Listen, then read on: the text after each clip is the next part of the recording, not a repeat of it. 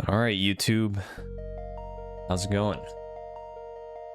So today we got a very special video, and that is because Super Dram World 3 is officially out.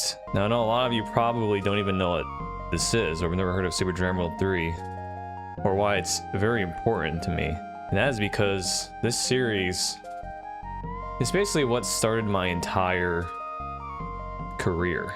So before Mario Maker came out, I was known in the SNW hacking community as someone who made some really difficult Kaizo levels and Kaizo hacks. And actually my roots for making all these custom levels started back in 2008 when I was 12 years old.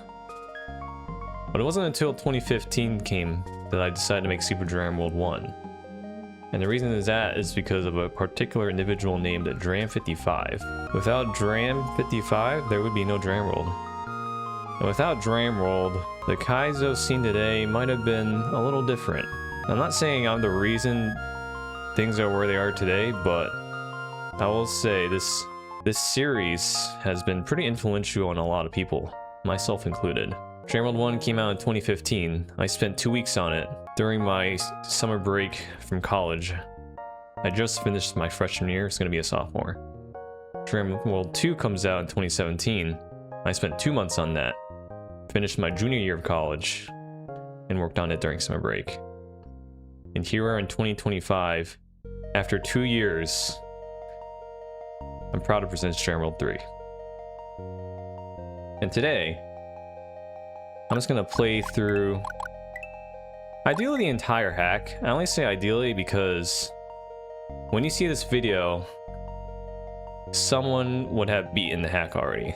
I'm releasing this video the moment someone beats it, and I'm currently recording it the day before the release. It was set to release on November 12th, 2025 at 4 p.m. Eastern. It is currently November 12th at 2 a.m. So about 14 hours before release. So I'm just gonna play through any percent for now, and then if there's time, I'll also do Special World in the same video. I honestly have no idea what to expect. I don't even know how much I'm gonna talk, how long it's even gonna take me to play. I have beaten every level, but I haven't actually sat down in one complete sitting, start to finish, to see how long it would take me. But that's what we're gonna do today. We're gonna play it, talk about whatever I can think of, see how long it takes me to beat, and we'll just go from there. Fans love the timer? We got the timer for you guys. So starting off, this is a great intro message, right? Thank you for involuntarily volunteering to be a version 1.0 playtester. I'll bother to write lore in version 1.1. Now it's kind of an ongoing joke that every hack that gets released usually gets either 1.1 or 1.2. It's happened with Dram World 1 and 2. Those versions stayed on version 1.2, and I only recently updated both Dram 1 and Dram 2 to version 1.3 about a month ago. Somewhat related to the release of this, but it's mainly because Dram 1 and Dram 2 did not have a lot of the quality of life features that I actually chose to omit. So things like custom music, instant retry, I put those in the hack so people can play those and not have to worry about listening to the same song over and over again, or spending like many minutes in between attempts. So those were those updates. But Dram 3 is a big change in that I kind of wanted to be more chocolatey in the sense that, like, you already see there's custom graphics. Dram 1 and Dram 2, I wanted to feel more like Super Mario World, which is why I didn't have custom music, because the vibes back then were, at least for me, it felt more nostalgic if things looked and felt the same.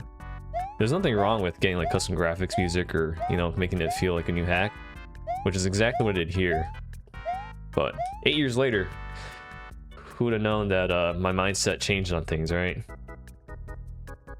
But here we have the intro level, just called the Welcome Center. And it gives you basically stuff that might be helpful. Nothing's really required, but it'll make your journey through here a little easier. So this message box says, please consult the readme for a more in-depth list of any physics changes made to this hack, or don't. It really doesn't matter. In terms of physics changes, by that I mean I just made things less janky, or ideally less janky, because another ongoing kind of joke with things I make is, you know, nice ROMAC panga, meaning like there's this jank that I never really accounted for, or maybe I did. Kind of similar to Mario Maker, right? You see some Mario Maker jank. There's always gonna be jank, but I did my best to try to modify the physics to make it feel less janky. So that's what that means. In terms of this, there's just some basic information about the hack. So for example, hold select for 1 second at any time to instantly retry. That's just to prevent soft locks of any kind. Theoretically, there shouldn't ever be a soft lock because the next line says start and select is permanently enabled, which means you can just start select, exit the level. So there shouldn't be any soft locks or hard locks, theoretically. Screen scrolling is disabled. Believe it or not, I know a lot of people who might stumble across this video might only know Mario Maker physics, how the game works. That's why I compared a lot to SNW, like, oh, this is different, you know, blah blah blah. One thing you can do actually in Super Mario is scroll the screen left and right. One of the hardest challenges with SNW compared to Mario Maker is you can already see it's a lot less screen to see, like coming up ahead. Which does make the level design a little tricky because I want to make everything as blind friendly or sight readable as possible. But screen scrolling being disabled, it kind of helps make things more consistent. And it can be used for cheese too.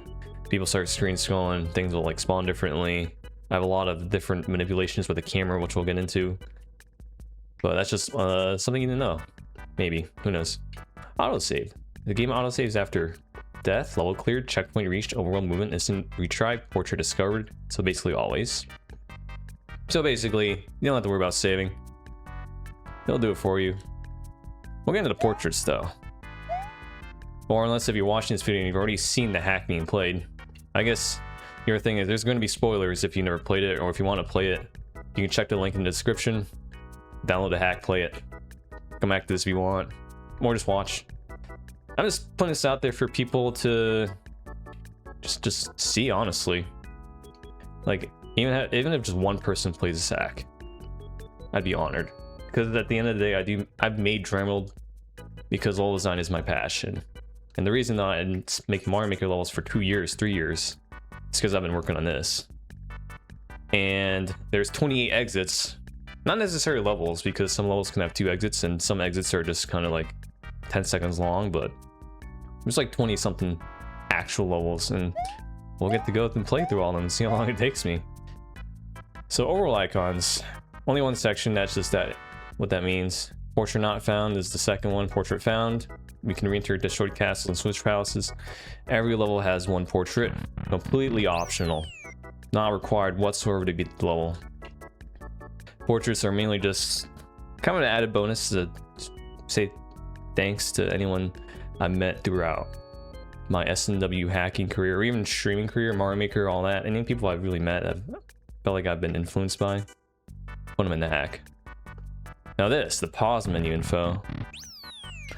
This is probably one of the things I'm most proud of, because in Super Mario World, even Mario Maker, you pause the game, you can only do like one thing. Exit the level, start over. I guess comment, but you don't really need to comment in Mario hacks. In Super Mario World, you can only pause and unpause. Sometimes you pause just to view the level, but here we have a full-blown menu. And it has a lot of quality of life features that I didn't really see it be implemented in any hacks. So I figured I'd try to make one myself, and we came up with this. So we'll go through it really quickly. About, use the D-pad to navigate this menu, and A or B to select. Pressing select can still be used to exit a level. Press L or R to hide the pause menu. You can use this to buffer or jump into input desired. So pausing is used by some people to be able to hold the jump button so that they don't actually jump, which is used so if you want to like fall slower or cross a gap. But if you jump, you'll die, like if there's like a muncher ceiling. So that's why you can see I'm holding these buttons. The thing with this menu is you can push A or B to resume, right? But if you push B to resume, you're gonna jump. The other way to counteract that is if you just push B before you there's like a cooldown for being able to unpause the game. So if you want, you can push B like before that. And then like, I guess push start, not B. You had the same impact. It's not really a thing that's ever used, but I think it's because people that play hacks are so used to pause buffering like that and using pushing start. If they get used to pushing B, and then they might jump without knowing that they're jumping. It's just a small thing. It really doesn't really matter, but I give you the option. Especially to hide it if you want to see more, because one of the reason people pause is to just see what's coming up ahead. Now the mute music feature is pretty big. It's also janky because I don't really know how sounds work on the SNES. Because I mean I made this menu myself, but like it's held on by duct tape.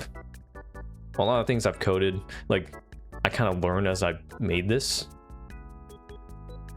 So in terms of sound, I don't even know how that works, but I knew enough just to make the music mute. Because I figured if you're gonna mute the music sound, you're probably not gonna unmute it. Or if you do, you can just exit the level and re-enter it. It'll fix the volume. But I'm not gonna mute it just for that, but it is a nice option because I know people might get tired of the same song over and over, or they want to listen to their own music but still want to hear the game sounds. So that's why we have that.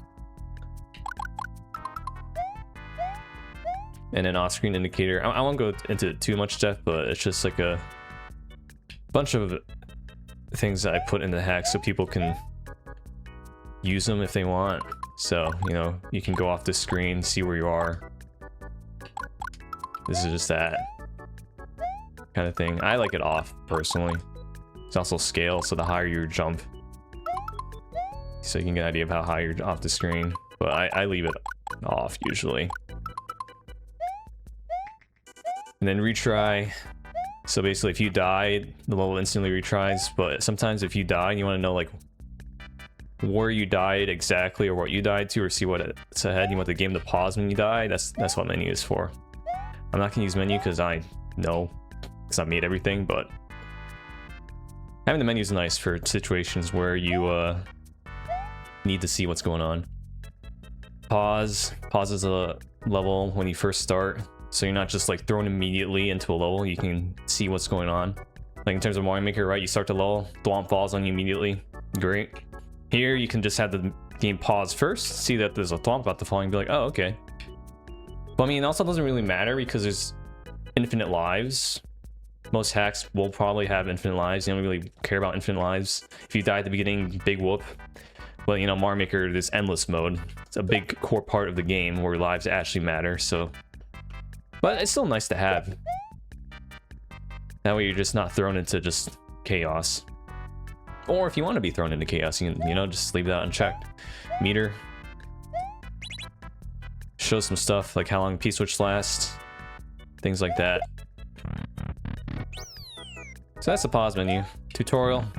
A lot of custom blocks. A lot of these are used already in lots of hacks, but just in case you haven't really played much hacks, we'll have this anyway. So like instant death, stuff like that. Mario only blocks. The equivalent would be like a bumper in Mario Maker. Or like, you know, a Potaboo on a track for the death ones. This one would be, what would be the equivalent in Mario Maker? I don't really know. These are nice. One F-Zero is a weird tile. In that, like, sprites, they don't really, like, move the same. Like, you saw that guy who just stood there. That's a Koopa, a naked Koopa. They walk back and forth, but you saw it just stood there. It's a nice Mario World thing. On-off blocks. These are from Mario Maker 100% though. Because I do like the looks of the Mario Maker blocks. Well, just a slightly different color because the on-off is pink. P-switch blocks. Coin blocks are actually P-switch blocks now. They don't turn to coins when they're hit. And stuff like this, super smileys, note blocks, breakable note blocks, breakable on-offs, donut blocks. Now these are different than Mario Maker. They could be the same, but you can see here they're solid from below and the side. Mario Maker, you can go through them. I thought about making it like Mario Maker, but the problem is a lot of people that play Mario hacks don't really play Mario Maker, or vice versa, right? If you play Mario Maker, you don't really play this. Not saying people don't play both, but the problem is when you play both, you get things mixed up. And I think since more people are used to the solid ones from Mario hacks, and this is a Mario hack, I decided to make it solid. They also fall way faster. You can see this, right? So it's something to get used to if you play Mario Maker. Breakable blocks, nice. You can spawn some items being held. The nice thing I added here is that you can dismount off of Yoshi with L or R, which is what Mario Maker is, and that's pretty nice because in Mario World you have to push the A button here. But if you're holding Y and B, you'd have to like nudge your thumb to A. Or you could like claw A. It's not a big deal, but it's a lot easier to just push L. Not required, but it's an option. I like to give options. So, something Mario Maker actually did nice. Sprite colors. Something you actually do here is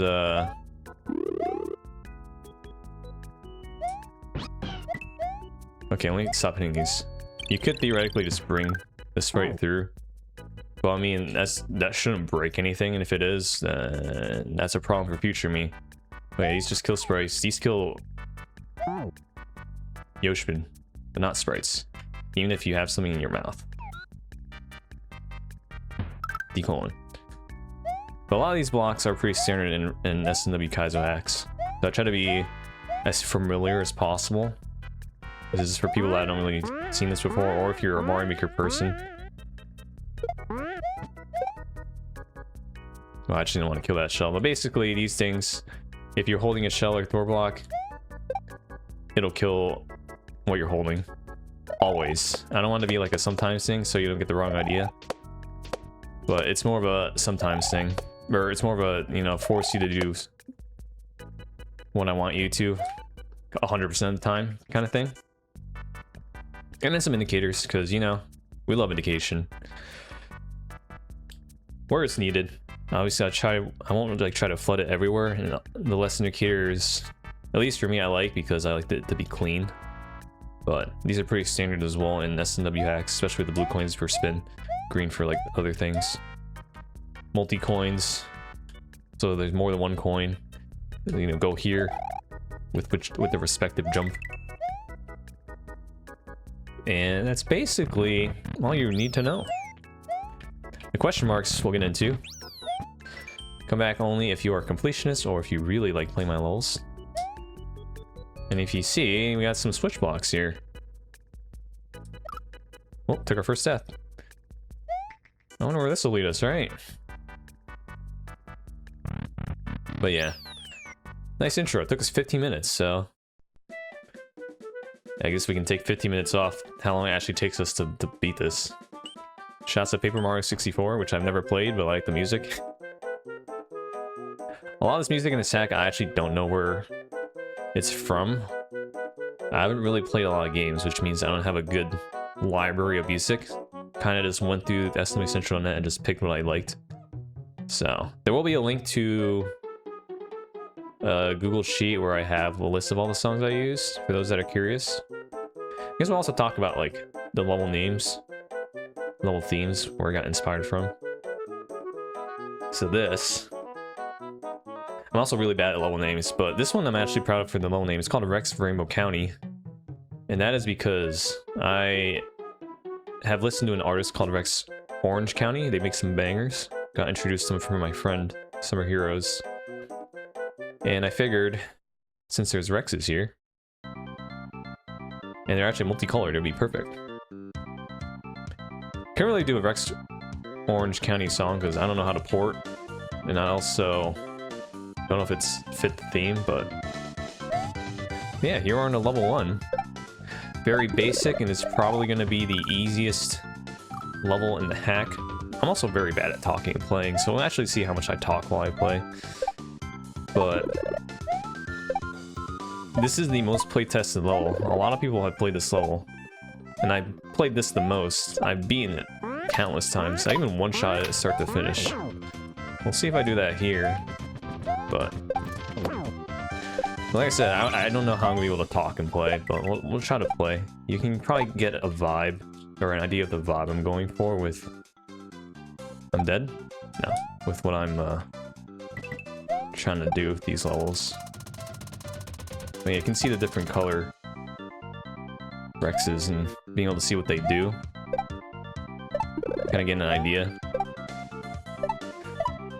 And then the levels themselves, they're all going to be around a minute in length. 40 seconds to a minute. Which I'm curious to see how people are going to handle that. I will try to make some predictions on like what I think people will feel or do, or how long it'll take a lot of this hack. But 48 seconds to a minute is usually what I aim for, even in Mario Maker 1 and 2, right? When I made levels, I'd always try to go for that kind of length. So I think that's like a good length for being able to feel like it's not too long, not too short, and challenging. But I didn't want to force the length, right? I would basically go until I felt like it felt right to end it. So here we have the first troll of the hack, actually. And I like it because you can see the Rex coming out of the pipe. So it's not just coming at you at full speed. And I actually don't expect everyone to hit it. I think it will have a pretty lower success rate for being hit. But it also sets the tone on what you're expected in terms of trolls. It's not Kaiser without trolls. Like, actually. There are quite a bit of trolls, and honestly, some of the trolls are what I'm most proud of because of how, like, unique they are. And here we have our first portrait. I think what we'll do is... I might beat the level first, then get the portrait. This one's just right here. I don't want to make them too hard to find, because it's not meant to be like some sort of like, you know, find a secret. It's just a little, go out of your way, see what's going on. And here we're our first person, Author Blues. One of the first people I met on Twitch, actually, and he's a nice guy, really nice guy. Knows a lot about a lot of games.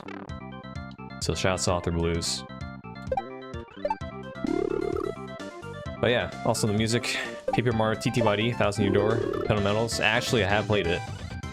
I played that one, not the original Paper Mario. And it is one of my favorite games. And this song is one of my favorite songs, too. So shouts to Composer. So second half of the level, we have some chucks. But they don't usually jump that high. Sure, a lot of you have never seen a charging chuck before if you played Mario Maker. We get the Mario Maker 3 charging chuck. They can do different things, you know, jump high. Not usually this high, but that was the theme with this level. Because Rexes are also in SMW, the original. But I wanted to add a little twist on what they do. In terms of like their movement, you know. Hopping. Same with the chuck, right? They do all those things, but at different heights. So yeah, level 1, not too bad. Each level I'm expecting... I'm using the Beast as a difficulty measure. If you know the Beast 721, really good Mario player, both in Mario Maker and Mario World. And my goal in designing all these levels is I wanted to take him... Each level, I wanted him to take about an hour. So 1 thab hour, basically, is my measurement. And then you can use that to, I guess, convert it to whatever, how long you think it would take you, or, you know, someone else. But going after this pipe is probably one of my favorite trolls. So again, the nice thing about pausing before you enter the level, use an example. You go out of a pipe and you're like, all right, 2 sections, right? Because that's pretty much the standard, 2 sections to level. What is going to be the troll? No, you know me, I like to put trolls at the levels. Actually, a lot of people do. And here we go. We have the first kind of mind game. You can see the coin block, but it's upside down. So then you're thinking to yourself, what do you do? How's it going to change? How's it going to react? Well, all you do is you jump to where it is. The moment you jump off that gray platform, it moves. And where it is, when you exit the pipe, is random. So it can start here on the left, or it could start on the right, where it started for me. And my playtesters, they had a 3, I think 4. 4 out of 4 people hit it, so it's a 100% success rate. So I'm curious to see how many people actually hit this one. If it's higher than 75%, I'll be happy. Because that one's a devious coin block. Right, in Mario Maker, there's lots of ways to troll people, but also not. You know, we play lots of cool troll levels, but being able to set up a troll in a Kaiser level is pretty difficult in Mario Maker. But thankfully in SNW, right, with the power of technology and coding, we can do crazy things like that. Like that's not... Maybe I shouldn't say it's not possible in Mario Maker. I'm sure someone might be able to be devious enough to find a way to make that happen, but... That's what I liked with the trolls here. I wanted to make each troll both relatable to the level. Like that's level 1, so it's kind of just like a, alright, he's a coin block, what's gonna be different? But I did want to make the trolls kind of relevant to the level theme itself. So, don't worry, that won't be the last troll, there'll be plenty. But now we're on to level 2, Gluttony. It's a red level, which means there's actually a secret exit. Do I want to get the secret exit now?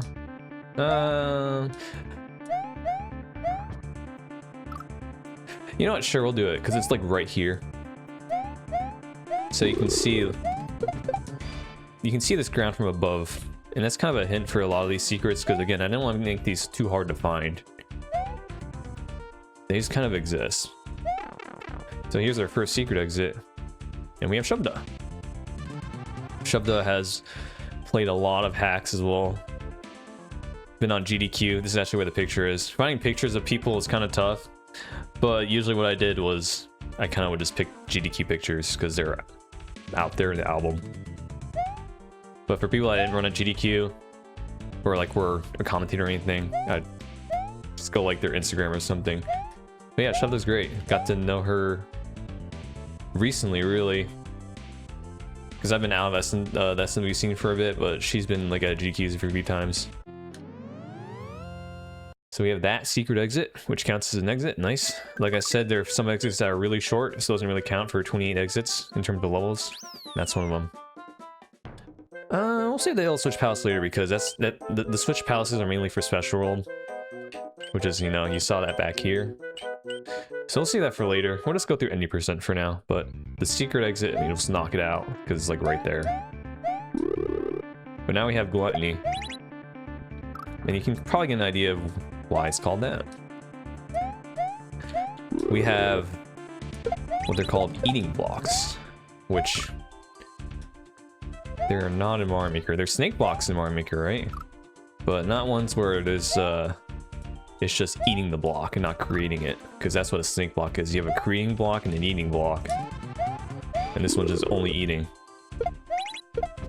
And fun fact about this level, this level is actually the very last level I made, because it was kind of like a I had room for ideas kind of level, because the amount of levels kind of was determined based on how creative I was and if I felt like I was running out of ideas. But I was like, I got one more in me, that Vince Carter. And then we came up with this. I'm actually proud of how this went. Especially when they like jump off the track. Because that's basically the chocolatey gimmick. Jumping off the track. Because they don't really do that in vanilla. They only do it sideways, not like up and down.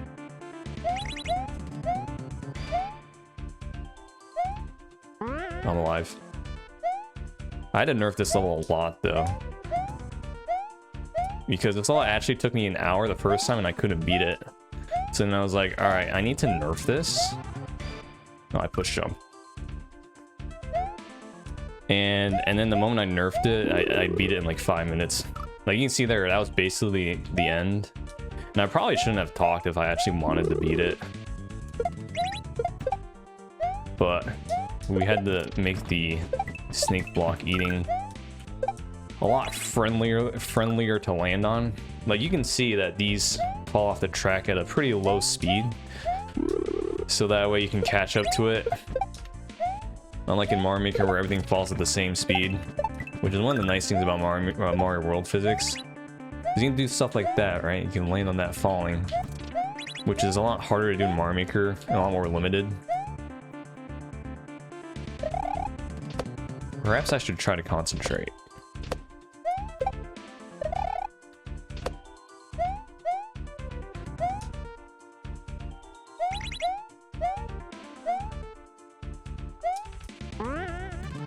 Also, swimmers are pretty cool to have.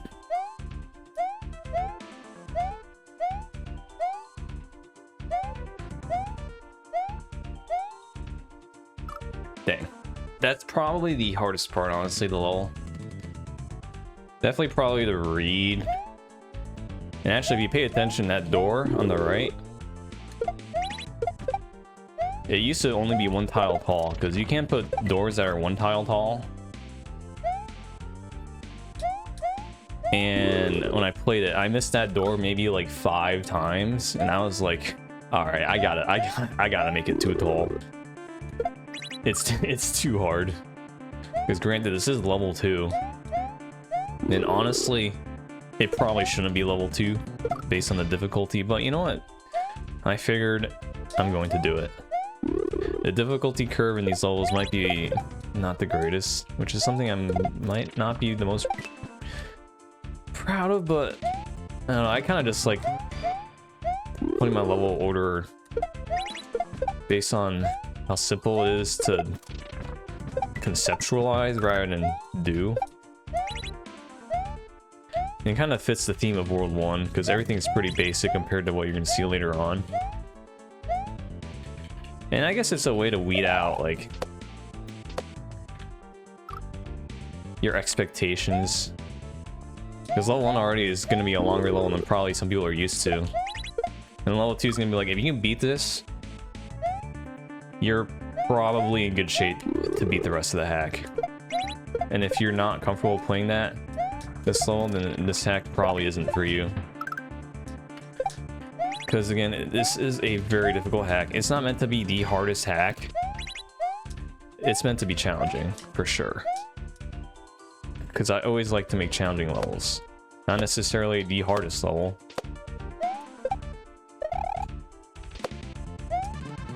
But I like to challenge the player. Including myself.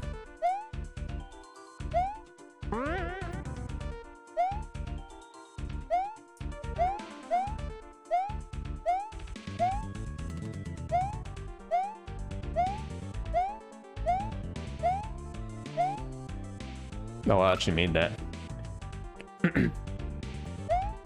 Yeah, I gotta lock it in there. I'm gonna say something I like completely forgot, actually. Maybe the thoughts will come back to me. This is very unscripted. And I guess it's a good way to do a final playtest, because the other thing when releasing these hacks is like, you're always gonna be scared or concerned or nervous or anxious that either something breaks or like you forgot to leave something out or forgot to put something in. Like I've looked through these levels countless times and I'm just always like, did I forget something? Did I remember to put this in? Is it gonna work? Stuff like that. But yeah, this level is going to... It might take a tad longer than an hour. We'll see. I mean, like, it took me longer than an hour, but I guess after I nerfed it, I mean, I got to practice with the playing the first time, but...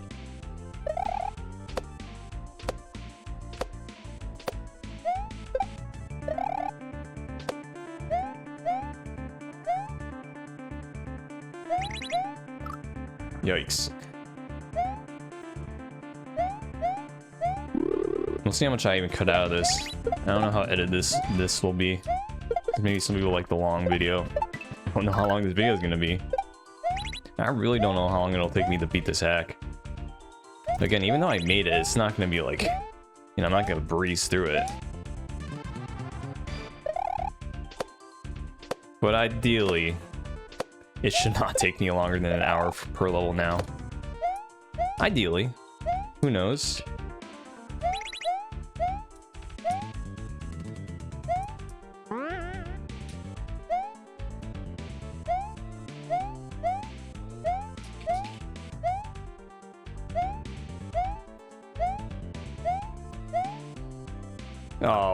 Oh, that's what I was gonna say.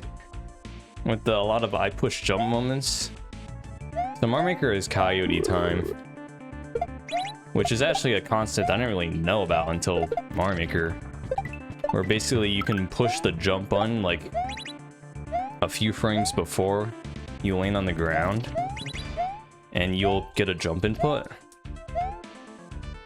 Likewise, when you're about to fall off a ledge, you can also push jump. And then you'll get the jump input. But Mario World has no coyote time. So if you're 1 frame before touching the ground and you push jump, you're gonna drop the jump. So you gotta be very precise with your jumps inputs.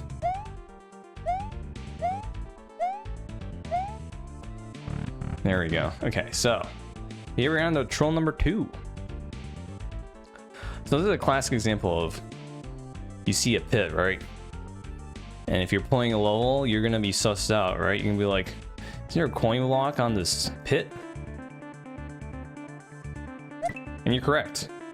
And there's a reason it's a wide boy. Because I want people to actually hit it. Not to fall in the pit. If they fall in the pit, that's a bonus. But I expect people to do what I just did. And the one thing you should know about SNW is, you saw those eating blocks, right? That were moving along the brown blocks. If you touch a brown block like this, it actually activates the contraption. It's like when you land on a snake block, right? It'll start moving. It's basically the same idea with these blocks, which is why the levels start on brown blocks. So when people try to use this block as a way to jump on top of the, cross the gap, there's a reason that cement block is there. I'm not gonna do it because I'll die, but when you touch the block, that cement block's gonna go to the right and eat the floor, which means you touch the goal, you'll die. Which is, I guess, something you can't really do in Mario Maker either too, where if you die after touching the goal, right, you can actually not beat the level. Because in Mario Maker, you touch the goal, you fall off the map, you still can beat the level. But that's why this is too wide, so you can jump on it and get trolled. But I also want to make it so that if you have you can suss it out. Like, honestly, I could have even made that cement block a brown block to make it even more clear, but I decided cement block is, you see something. And the reason is so you can do this, because it's still easily dodgeable. You can still make that gap really easily. That's why this gap's only like 4 blocks tall. And you see that cement block disappeared actually because it's a sprite. It'll move. But those are basically the trolls I'm trying to incorporate in this hack, rather than just coin block hit, funny, haha, or even not funny because you see them hit all the time now. Oh, I just need to update my exit count for those that are curious. 1, 2, 3. We did 3 because we did a secret exit. But yeah, trolls, they need to be handled very delicately, because a bad troll makes any level like worse, significantly worse. But a great troll can really enhance it. There's no really in between. And we're in the point where it's been multiple years since Kaizo 1 came out. I want to say Kaizo 1 really like invented the troll, but most people that come from Kaizo, they're used to the trolls in Kaizo 1 because it's kind of what most of us were influenced by. And trolls in those hack were just coin blocks, right? But I think at this point, a lot of people are used to coin blocks and they expect them. So your next step is to try to use coin blocks, or even just trolling the player in general, in more unique ways. Which is why I'm a lot more like critical of trolls. And even why I stopped putting as many in my Mario Maker levels. But here, it was more of an added challenge. I like being able to think if I could incorporate a troll. Obviously, I'm not going to force one if I can't think of one. There's been countless times where I've actually taken out trolls because I'm like, it doesn't fit well. But we'll see how people receive these trolls. Hopefully get some good laughs. And hopefully there will be a video compilation of everyone either, getting trolled or having great moments where they like clutch things out, things like that. Clip compilations. There'll probably be one in the future. I don't know how many people are actually gonna play the hack, but I would like to put one in. I don't know if it'll be on this channel or my other channel, because I have a second channel where I kind of put non-Mario Maker things on. This one's on the main channel because it's, like I said, this is a very important like hack, and it's a very important part of my life. So I wanted to share it with everybody, for those that don't know what Dram World is, because I know a lot of people have only found me through Mario Maker, probably only recently, when this hack came out 10 years ago. Who knows, maybe you'll actually want to try out some SNW hacks, because there's a lot of good hacks. If you like what this is, there's definitely better hacks than this, honestly, but... All that aside, we're on to Grown Man's Wild Ride. The name is based off of Mr. Bones' Wild Ride. It was the best I could do, honestly. Grown Man's Wild Ride. Grown Man is a reference to an article written by Mike Foss, which I might link. It's kind of hard to explain. Well, not really, just like... It was like a joke article, because when I did my blindfolded SNW run, which I'm sure some of you know, Mike Foss wrote an article about that, which was kind of like a joke, but I think the way it worded it didn't seem like a joke. And then it just became a meme, which is where Grown Man came from. But I mean, Mike Foss, he actually apologized to me about it, and I mean, I didn't really feel anything about bad about that article. I just thought it was funny, and it was a great source of memes. And if you actually seen Super Panga Rolled, LinkedIn X2 actually references... I should have went to the left. LinkedIn actually references that in his hack. Basically his revenge hack that he made when he played Chernobyl 1. He made Super Panga Rolled, not made by me. I actually made Super Foss World, and that was a puzzle hack. Also in 2015. That was alright. Not really a puzzle maker, but I just wanted to just make something, because I was a college kid on college break. Just wanted to make some things, you know? So far, I really streamed. Anyways, with this level, so we had the snake block, which I'm sure you're familiar with Super Mario Maker. Because I made a few snake block levels, actually. So there's nothing really too fancy about that in terms of anything new. You can kind of see that you can change the speed, though, which is the plus and minus icons, and also outlining where they're kind of going. Which, again, it's always nice to know where the snake block's going to travel. That's a tough one, but... Like I said, World 1 is more very simple conceptual ideas. So it shouldn't be too hard to at least understand what's going on. Actually, doing the level is a different story.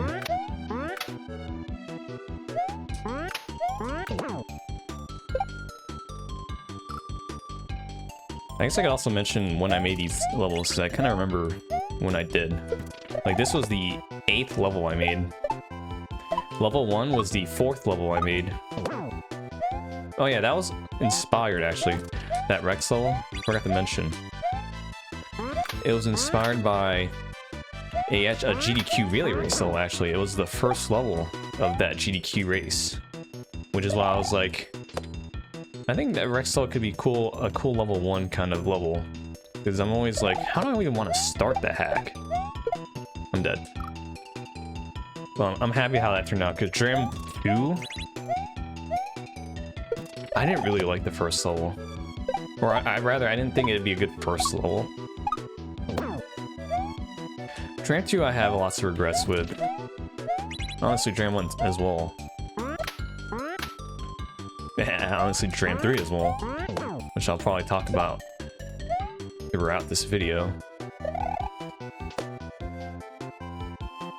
Well, I mean, I'm happy with how it turned out, otherwise I wouldn't be releasing it. That jump right there, getting on that snake block is extremely difficult. Yoshman sacrifice, goodbye. Now that trick, I'm curious to how many people are going to figure out this strat. That might be one where it's like, you see what to do, but don't really have a good idea of how to tackle it. Also, you saw the dolphin. Now this troll is just mean. You see the goal, right?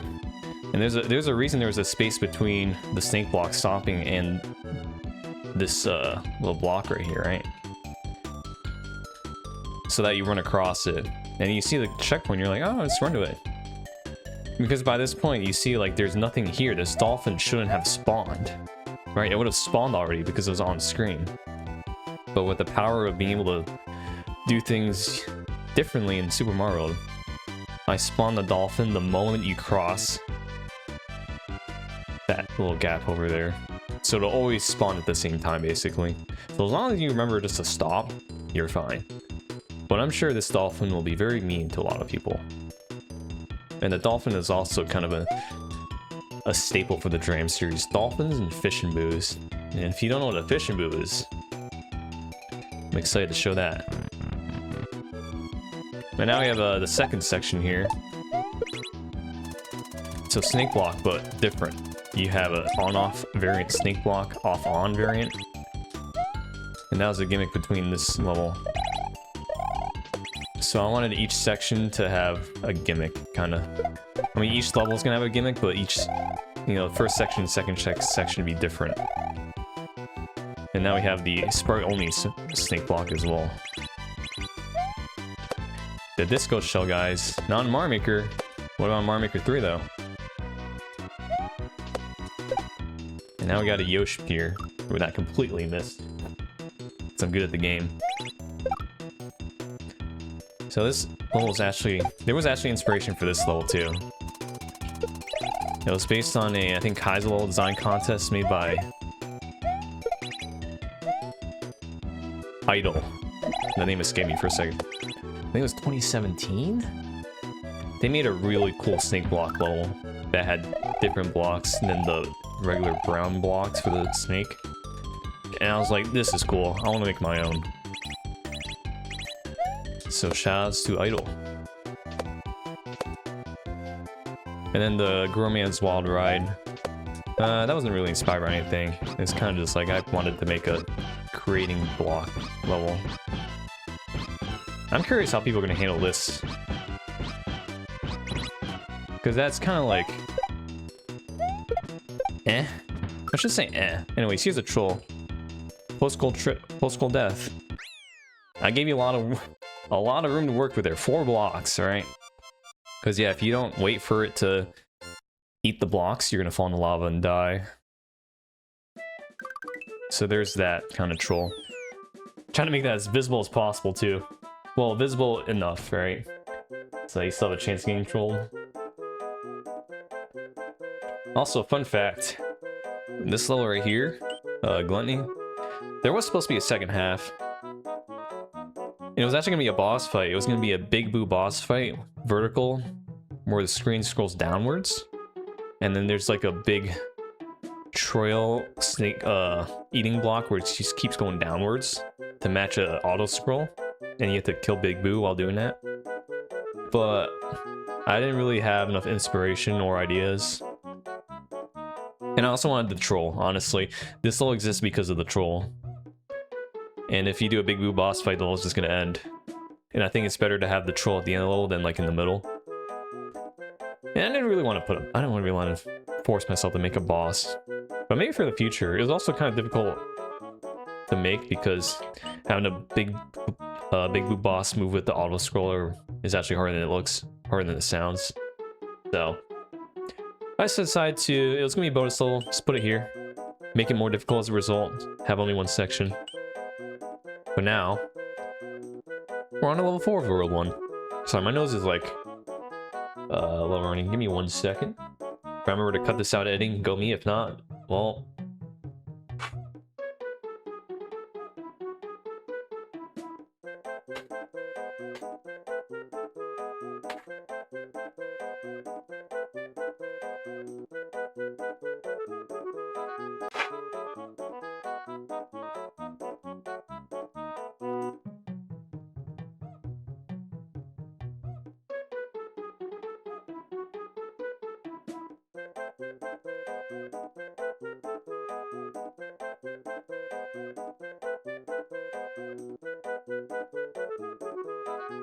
Okay, well, hopefully I won't be a little stiffy now. Probably still will be. We're on a Powerup Pursuit. This was the 5th level I made. And this one is just a cool little power-up level. Hence the name. So here we got outline power-up blocks will not disappear after touching them. Also, yellow Super Koopas will now interact with blocks. So in Mario World, there's an enemy called the Super Koopa, basically a Koopa with a cape. They can fly around. They can go through walls, but in this case, the yellow ones will not. Very important.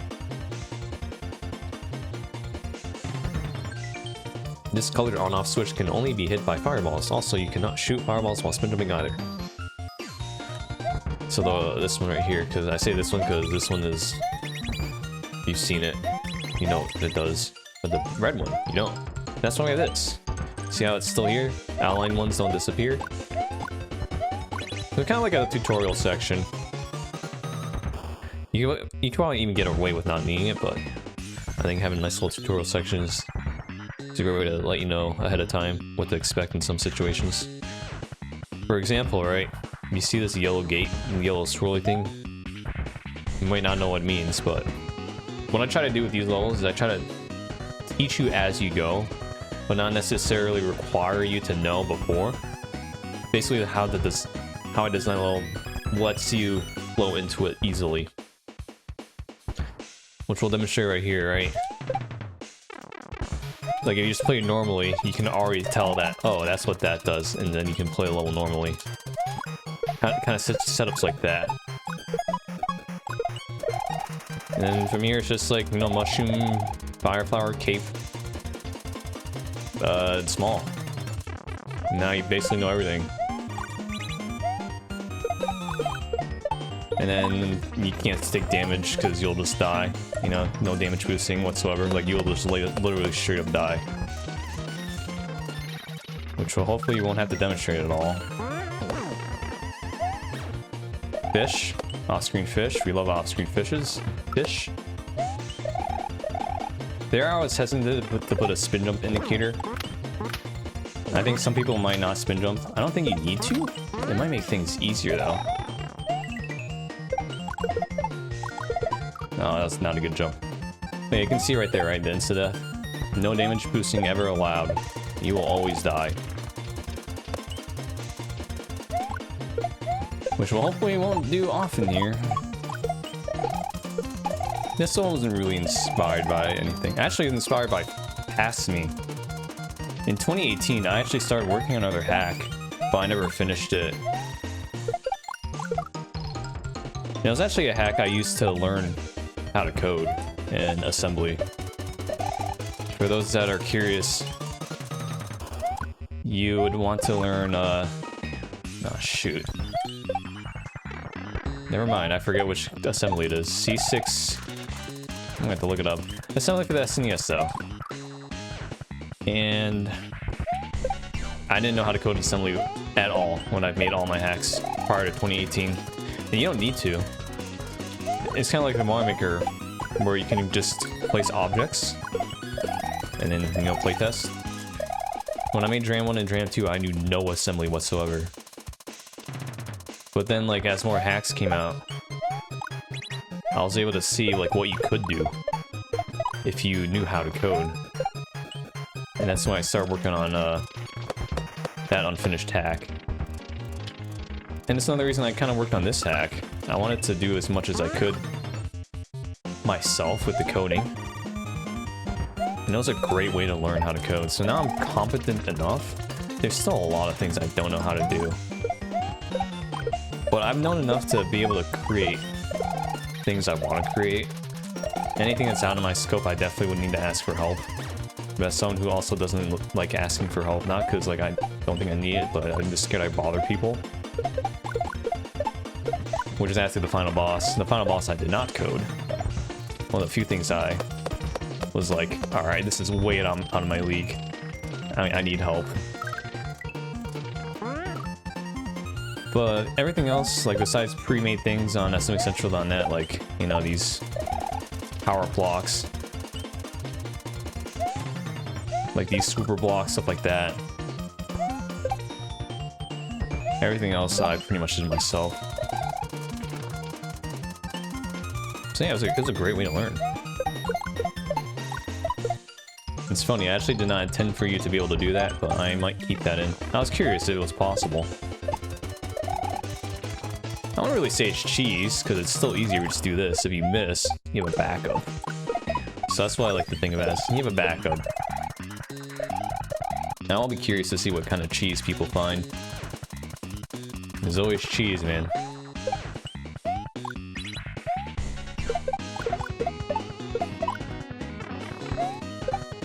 Also, there's a coin block underneath that mushroom block.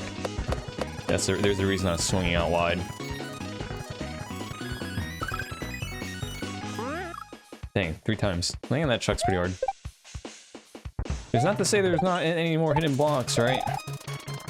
There are definitely less than you'd think. Because again, it's kind of, nowadays, a lot harder to find good placement coin blocks to troll and be funny and or amusing. Not impossible, but that's why I have a lot less in. If anything, they're more like playful trolls. Alright, can we get this chuck here? Yeah, that's like the hardest part of this level, honestly. And maybe this. Timing that.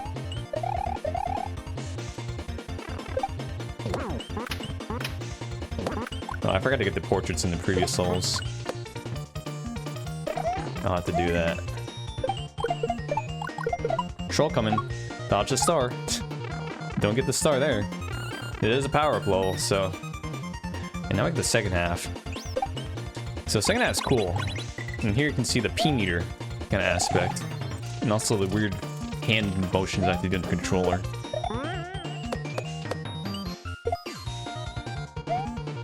But yeah, it's all about maintaining your speed, which I actually won't do here. Because we'll... Oh my goodness. Nice. I was going to actually get the portrait while I remembered. That's a D-pad moment. Well, by moment, I mean it's just kind of hard to control, because you have to, like, go all over the movement. You have to go, like... Oh, okay. You have to, like, go right and down and left and up. So you can actually see this rope from the top if you pay attention. So here we got my good friend Mitch Flower Power. He was in one of the very early HDQ Mario Maker races. One of the first people I really met on Twitch as well. I remember him grinding like Propeller. One of my very fond memories of him, actually. Those are good times. If I remember, I will go back to the previous 2 levels to get the portraits. Or previous level, right? Previous 1 level. So we had the P-Balloon now, which is a little different in Mario World and Mario Maker. Is it? Actually not that different. I modified it though for this hack. So you go flying. You don't go that fast usually, but I modified it for this level, just for the flow.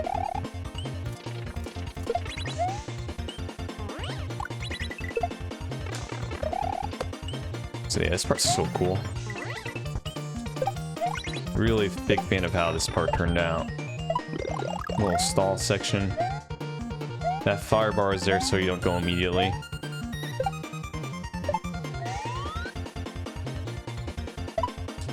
Now here, the troll is, if you run, you're gonna go through that rope. It's more like a tightrope. You don't know it's a tightrope, but it's more of an inside thing because it's the same color as the tightrope in Grand Prix World 2 and 3. So if you are familiar with Grand Prix World series, which it was made by Barbarous King, dedicated to Grand Pooh Bear, he has a level based on this tightrope, where if you go too fast, you'll fall through it. So, if you play Grand Prix World 2 or 3, you will probably know what this is immediately when you fall through it. If you've never played it, then that's just a free troll for me. If you fall down, it'll actually say, like, don't run and smiley faces. So that way you actually know, like, why you got trolled. And there's another tightrope down there to force you to fall through it to die. Maybe I could try that after in Lunar Magic, for those that are curious. But again, really to the level. The one time you don't want to run. Which even if you haven't played, you might be able to guess that too. You'd be like a little sus about the color of the rope.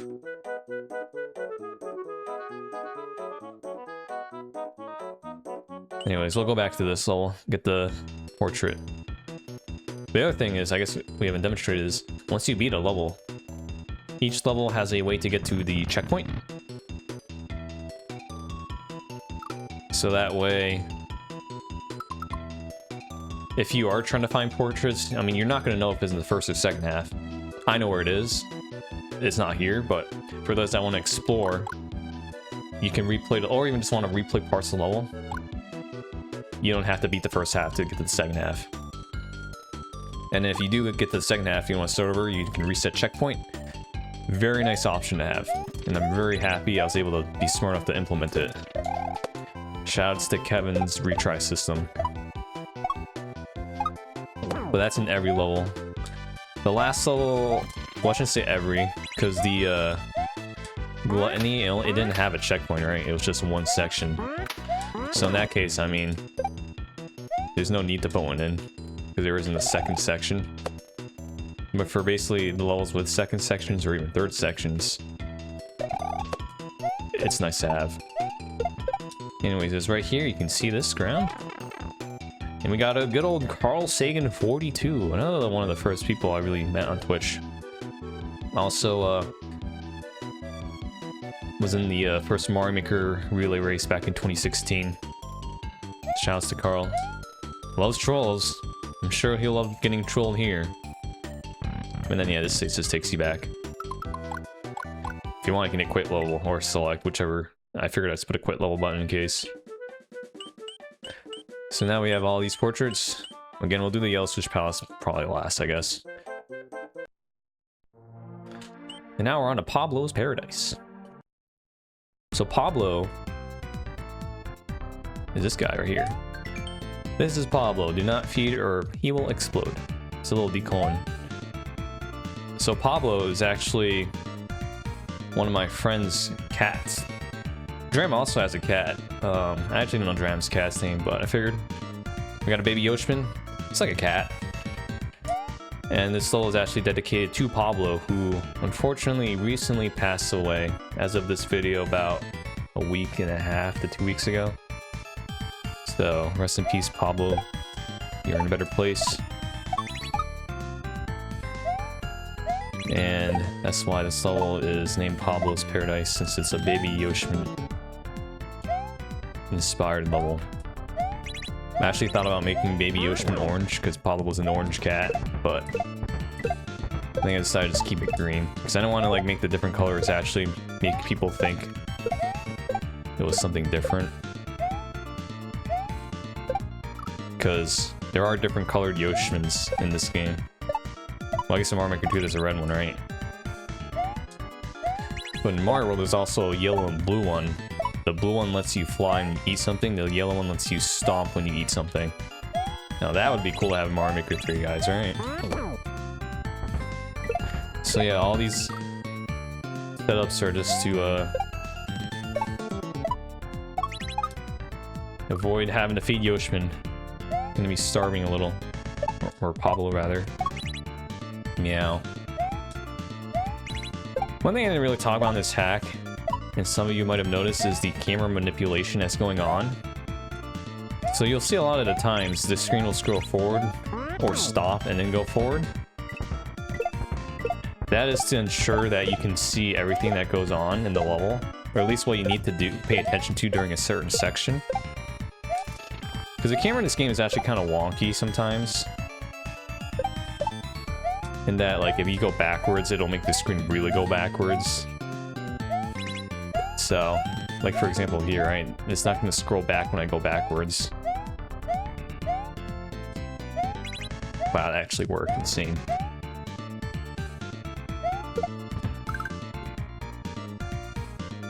So here we have the next troll, which you can probably guess. And honestly, I don't mind if you guess. Because you get an idea of how I would troll you. You'll be able to read me. It's kind of battle between me and you, right?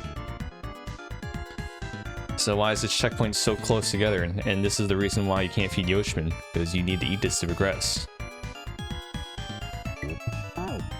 Well, if you had run into the checkpoint, you would have actually ate it. And you don't get the checkpoint if you eat it. And that's the troll. You can kind of start get the idea of the, you know, the trolls I'm doing. And again, it's fine, because I'm trying to make these trolls, well, they could be expected, but mostly unexpected, but original, funny. Funny is, we'll see if it's funny. funny for the viewer, maybe not the player, but controlling the player in this was there was a lot of consideration and delicacy behind it. But now we have the second half. Pablo is hungry now. Feed him or he will starve and explode, this time literally. If you want to see what that looks like, there you go. Sorry, Pablo. So now this entire half is based on beating the timer so they can feed Pablo. Which turned out to be better than I expected. This level isn't really inspired by anything either. It's more like you always see levels where you either have to feed Yoshmin always or never, and I was like, you know what? I guess I'll try and make my own. And this is what it turned out to be. So, nice up button. There will be probably some up button moments. I need to actually like take apart this controller and clean it. Which I'm actually not too scared of doing compared to a Pro Controller. Maybe also because this is way cheaper than a Pro Controller, but I also have a backup SNES controller. Well, I shouldn't say SNES, I have a Famicom controller, which I used until the buttons started to get worn out, and then I also have to like clean that too. So, I don't really have a preference for either. Now this level is also kind of tricky. It might be one of the harder ones. I remember it took me a bit when I was playing it earlier. Also, I like to have both a visual and audio indicator for when the Yoshmin's about to explode. And that is because the audio sometimes cuts out. Because granted, this is like 30-year-old hardware. You can only fit so much on like the sound chip. There's only 8 channels. So you gotta have room for a lot of other sound effects, the music. So as a result, sometimes you won't hear the beep. I made it so that it has higher priority, where it will like play over other sound effects, but I noticed sometimes it still doesn't work. So I try to make it the highest priority. But that's why we have the graphical meter as well, and the flashing. So you have 2 ways to tell when it's about to run out. Oh, I missed. Dude, we got the Mega Mole. We need that in Mario Maker 3. But yeah, that's like a lot of things I tried to consider for the player. Audio and visual.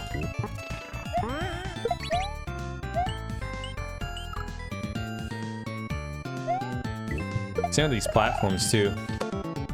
Being able to know where they go. I never saw any packs really differentiate between the different platforms going up, down, left, right. And I also had an they're all different colors, but I also had an arrow in case you're unable to tell the colors apart or you're colorblind. So the arrows definitely help for that. That was actually a late addition too.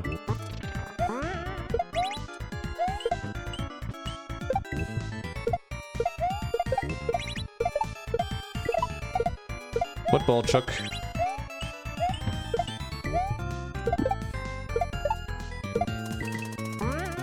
Juggling section. There's a coin block here. And that's why I swung out wide. Green coins, gotta throw it. I threw that way too late.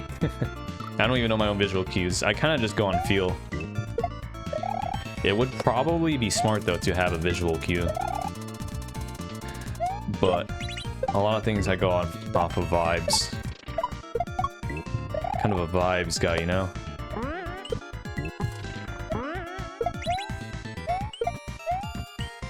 Oh yeah, here it didn't go to beep that time, so that's what I'm talking about. I guess Mario's jumping is very high priority. I held right there. Which makes sense, I guess you want to hear Mario jump. I think that's like one of the few things that'll overwrite the beep sound. Because the beep sound is used on a lot of things I need to indicate audio, like through sound.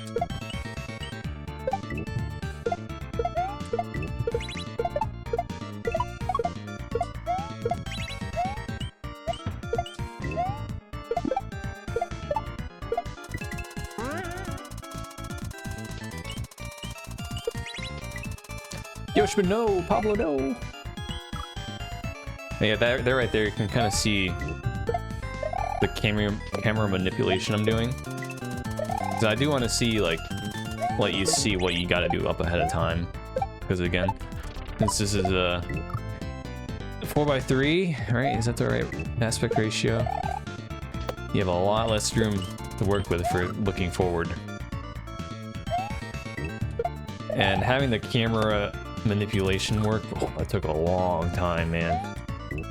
Because no other hack has really done, at least to the smoothness of me. Like, there are camera manipulation blocks, but the problem with those is when you stop the screen and you want to start it again. I guess in a way you can do that with Mario Maker, right? If you blow up the wall, right, to keep the screen just going to the right, it'll go abruptly to the right, right? The screen's gonna like jump. And then from there, you're not going to be able to react to what's ahead because of how you go from seeing nothing to like the screen scrolling to the right immediately. Which is a kind of a challenge to figure out how to do. But like you can see here, the camera stops and then starts going smoothly rather than jumping abruptly. That's probably one of the few things I'm very proud of, and I'm hoping more hacks can do that. One of the reasons why you don't see it is because it's kind of, you gotta do some coding, like some very messy, complicated coding, and mine is held by duct tape. So I'm hoping that, I mean, I'll probably release the code somewhere, maybe like GitHub or something, and then people that are way smarter than me can like improve it and make it better, because right now it works to my needs, rather than like being easily customizable. So I'm hoping that someone can make it customizable. You don't even have to eat this berry. I got lucky with that. The bounce almost expired, or the bomb explosion. But yeah, hopefully we get to see more camera manipulation, because I'm very conscious, especially after playing so many levels in Mario Maker, and how important it is to see, especially vertical levels. Now, having vertical camera manipulation is an entirely different beast as well. It's not as, it's like, it works differently than horizontal, which is why, no, we're going back for the portrait, which is why there's not really a lot of vertical levels in this hack. There's like 2 sections. And they're pretty is there 2? There's at least 1, I remember. I made this. But that's why I didn't really make them, because that's one of my common complaints when it comes to vertical levels, right? You can't see as you're going up or down. And I wanted to make sure you can. Anyways, here's the pipe. You can eat those berries. You can see that there's a way up. We got Fail Stream. He's bald. Anyways, Fail Stream, I think the first time I met him was at MMC, one of the first Mario Master Coliseums. Very chill guy. Played Peak with him recently, we climbed. He hasn't really been playing hacks lately, but I'm sure he'll give this one a shot. I think he was excited for it.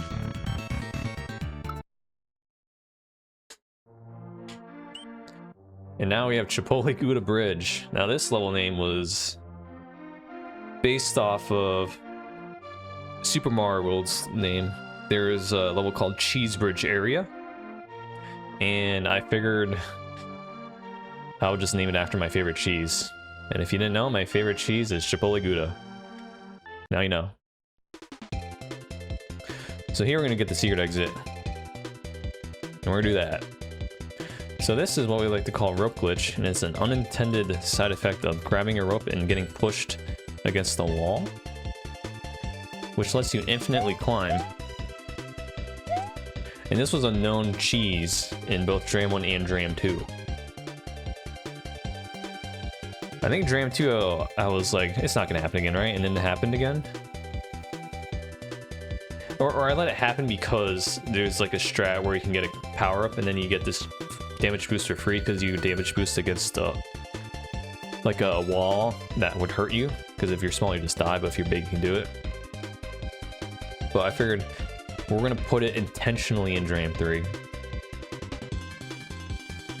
And the person behind this door, linked at X2, is the person known to find rope cheese. There he is.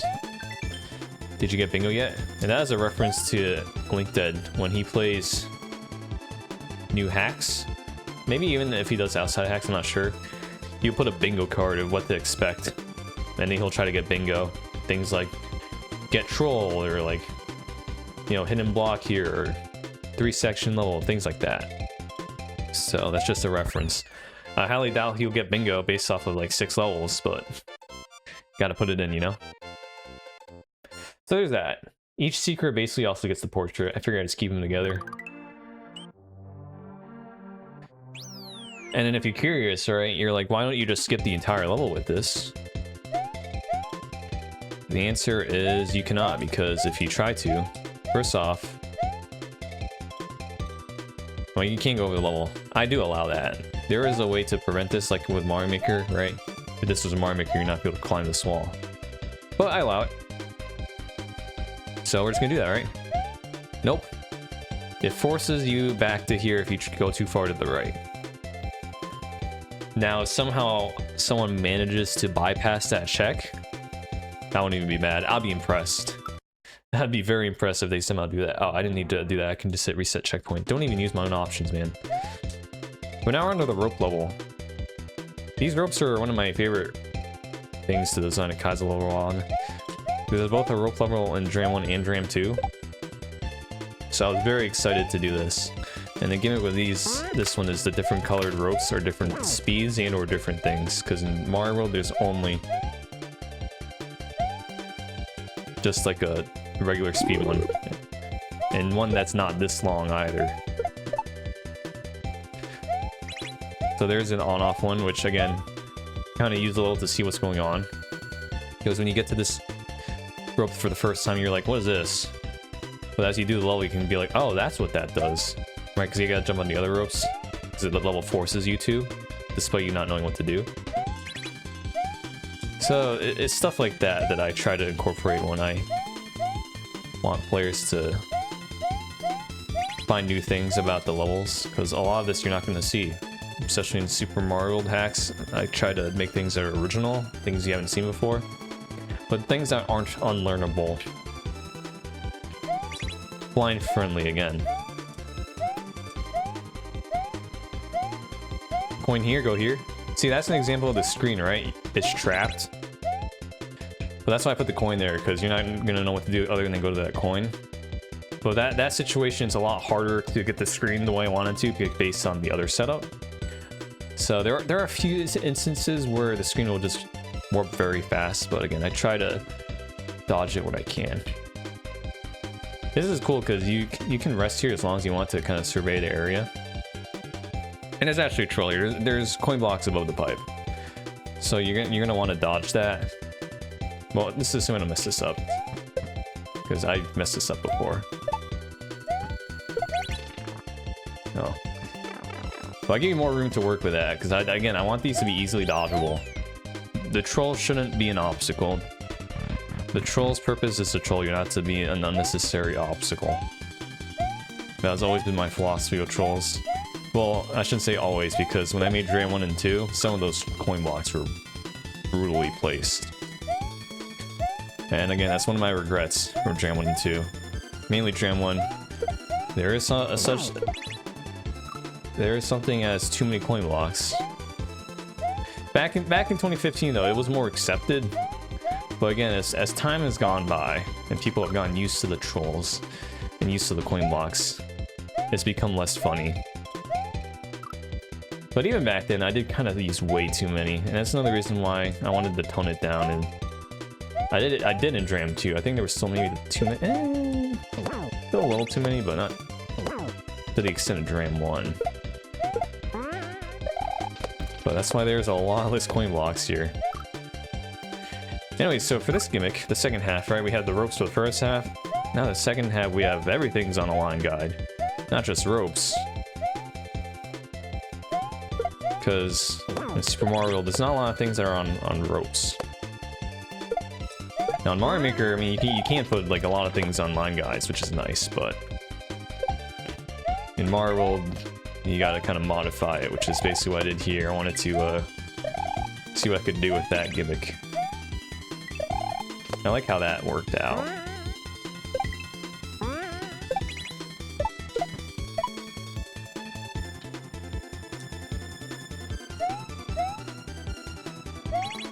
Control here is don't grab the orb, don't be hasty.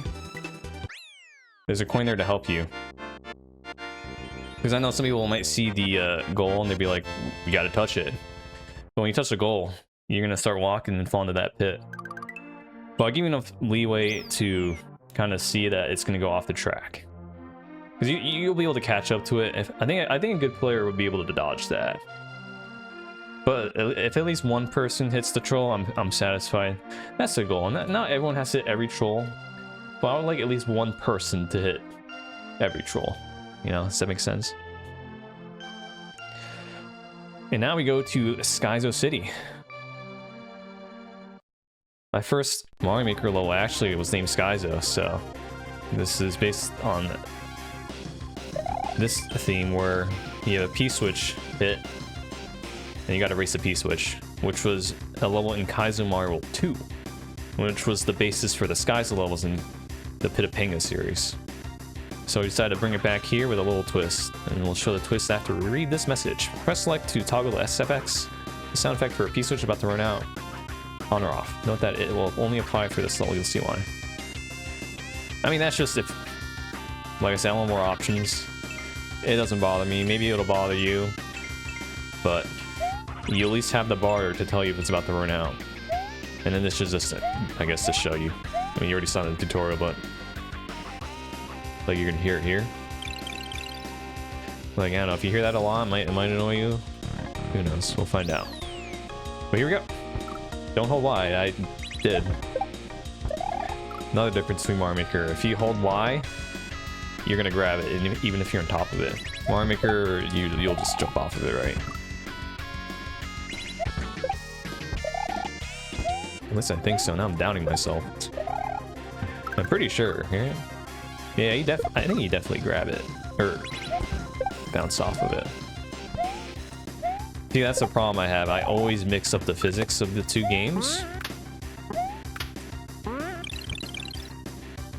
to the point where I'm like, I don't know which is which anymore.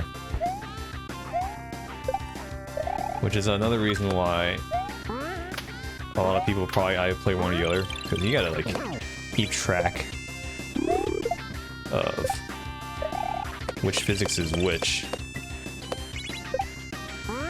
So here we have our first colored glomp. Goes back and forth. And different colored P-switches correspond to the color of the bar, which tells you how long you're going to last for. Oh, I was supposed to hit that one off first, I just forgot. So that's basically the twist here. Rather than having the P-switch having the exact same length, where it's like, I don't even know how long, but it's like 10 seconds or something, maybe longer. This one you have the different color P-switch kind of hint at you too. Again, another example of having the level kind of show you what you need to know as you play it, kind of thing. And then when I can't really do that in a reasonable way, that's when you bring out the tutorial room, where it's like, alright, here's exactly what it does before you start. Also, while I'm here, I'll just get the portrait. Here, I just cook. We have a message box too. And we have a QR code. I'm not gonna input it. Getting this QR code to actually work was kind of a hassle because of the dimensions. and getting it to line up. Surprisingly, this works. Right? It kind of looks like disproportionate, but it works. And I'm glad it works. This would just take you to a clip of Just Cook saying like, or me telling Just Cook on his stream, be like, I'm gonna put your portrait in the skies of the level. And this clip was sort of like a year and a half ago, actually. It's been that long. So, I mean, you can scan if you want. You can test it, I guess. I tested it on my phone. It works. Well, I tested it on an iPhone. I hope it works on like everything else. If not, then it's not a big deal.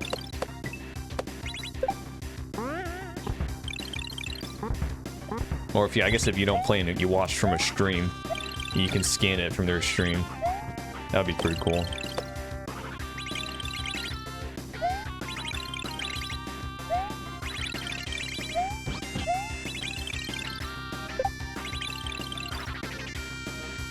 So there's a troll. This silver P-switch, if you hit it, it'll make this door turn into a silver coin, and then you cannot beat the level. Trying to make it a little more noticeable because there's these blocks. They're not mad, they're like, I guess their eyebrows or eyes upside down. So that should hint to it. Something's different. There's also a coin block right before this jump, which is why I did a little hesitation. And I placed these mushers here so you can die before the P-switch runs out, so you basically can maybe get trolled twice. So if someone gets trolled twice there, that's a bonus. So here's an example of where I kind of needed a tutorial room. Now if you hit the P-switch, oh shoot, you can carry it and, well, it'll be back to normal. So basically you can't progress until you actually figure out those two basic things, which is all you need for the rest of this level. This was I was very happy how this one turned out, as well as just getting the code to work. Oh look, a throw indicator. Very rare. It's not a green coin. It could have been, but I just like having these indicators. I think they're like slightly cleaner than coin. That's personal preference. It'll convey the same thing, but just how it looks is, you know, different. Oh, I got controllered. I didn't want to kick it a second time. But, yeah. One thing is that if you kick something when you're on the ground, sometimes it won't go that far. And I had to modify it so that if you kick it while on the ground, it'll go a little further. But not so much further that it becomes like very noticeable. And you also can't kick it like right up against. Oh, maybe you can. Maybe I should have done that. I'm confusing it with a turn block. Turn blocks you can't be like right up against it, I don't think. But that's why I wanted to make sure like you don't get ruined of an attempt because you kicked it and you got like ruined by some pixels.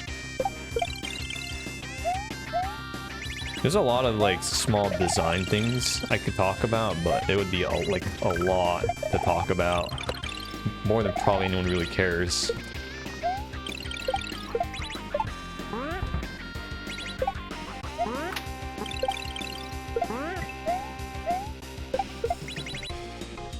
There used to be a coin block on that jump. So the troll there is if you just run across, you're gonna fall in the pit there. So that's why I leave a little ledge up there. And that's why the screen is completely scrolled off. In that case, like, the screen abruptly going towards the right won't really, like, hurt you. But that was more for the troll. And I got rid of that coin block because it was becoming more of an obstacle than a troll. So that's an example of sometimes I take out a troll because it's like, no, it's just not a good troll to put in.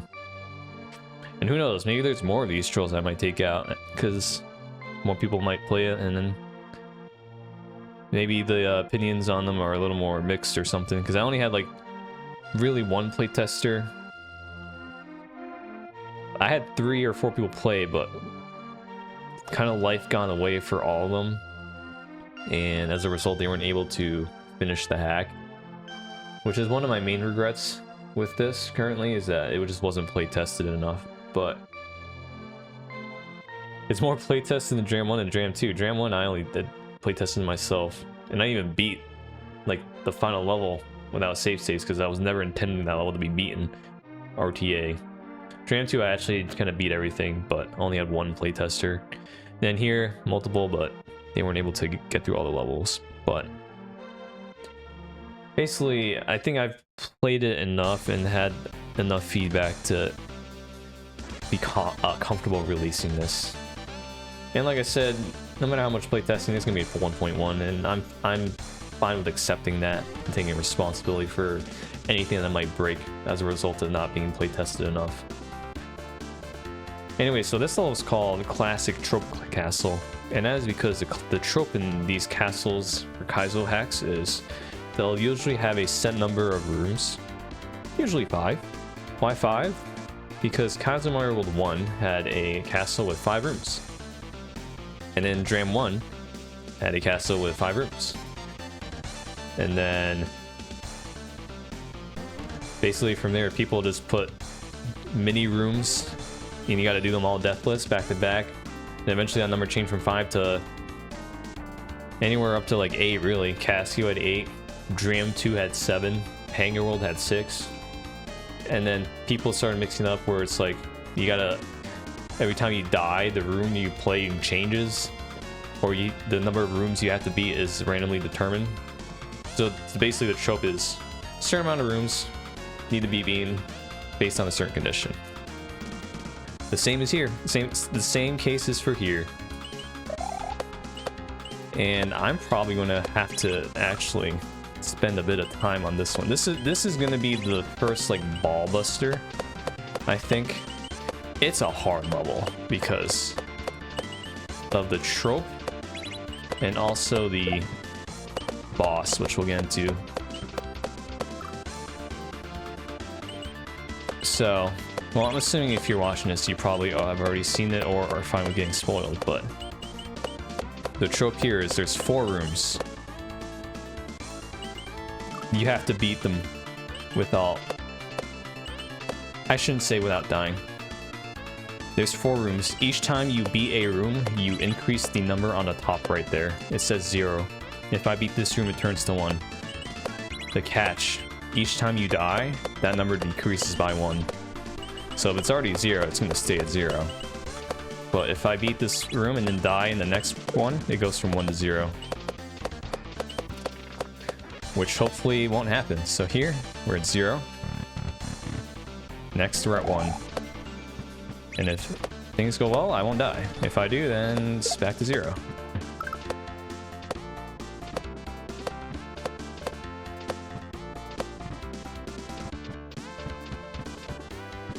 So now it's gonna be 2. We're on good pace here.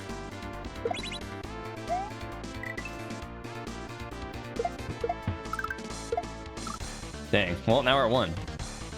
So basically, you need this number to get to 4. And then when it gets to 4, you get randomly... you get a random 5th room, and that 5th room is... any room from Dram 1 or Dram 2's castle. So there's 12 rooms, because Dram 1 had 5 rooms in the castle, Dram 2 had 7. And that'll be randomly determined once you get 4.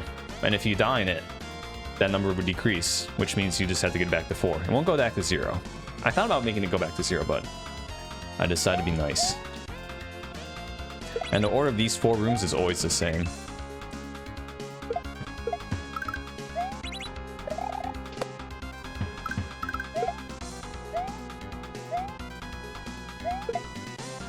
Ah, shoot. I was supposed to do that. Well, while I'm here, might as well get the portrait. So here, a little sussy pipe, right? We got Laser Belch. Photo credit goes to the Space Vixen. Shouts to the mustache. Laser Belch was at one time the Grand World goat. Very nice guy as well. Doesn't wear the headband as much anymore. I was one of the few people to recognize him without a headband in GDQ. I was surprised, actually. But I'll take it. So because we're at 0, what that means is I'm gonna have to do that Poke room again. Because there are only 4 rooms. I have to be all 4. At minimum. Which I don't like because the Poke room is probably the one I'm the worst at. Actually, maybe the Mecha Koopa room.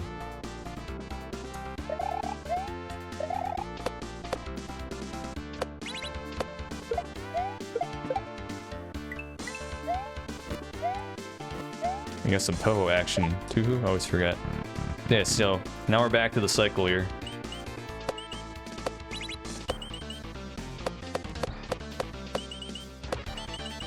So the important thing is you can at least learn the rooms before you like recognize that you need to actually do them all in one go.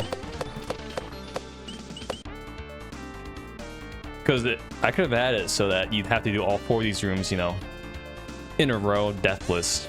But because of how difficult they are, and because I want to make the trope be a little more unique, so I don't know if anyone's done this before, especially with the 5th random room and then taking you back to the 4th. I was like, this is a good way to kind of combine the two. And it's also if you die, right? It's not completely washed. You have an option to keep going.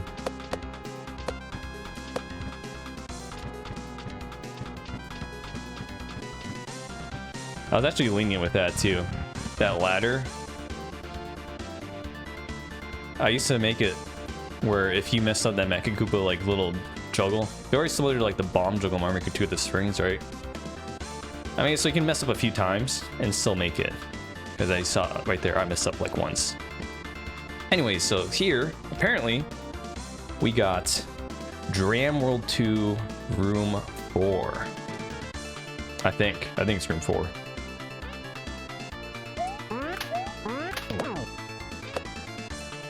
Which is actually one of the easier ones. So here we have a nice little message. Don't miss. And that's literally the only thing. There's no trolling thing. It's just do a shell jump and don't mess up.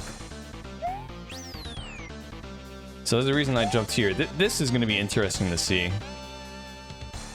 So I don't know if I can even show this off anymore. There's a coin lock here. So if you try to hit it from below, you get that. But you notice there's another checkpoint, right? Actually, what I should show off here is... Notice how there's not anything really here? If I didn't hit this for demonstration purposes, this checkpoint would not exist. It would just be blank. And then this message box would read something else. If you're reading this message, you dodged a troll, good job. It read it because I got the checkpoint. Right, if I had this first, a different message would have popped up. Or it's like giving you multiple chances. So for this one, there's that. You try to run into it. And now you'll notice there's a 3rd checkpoint. And then this message would say like, alright, surely you don't mess this one up. And if you could have guessed, that last one's here. So really, you shouldn't. You shouldn't mess this one up. I gave you 3 opportunities. Surely you don't mess up the 3rd one. But I'd be curious to see if someone does. Realistically, I think like everyone dodges all 3. Maybe one person hits it. But again, my goal is to have at least one person hit it. And when that one person hits it, it'll be glorious. But now we have this. The only advice I would give is that you should never be hasty. Don't blame bad RNG for your greed. And then we have a whole list of things how the fight works. Wendy takes 12 hits, phases changes every 2 hits. Any dummies hit will turn into an interchangeable Wendy. Interactable Wendy. I highly recommend utilizing this. Now this is something I've never seen in a custom Wendy fight. So the way Wendy fights work and Lemmy fights work in SNW is they'll pop up in random spots, Wendy, and then 2 dummies. And the goal is you gotta hit Wendy. If you hit a dummy, nothing happens. But what I decided to do is, because it's RNG, this fight's literally all RNG. And let's say you get really bad RNG with where Wendy is. There might be times where you literally can't hit Wendy just because you get screwed. But because I make it so you can hit dummies and then they will turn into Wendy, no matter what RNG you get, you will always have a spot to hit a dummy because they're spread out evenly throughout the fight, like the width of the fight. So where you are, you're always going to have a chance to hit a dummy or Wendy. And because of that, eventually, the worst case scenario, you have to hit all the dummies, which means the next time Wendy pops up, all of them are Wendy. And then all you have to do is just hit one of them, any one of them. So that's just my way of balancing randomness, because RNG it's a tricky thing to design around. I don't necessarily like designing it, but I think if you design around it well, it can really enhance a level or fight, which is what I wanted to do here. My philosophy basically is, if you get the worst possible RNG, are you screwed? And by screwed, I mean, are you just dead? So I wanted to make it so no matter how bad you get or how unlucky you are, you still have an opportunity to win the fight. And then the other thing is the RNG reactable? Because you're not going to be able to predict what you get because it's random. So as a result, you need to be able to at least react to what you're thinking about getting or what you're about to get. Or if there's an indicator to tell you what you're about to get, randomly selected. So I'm very curious to see how people interpret this fight. I wouldn't be surprised. No wonder would I really be that upset if people don't like it and don't like the RNG, because again, I've had instances with fights that are RNG based, all luck based. Well, I tried to make this as fair as possible. That was my main goal. If you don't like it, you don't like it. But as long as you think it's fair, that's all I was aiming for. And then press select L plus start to return back here. I don't know why you want to do that. I don't know, just give me the option. And then the very last thing, dodge the fish, important. This is very important. I'm telling you, there's a fish. Now this fight is hard. I'll tell you right now, I think this fight is going to take people multiple hours. It took me like an hour and a half. But I really like how this fight turned out. 6 different phases, they're all pretty challenging. Not too bad to learn, some are easier than the others to learn, but I really like the flow. So this dolphin phase, I wonder how people are going to interpret or do the strats for. So you can see I hit a dummy, right? Oh my god, I missed. They also can be upside down or not upside down, which is another thing I really like. So here you want to jump later after the first hit. I wonder if people are going to like blame the RNG, where it's like, dude, I don't know where the bat is, but they don't realize you can jump pretty late to see where you need to go. It's like the things where it's like, are there strats to avoid the worst possible RNG? Or not avoid, but like to handle if you get the worst RNG. Which is what I try to do with like some fights and things. Oh, that's terrible. And the don't get greedy part is mainly for the transitions between phases. I wanted to make it so you have ample time to at least see what the next phase is and where you want to go. Ah, shoot. And also, like with this, right, you need to spin up on this pokey. I had to make sure the logic was correct in that if you get a phase where you're not able to actually spin jump onto a pokey, then there will be a platform that spawns before that lets you spin up on the pokey. Same thing with the shell, the bouncing shell, which I did not get to because I died. Because maybe you get the pokey face and you get the shell face and you're like, well, how am I supposed to jump on the shell because I'm spin jumping? Like that platform, well, that's just a starting platform for the start of the fight, but like that platform, for example, will spawn if you go from pokey to shell. it won't always spawn, right? Because if you're on like the dolphin phase, you can spin jump or regular jump off a dolphin. But I think that's where people are gonna get greedy and they're gonna like try to get the hit before they realize that they need to like land on the dolphin. Well, I think after they play the fight for a bit and then they realize it's like, oh, okay, well, you need to plan out when you want to hit Wendy so that you can transition to the next phase or have a good chance. Because, right, sometimes you might not need to spin jump or do a regular jump, but you're gambling on that if you think you need to or not, rather than playing it safe, right? You're going for a risky strat than a safe strat. I messed that up completely. I was supposed to drop it. But yeah, this fight is hard, man. We'll see how long it even takes me. But I think it's like one of the most fun fights I've ever made. Boss fights are hard to make. So this is like one of the few proud things I've done. Mainly because I actually had to like code half of it. Because there's the Wendy boss itself with the dummies already coded, right? But having it make it so that when the dummies actually do things,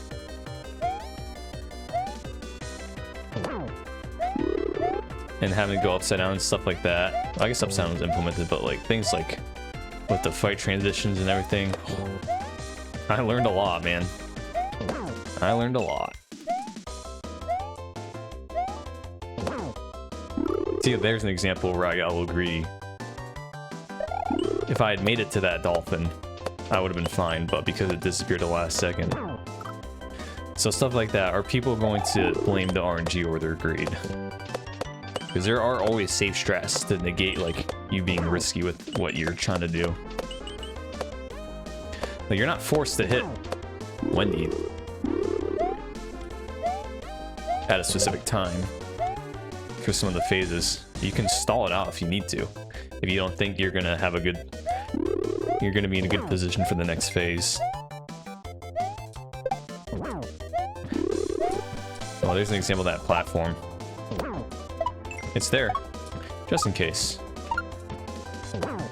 Oh, here we go. She shell to Pokey.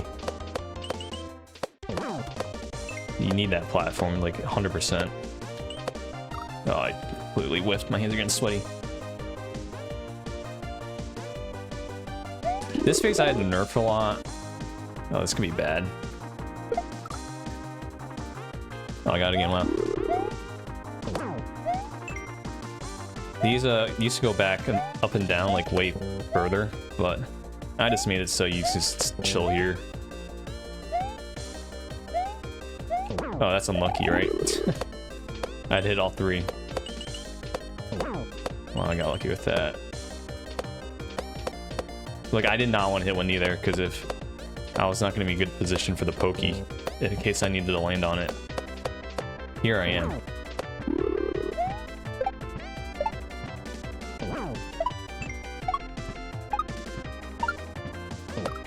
That was so greedy.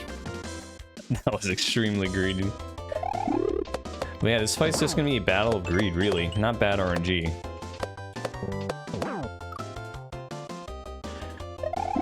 It's all greed.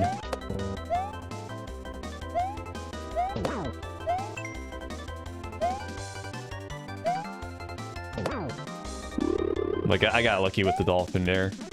If it was like this Poke's, if it was a Pokey phase, I'd be screwed because I have to land on. Oh, what? I died there. I had to land on the propeller block to spin jump.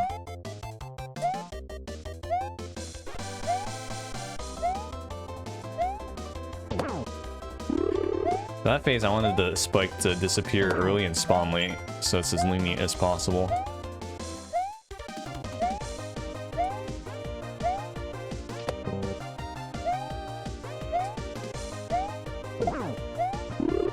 See how there's a no platform spawn there?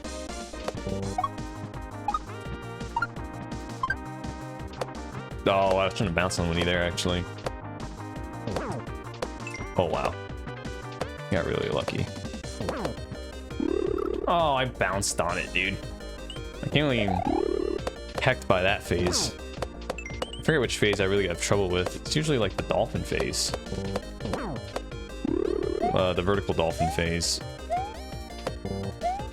I'm just being too greedy with the shelling. Honestly.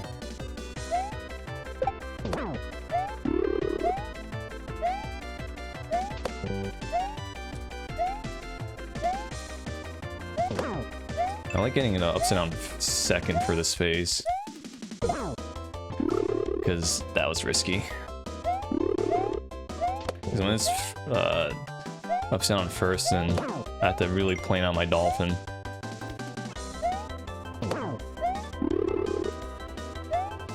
Well, speaking of upside down first again. Gotta really plan out this dolphin. There you go.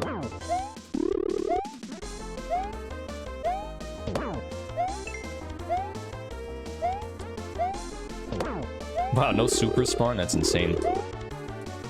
The supers are RG for that lift platform. That was stupid. I guess the worst RNG would be for that phase. It's not really RNG, it's more like the timing. You do have to kind of time when you want to get it. You gotta bounce off it so you can get back to the dolphin. That might be one of the hardest things people have to figure out for that timing. Wow, I made that. Oh, it's actually bottom first. That's nice.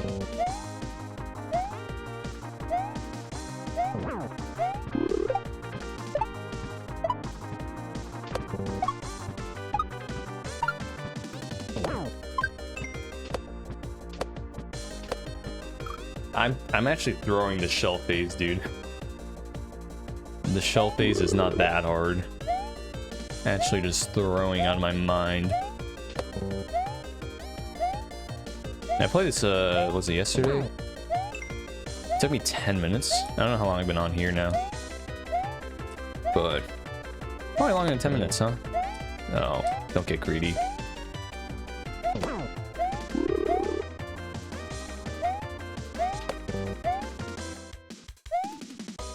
Upside down here is better second.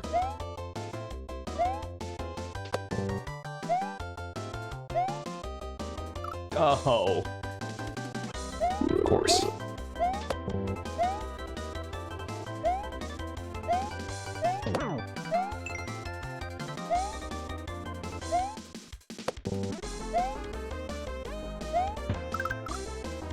I think that might be the hardest phase.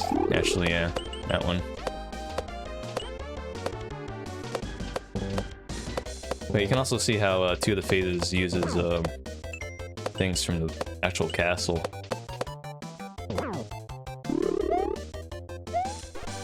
It's not a fight without dolphins.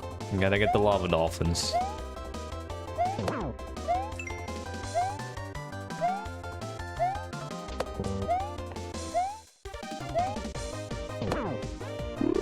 Oh, I didn't push jump because I thought I would land on it. I did not, I missed.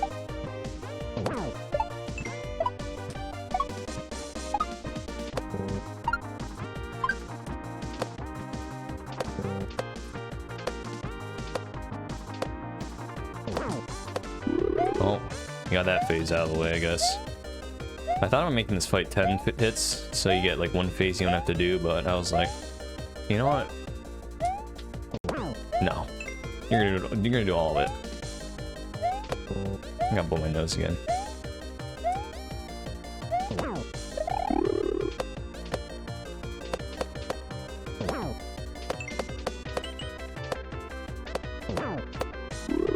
Alright, what are we getting here? Top first again? Unideal.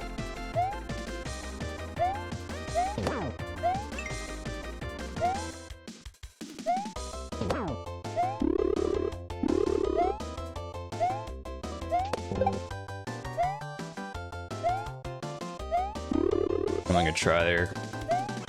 I'll do it here.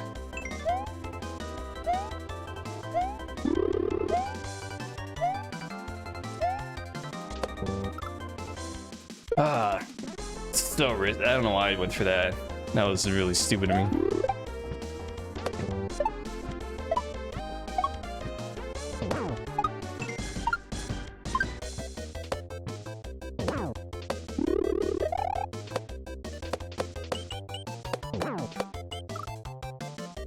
Well, we might be here for a bit, guys.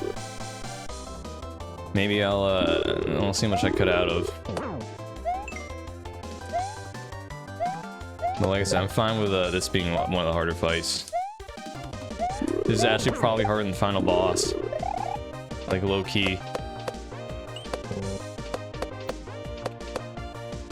Oh, that's not great. That's unfortunate. Now it doesn't matter, right?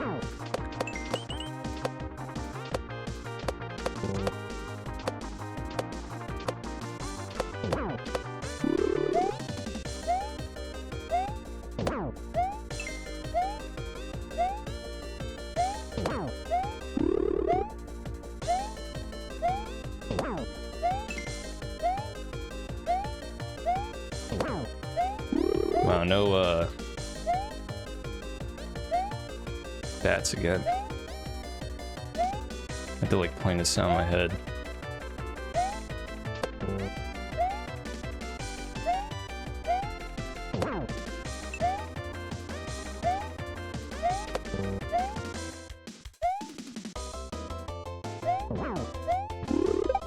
Oh, I thought it was done.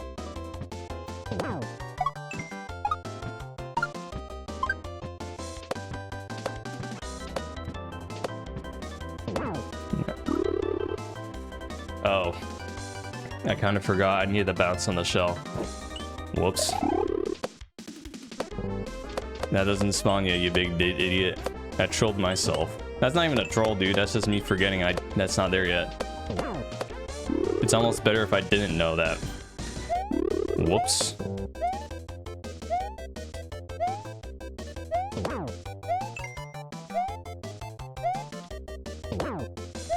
I'll only do this phase first.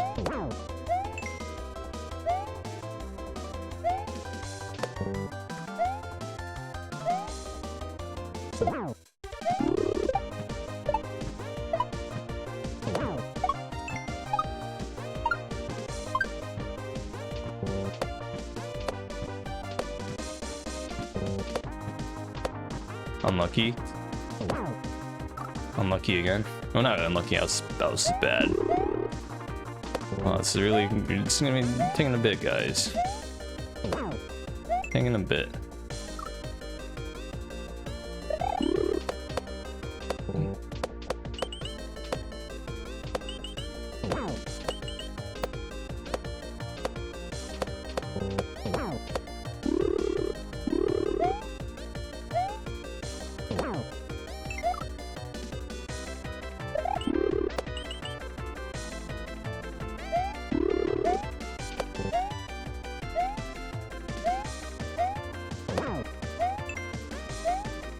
Oh, there's the bats. I was like, where you guys at?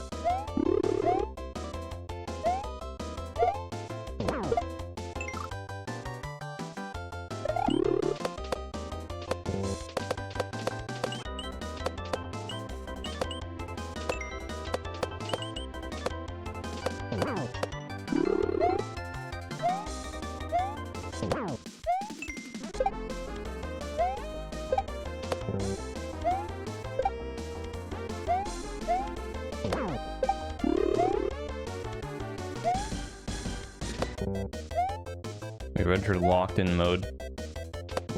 Just kidding. That's a yikes by your boy. I mean, I was locked out the moment I died at the end there. That was definitely, that was, I'm kind of mad about that I did that. I don't know why I thought I was just there.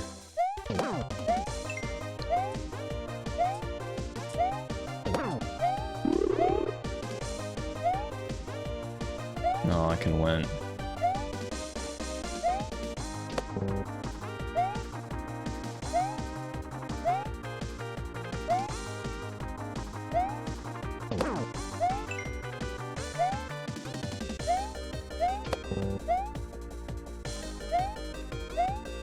What? And hit you.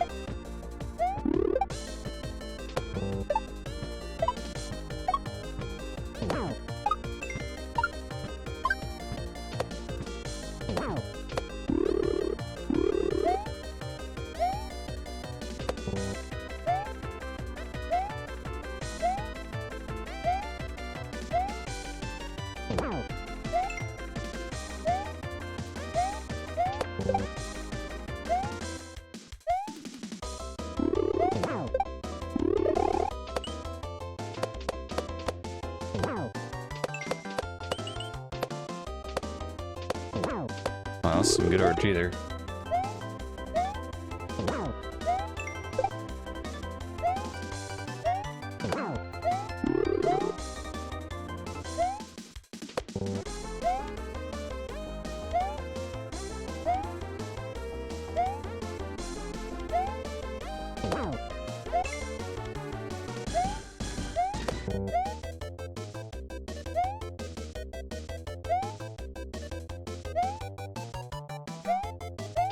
You just gotta be patient here.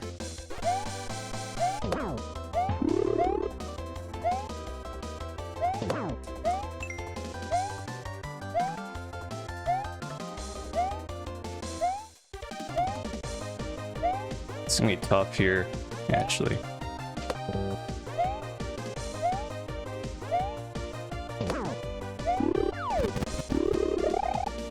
So that's the fish that you have to dodge. I even give you an audio cue.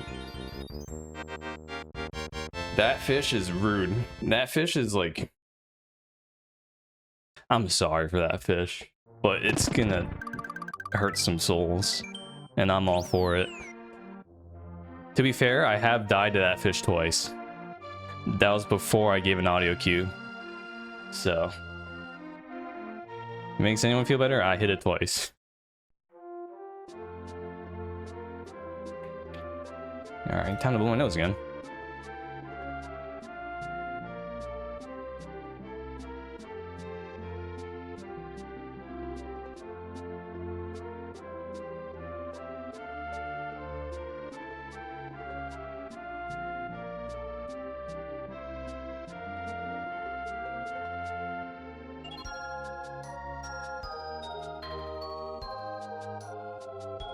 So we're at 2 hours, but I guess I spent like a lot of it talking. Just not bad pace actually. And I spent like, I don't know, 30 minutes on that fight. Not great, but it is a tough fight.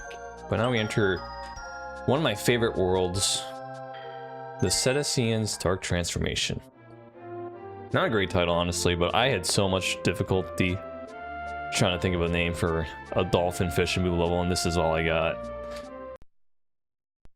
But yeah, this is based on, this is some Dram 1 vibes for sure. The dolphin fish and boo level.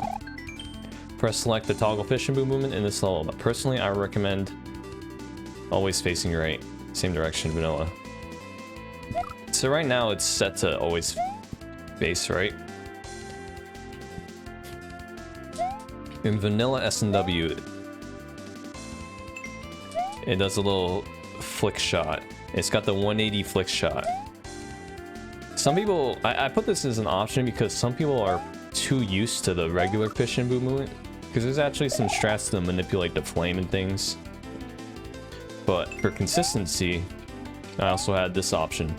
You can't beat the level in both, like the same direction or the vanilla. One of my playtesters actually did it with pure vanilla, and I was like, you're crazy, but it's possible. But I will leave it on the default, which is always face to the right. And here we have another tutorial room. And this tutorial room only exists because of one specific dolphin. So you can see the blue dolphin, it's got some things on it. The yellow dolphin goes vertical, or opposite anti-gravity. I just jumped in the water to show that you cannot jump in the water, you'll die. The red guy will explode, and the green guy follows you, but you also cannot jump. There's actually a glitch where if you pause the game, and you unpause, you could jump. I think it's fixed now. I hope it is. But the only way to get off is to do that. And that dolphin's the only reason I have this tutorial level. Honestly, you could probably get away with not having the tutorial level, but it was mainly the jumping part and not jumping. Because I knew people would try to jump. And I liked the no jumping for this setup here. I think it's a cool setup. But I mean, worst case scenario, even if I didn't have one, I think people could have figured that out pretty fast. But I also don't want you to, like, you know, have a death just because you didn't know how a custom sprite I made works. Right, it's different than just dying because you get to an area the first time and you're just, like, unable to react. Well, not react, but, like, you see what to do, but you just aren't inputting it correctly. Like a blind sight reader, right? Rather than just, like, not knowing how something works. Which I guess is different than not knowing what to do when everything's already laid out for you, if that makes sense. I could also be talking on my butt right now, but it's just these things I try to consider, you know? As a level creator, you always want to be thinking in the minds of someone who's never played the level before, or how they potentially perceive something. Which is something I didn't do as much in Dram 1 and 2. Dram 1 not really, because Dram 1 was more like a...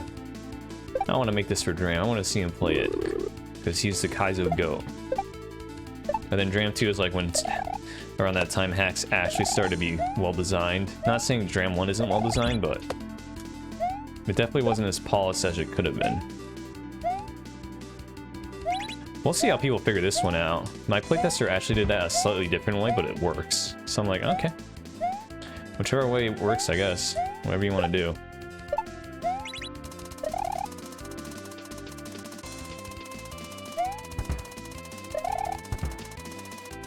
And you got this guy. Troll. I'm gonna go immediately. Now this is funny. This part is really funny. You just gotta do a little survival, but you can see there's a bar on it for that. The door. I missed. Oh, there's a fire bar. Oh, I missed. There's a fire bar. Oh, I missed again. There's a fire bar. I missed again. Missed again.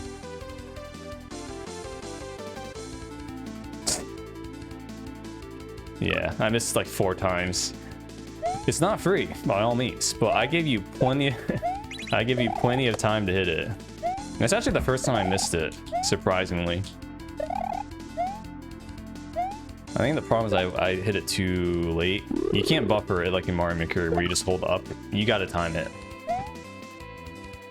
But I'm excited to see how people's reactions are to that. When they like see the door and then they're like, oh god, I gotta get in the door. And then they miss a few times and they see the fire bar slowly closing on them.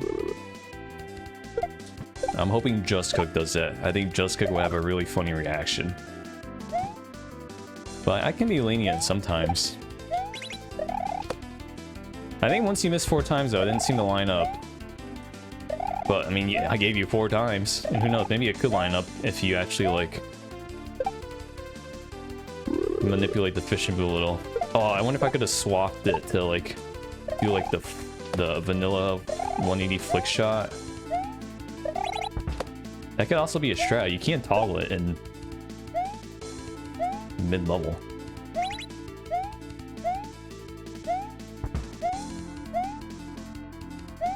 I can see more of the screen scrolling manipulation. I mean, you'll see it a lot of work. I push jump. You'll see it in pretty much every level. Here.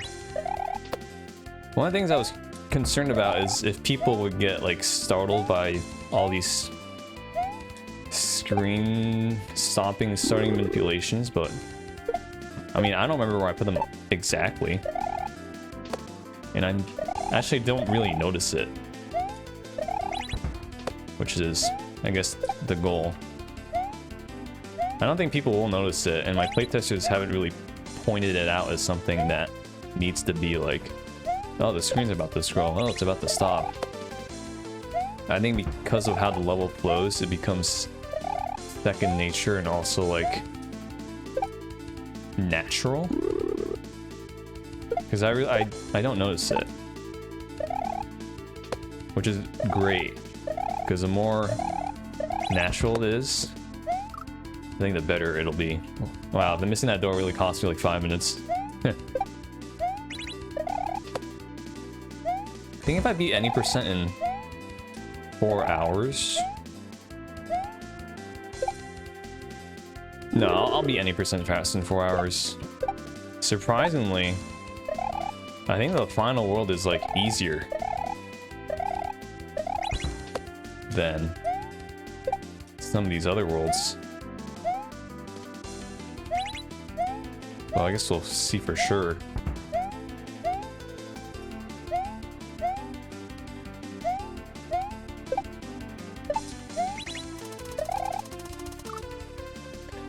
Well, I won't be in 4 hours if I play that.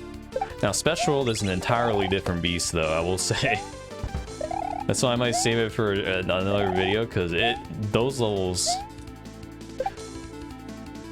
they're meant to be very difficult. Maybe not that. Well, maybe like 2 of them. They're not unreasonably hard, but there's a reason they're in Special World. But any percent, or just like beating the final level, is still like 15 levels if you don't do any of the secrets. And you don't need to necessarily just... You can do the secrets for fun too. Okay, we're gonna actually lock it in here.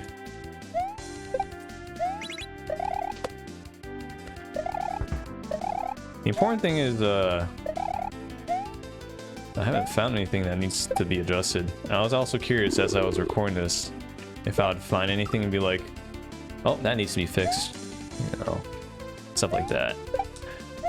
Fingers crossed there will be nothing changed between now and when I release it in approximately, now it's gonna be 12 hours. Less than 12 actually.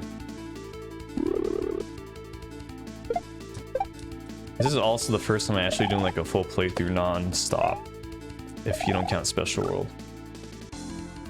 Because Special World, or in Dram 1 and 2, I mean Dram 1 never did a playthrough. Dram 2, not start to finish, I don't think. That was 8 years ago, so I don't remember. I don't know.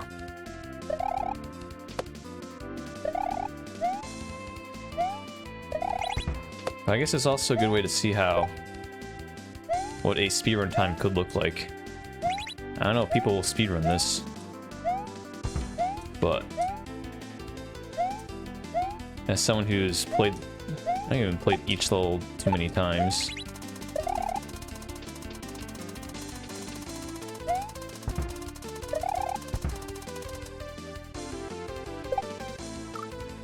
I should not one cycle that.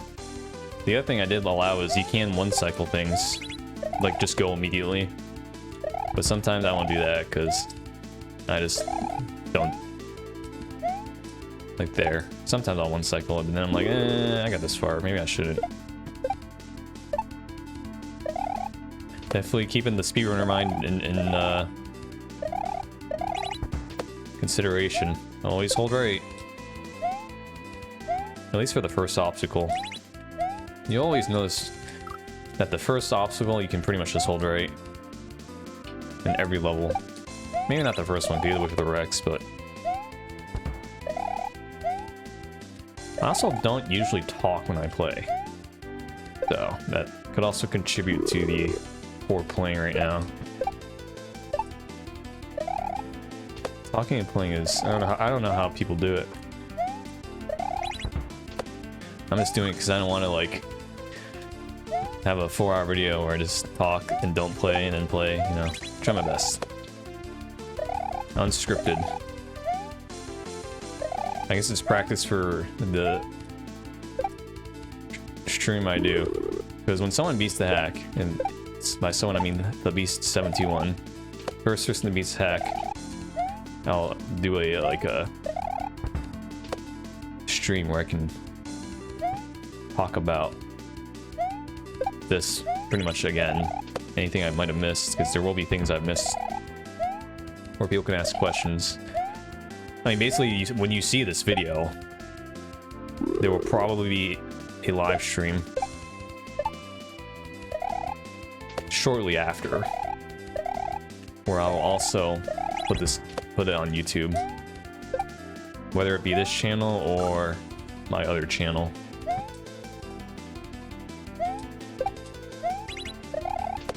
For anyone that's gone this far, thank you for watching. I don't know who's gonna watch it in terms of if you know me from before Mario Maker, back in my ROM hacking days, or if you found me through Mario Maker like 2, and then you like saw this or you heard about it somewhere and you're like, what is this?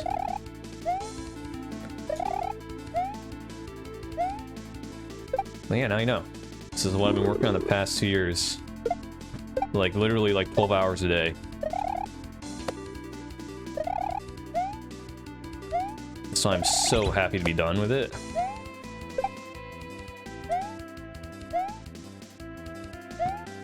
That's not good. But next step is just to beat it.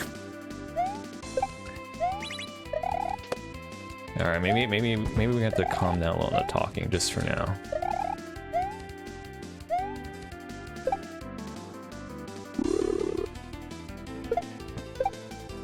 Just this one attempt.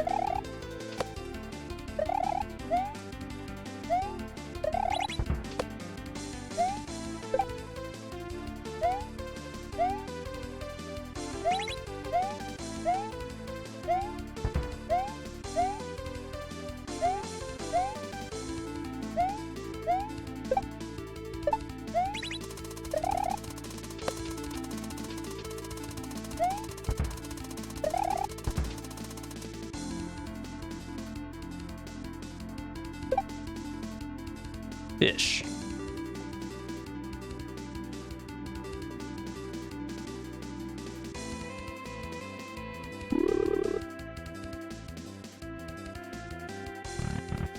Yeah, there we go. And then free checkpoint. I'm not gonna...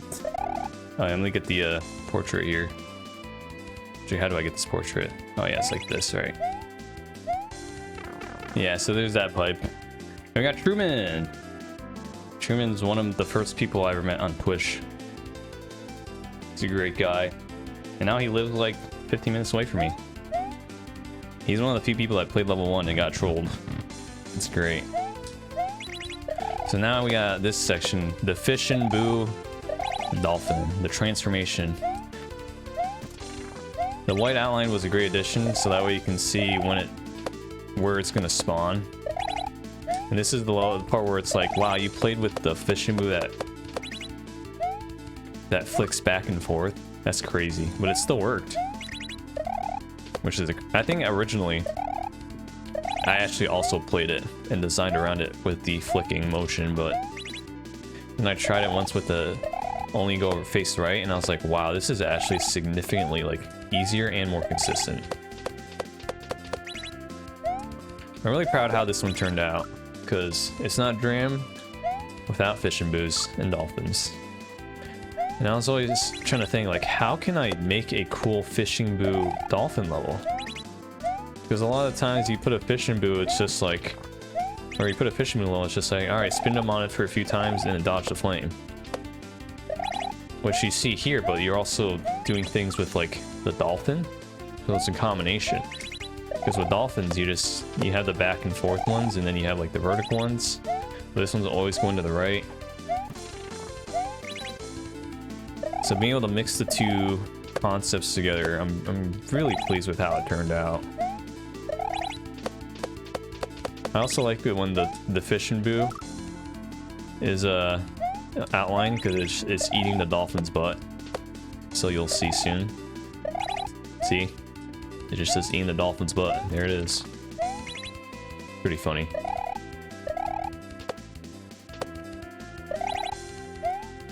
Try to make the water landing as lenient as possible as well. Alright, there we go. This part's a little tricky though with the flame. Yeah, I did it too high. I always forget if I'm supposed to hit it higher or lower. I think I want to make it lower.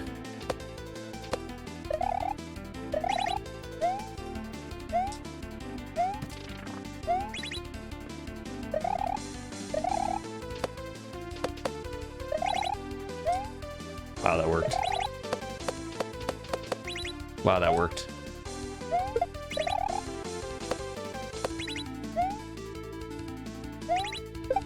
Yeah, there you go, lower, so. On off 14 times. Wasn't a great way to indicate that. So I just did that, and it's like, you know what, just count 14 times, whatever. Alright, we got that first try. Stressful. No troll here. Sometimes not even little needs to end troll. But there's that one. Did I update my exit count? I don't remember. It doesn't really matter too much. Alright, now we have resurrections. This level... It was a 6th level I made. Oh, I stopped keeping track of all these levels. Yeah. It's not that important. But yeah, so the 6th level I made. This was based off of 2 levels, actually. This was based off of... Well, I guess 3. There was a ROM hack many years ago, back in like the early 2010s or something, called Mario's Catastrophe. And it had a level where you would die and need to be revived. It was a puzzle level, actually. It wasn't even like a Kaiser level, it was a puzzle level. And I was like, oh, that's cool. And then Barb made a level like that in Grand Prix 3. And it was pretty cool. Died to revive. And then the third one, I guess we'll get into when the time comes, but here's a tutorial level. So you can see you want to die and then basically lean on one up to be revived. And now you're ready to go. You do have iframes. Wow, that was horrendous. Now thinking about it, I guess it's slightly... Well, I guess it should have been munchers, because the way I wrote the death, these death blocks in tutorials, you die no matter what, even with iframes, but I don't think it matters that much. Eat this. There's my indication. Well, the death, like, and the cutscene will be a little longer than the instant retry, but I'm sure you can live with it for one level.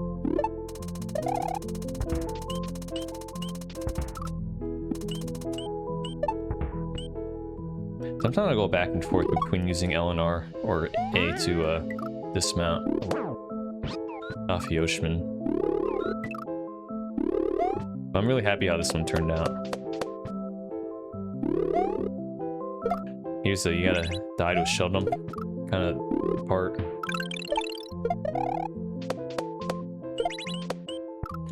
Audio cue to help with the explosion timing.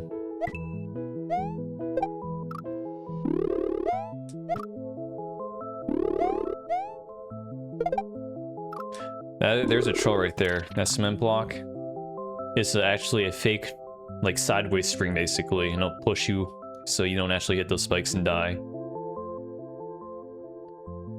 Oh, I just realized those spikes are, there's like a shade of blue there I might have to fix.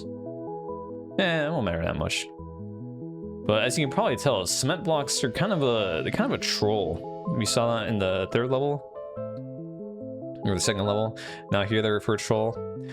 They certainly won't be the last time you see them. Also, this is Celeste music. Also called Resurrections, I think that's the name. But I really like Celeste. One of the few games I've played. Shoutouts to Maddie. Maddie was also an inspiration for some of these levels, because Maddie also made a hack called Masterpiece, which is on my 2nd YouTube channel. I'm gonna hit this one. This is a funny troll, though. I wanted this to be near the end of the level, but... So you know I have to hit the, these black blocks to die? If you try to do that, it just disappears. And there's no secret up here, but... Imagine that troll not being 5 seconds into the level, and instead being the last thing. But I didn't want to, like, change it just for a troll.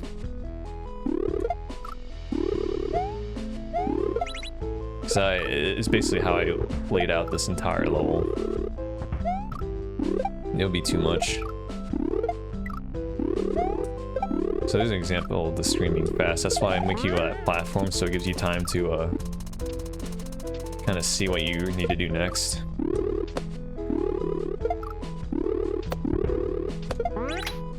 I'm just gonna go immediately.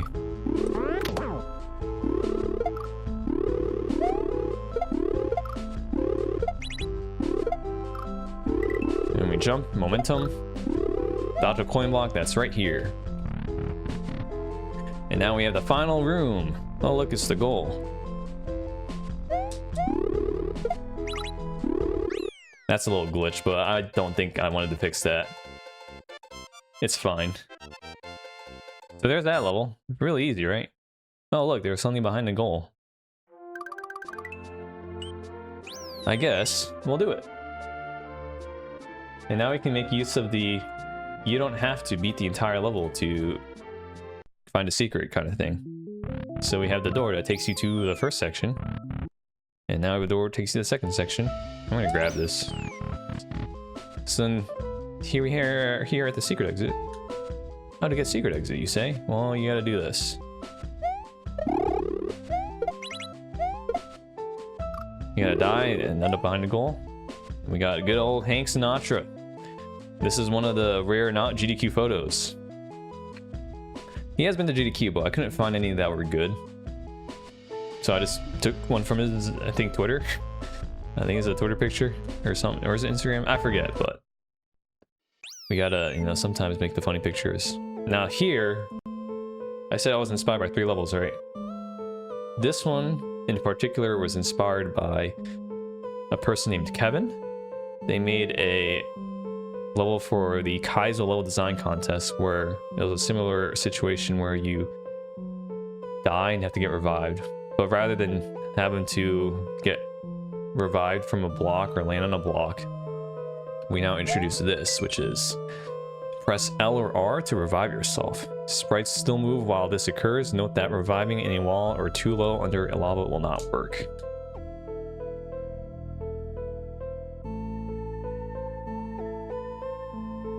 Oh, this door is here. I need to fix that. Oh, we found something we need to fix. I mean, it should just take you to the next section. But this isn't supposed to show up until you beat, like, the secret exit. Which is fine. We can fix that. But for example, right? But if I get killed in the wall like that, then it will not let me revive. So.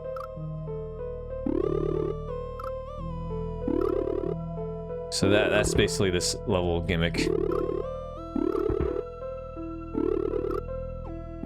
But yeah, you can see you're gonna have to really abuse Mario gaining height when he dies. And now we come up with this. This level, I'm really happy how it turned out. It just flows so cool when everything works. I had to make it really easy. These sections are a lot shorter as well. Well, I'll say shorter, and it's still like 40 seconds. But I saw this revive gimmick from Kevin's level, and I was like, wow, this is so cool. So here, that note block will push you if you revive yourself too high.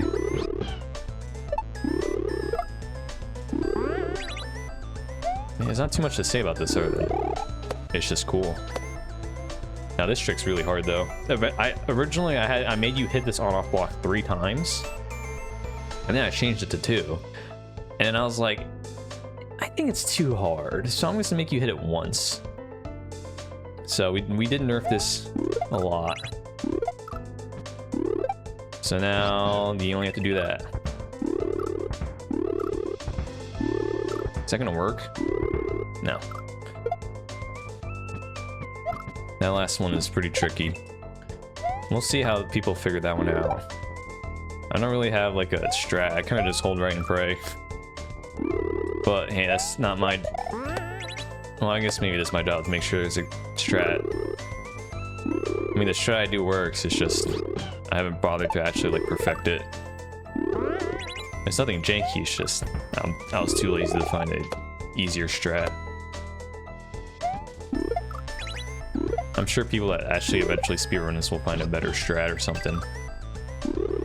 That was way too high.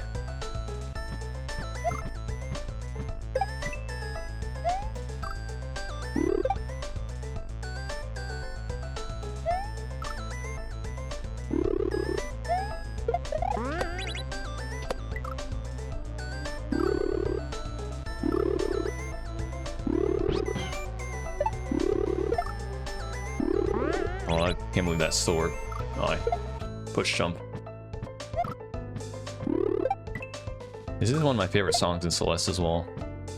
And it actually worked out that there's 4 versions, right? And there's 4 different sections, well, 3 sections in the tutorial room.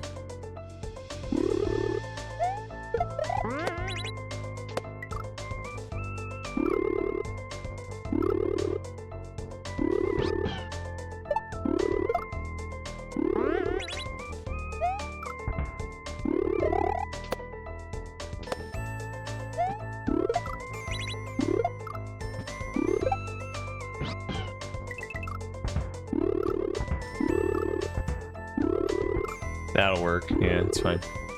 And now we have one of the first post-goal trolls. So here, you think it's nothing too fancy, but then you see this. This one should... I didn't want to make it, like, too subtle. I kind of want you to just see this. It's more like, are you paying attention?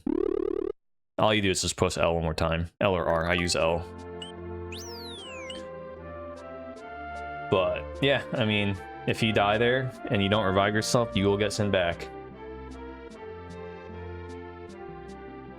Did I get the portrait here? Oh yeah, I did. So now we have Gateway to Gonzo. And for the old school people, you could probably take a guess of what level this is inspired by. And that is World Peace 125. One of my very, very, very early inspirations, actually. When he made Cooler Cruel back in like 2007-8. It was one of the first hacks I ever watched and even played. And I really liked Gonzo when he made it. His level design honestly still holds up to this day, for being like 15 years old. World Peace is a very talented level creator, and I draw a lot of inspiration from him. So I came up with this, Gateway to Gonzo. And the entire gimmick of that is just screen-scrolling pipes. That's it. I never really made a screen-scrolling pipe level. Nothing wrong with him, that was awful. I don't know. I figured I'd try to make one. They are cool. Nowadays, people use them to make things spawn consistently, because when you enter the pipe, right, you'll always enter the pipe at the same, like, X position. You'll travel the same amount of time to your destination, so things can spawn at the same exact time. So they're good for that. And I mean, I will use it for that purpose if I cannot, like, find a way to make spawning consistent otherwise. But thankfully I have with these screen-scrolling pipes, or the camera sprites. So you don't really see me use them in that way often. I do like that part, a little rhythm game action. This jump right here is the hardest, getting in that pipe right there is the hardest part of this level. And I thought about nerfing it, and then I hit it like 4 times in a row, and like, you know what? It's fine. And now I'm going to proceed to miss it like 4 times in a row. So it always happens. But this is I'm predicting this is also going to be a very difficult level for people.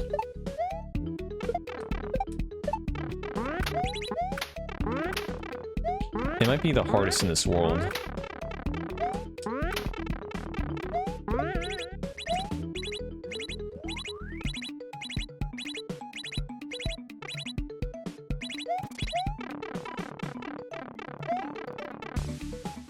Yep, see, missed it once already.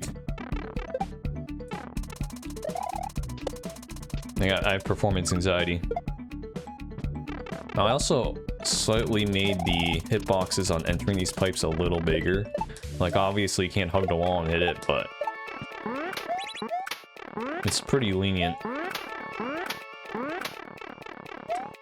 No up pipes, hopefully, for most people. The regular pipes have the same hitbox, so they're not screen-scrolling ones.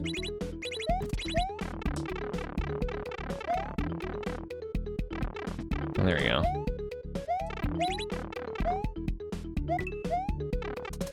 I'm really happy this trick works. Oh, but I suck. I don't know if I want to get this portrait, and there's a reason why. I might skip it for now. Or I will show you in emulator because I don't have save states set up on my NT. I will try once though. Unless you've already seen people get that portrait and you know exactly what I'm talking about. That portrait is funny though, and I'm curious to see the reactions to it. Specifically from the person the portrait is of.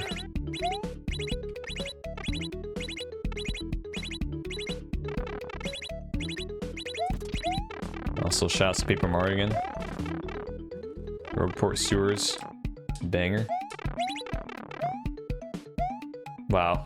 I did make the mole hitbox lenient. Like, I should have died trying to get on that mole. But I would not be surprised if this level also takes me quite a bit.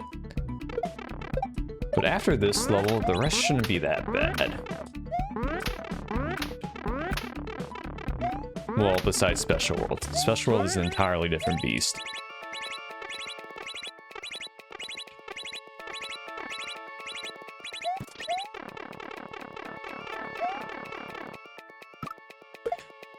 Hey, at least my hit rate on that is what, 50%?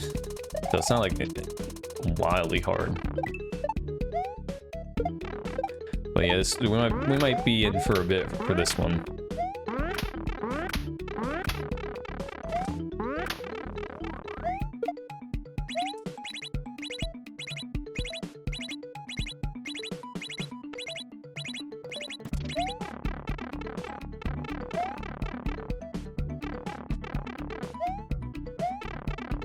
Oh, that's... See, that jumps hard because of Coyote time not existing.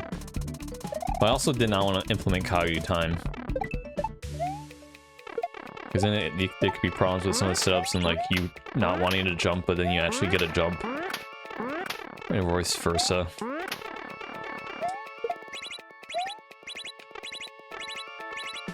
But I always push jump too early there.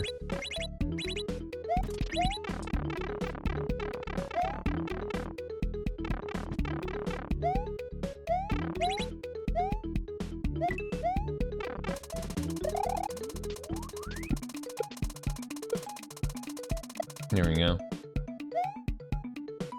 Well, we're going into the pipe. Do we first try it?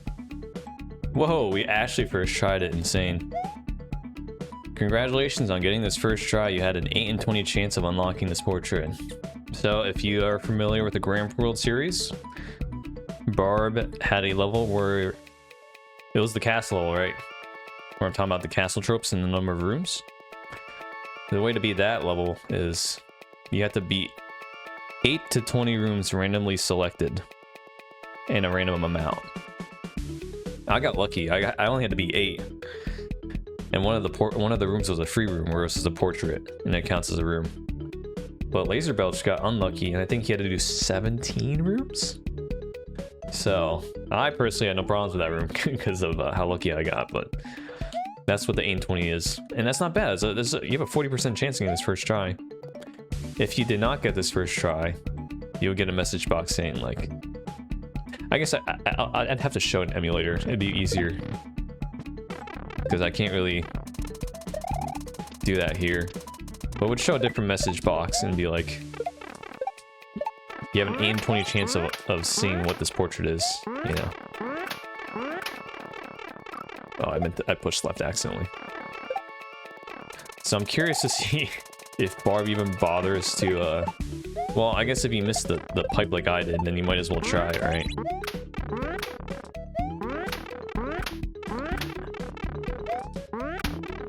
Actually, I didn't test to see if you re-enter it now that you found the portrait. I think you actually also might get that message. So if I do miss that platform again, maybe, or that pipe again, maybe I could just re-enter it and show you. But I found that really funny when I was designing it, and I was like, 8 in 20 is kind of a meme. I'm gonna do that somehow in this hack. And eventually I was like, 8 in 20 chance to unlock Barb's portrait. Come down.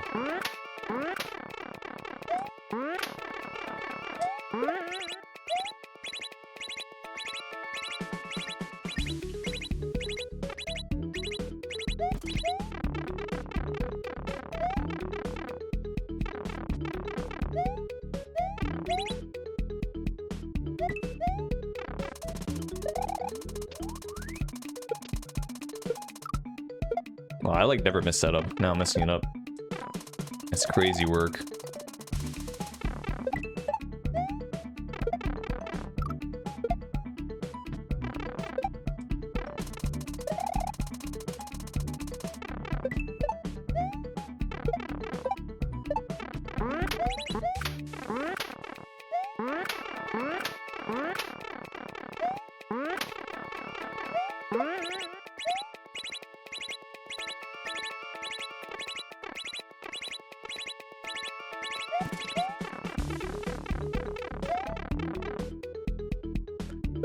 Oh, this might be a certified. Might have to focus mode it. There's not too much more to talk about this level. It is pretty, like, not too complicated. It's just very difficult. I guess the other thing is not mentioned anywhere, but kind of implied as you do this, but the blue pipes are two-way pipes. The green ones are one-way. I think that's how it was in Super Demo World as well. I don't know if that's like a standard or anything. But based on how the layout of this level is, it's something you can kind of assume is how it works. I'm excited for the second half of this level. This is one of my more, I think this is one of my favorite levels I've made in the hack. Specifically the second half of this. The second half is where you really see the Gonzo inspiration if you've seen Gonzo, the level. The first half is more just screen scrolling pipes in general.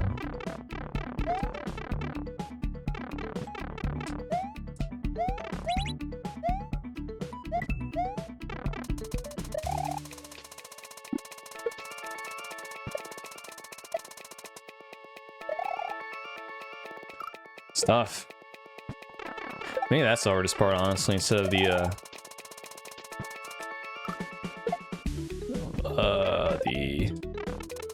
mole landed the pipe one. I think those two combined might be the hardest part of this level.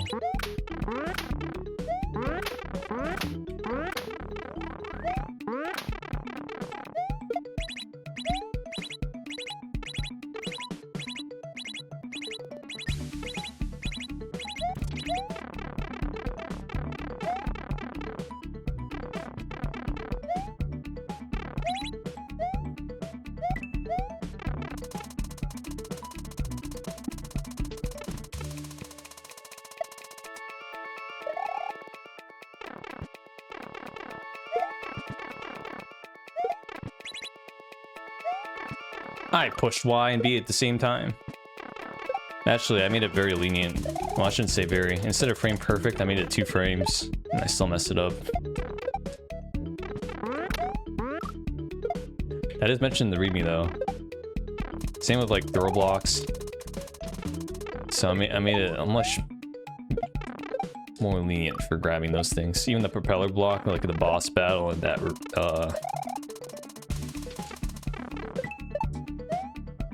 room in the castle.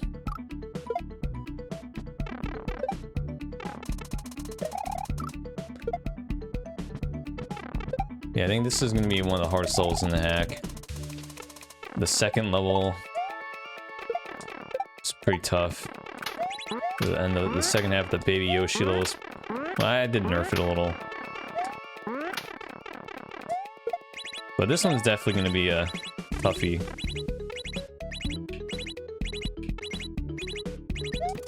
I think the second half's easier though.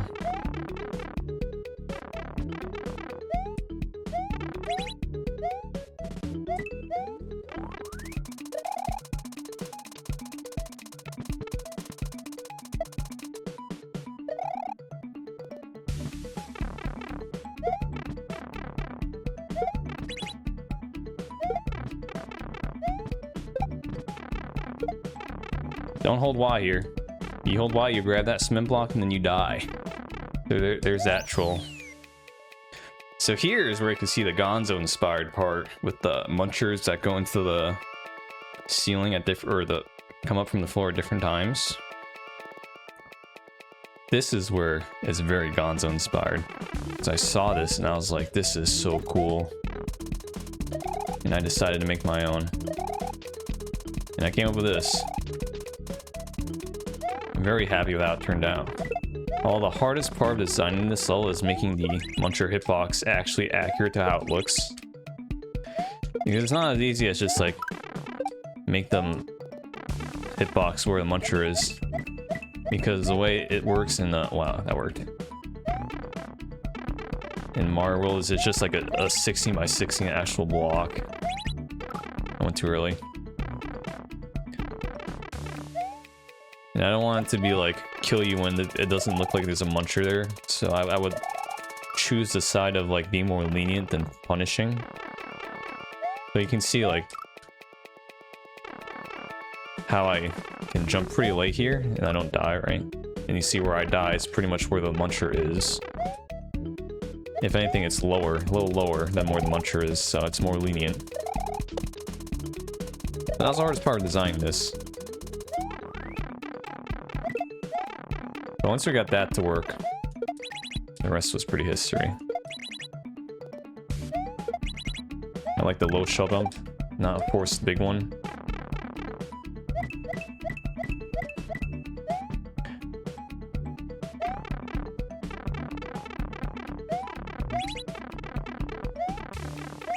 There's actually a faster way to do this, but I don't know what it was. My playtest did it in 2 less pipe entries. But I was like, I'm just gonna do this because that's what I'm used to doing.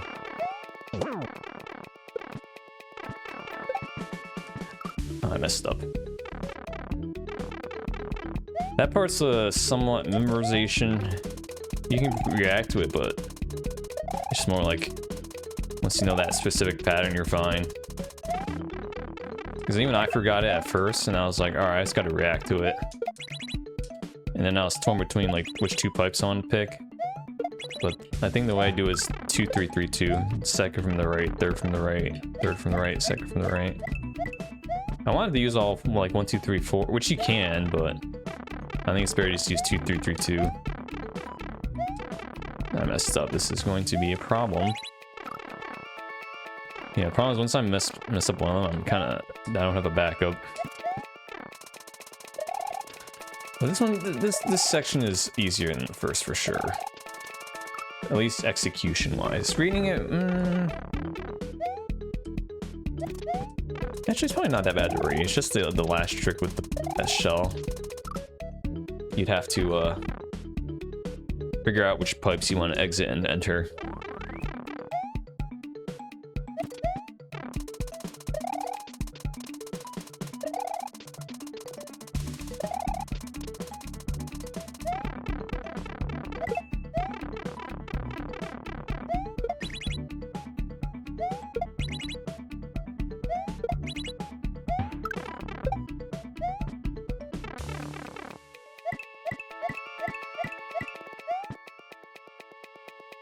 Yeah, you can see how that saw doesn't start going until a specific time, so that way it doesn't matter when you enter the pipe, it'll always be the same timing. It's like the small things I try to do for a level like this. Make the setups as consistent as possible. Same with this shell, right?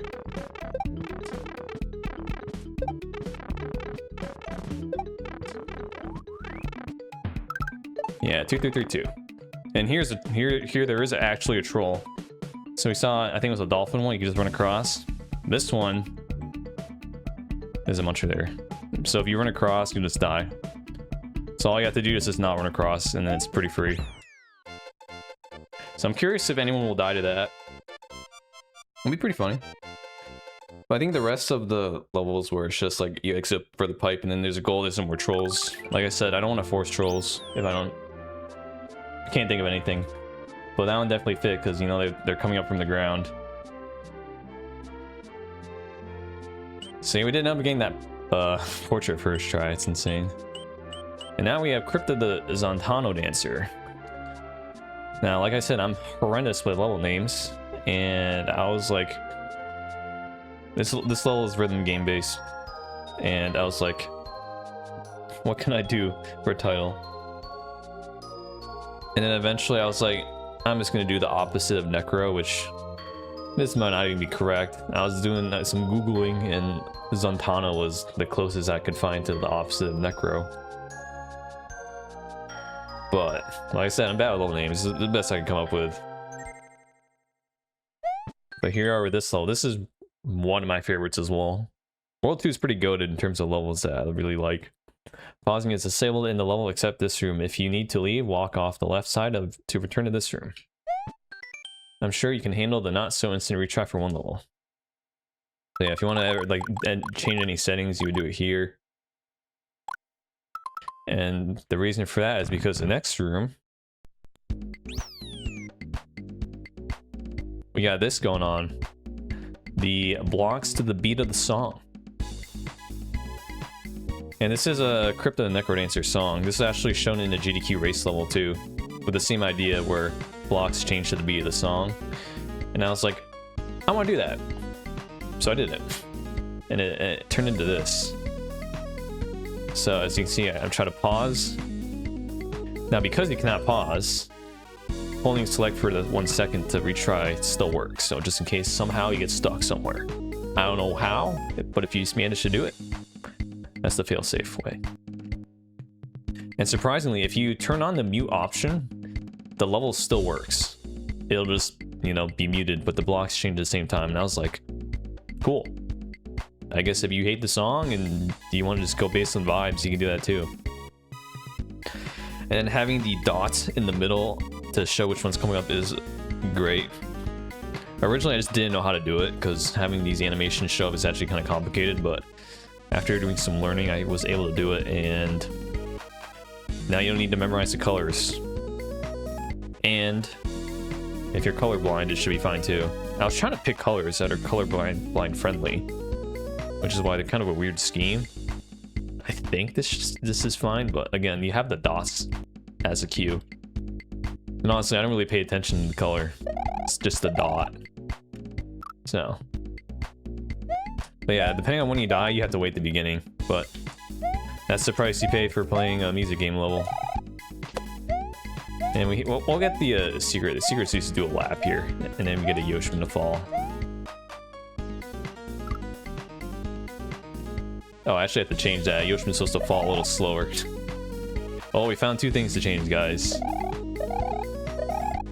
I mean, you can't land on it in midair, but I don't want you to land it on midair. That's not.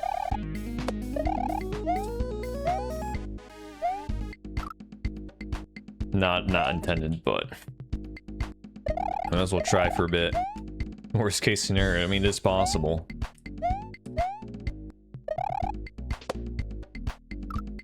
Oh yeah, well, something to mention, not related to how to play this, but I actually play with an audio delay based on how my stream setup works.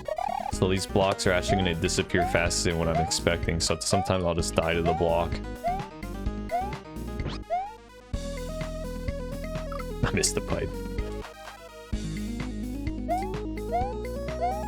Or I could keep it like this. Like I said, these porters are not mandatory whatsoever. So we'll see if I actually just want to, like, leave it like this, or actually just let... Nah, probably, if I remember, I'll put... I mean, I better remember. That's something that's, like, not really necessary to change, or not, like, mandatory to change. But that's why we do one final playthrough before release tomorrow, or I guess in 12 hours. Well, now 11 hours.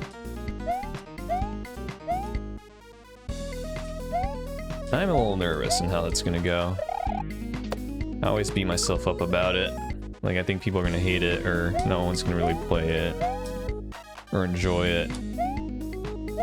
As a level designer, you go through those phases where it's like, this is terrible. And you play it again, you'd be like, no, this is actually fine.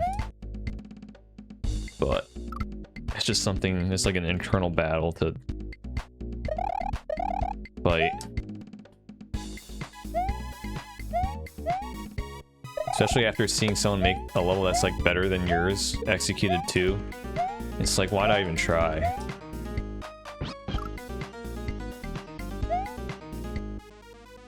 I'm gonna move this up. But we'll do it for the sake of, I don't know, this. Just so that at least it's a very bit possible. I mean, it was, I just missed the pipe. But I don't want it to be annoying to find DLC.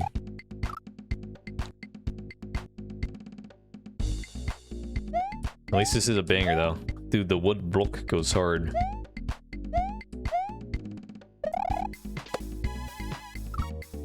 We'll see if we can beat this in 4 hours. And then we gotta do the switch palaces. And then do the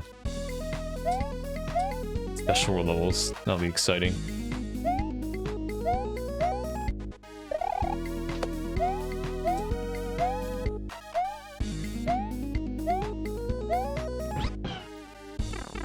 Here we go. We got the Wild Grim. Never actually met Grim.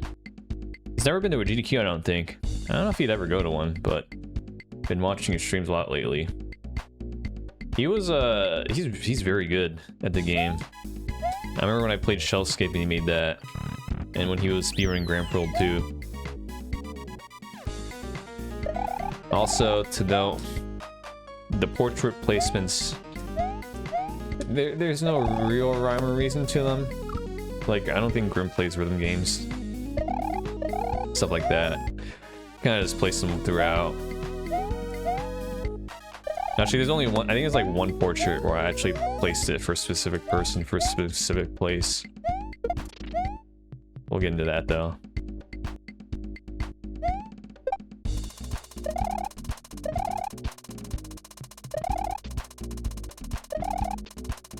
Oh, I went way too early there.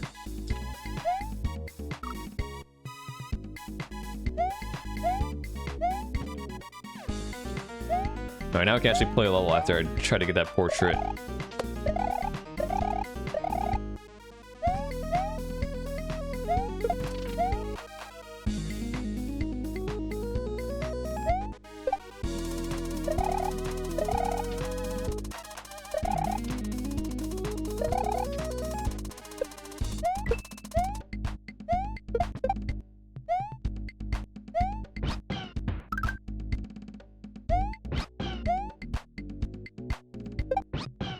One lock here.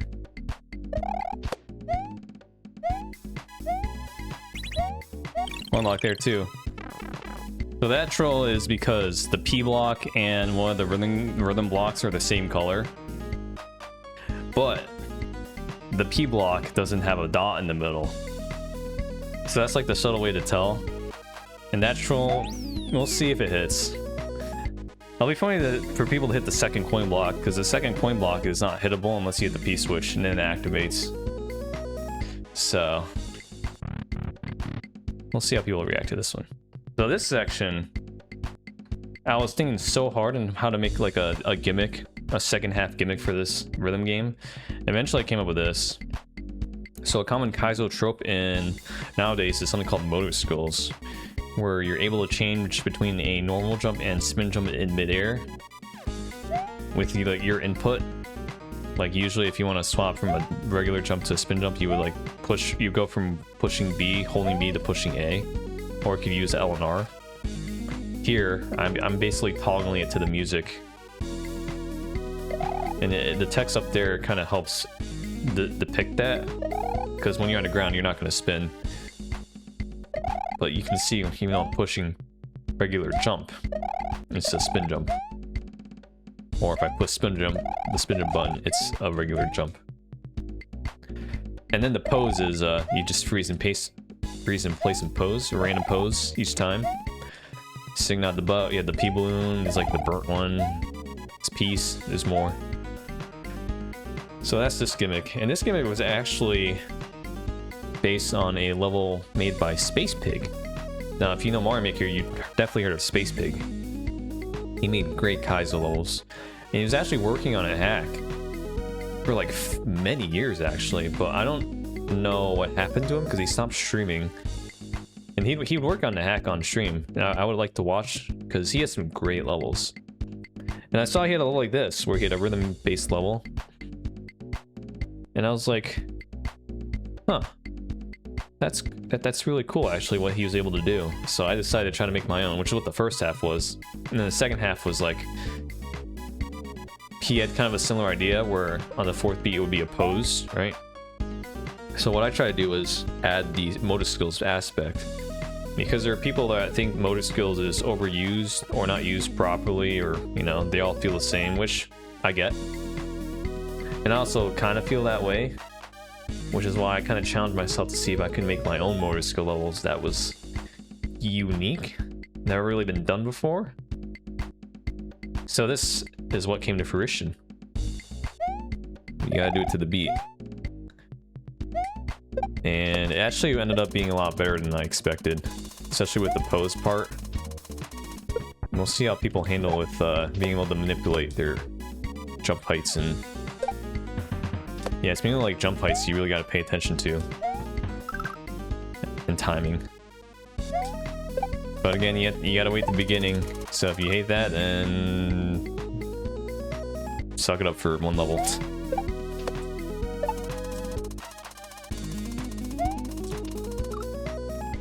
I have to get used to the audio delay on my end, though. I really should play without an audio delay, but it's okay. That might be too low. Oh no, that would have worked.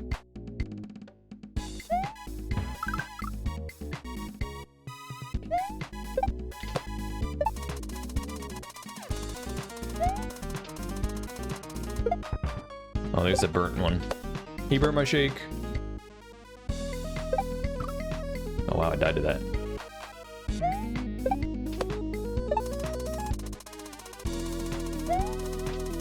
So if you try to do the pose when you're laying on donut blocks, you will fall down and die. That's why those are there.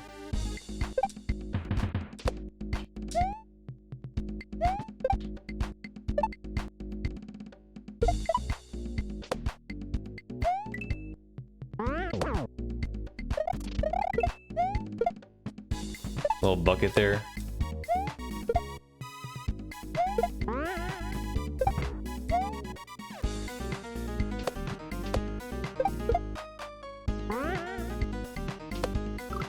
Ooh, that's the end of the level. This one's not too bad. I didn't think I was... I thought I was gonna make that.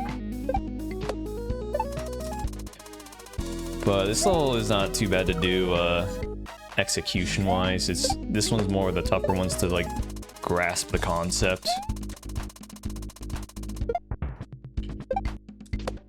But once you do, it's pretty good. That might be too early. No, so you can't hit that too early and then kill the Koopa. Oh, what? Mr. Thwomp, what are you doing there?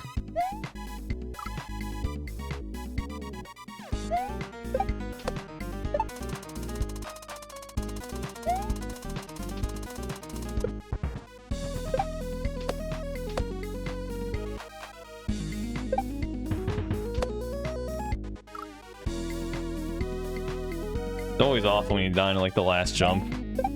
As we saw in the boss fight, that was not great. Where are the wood blocks? There they are. So that's what we're talking about, the sound effects getting overwritten. The wood blocks. We need them.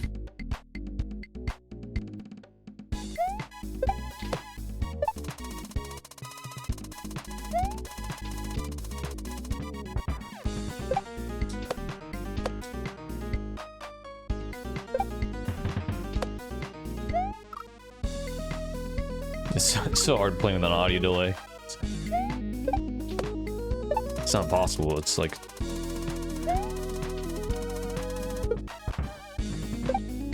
I guess if you did without sound, it also could be fine too.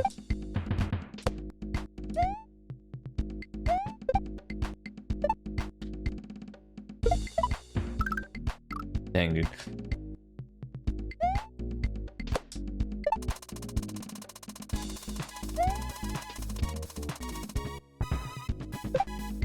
Alright, we should be able to beat it now. Just kidding, I jumped way too high.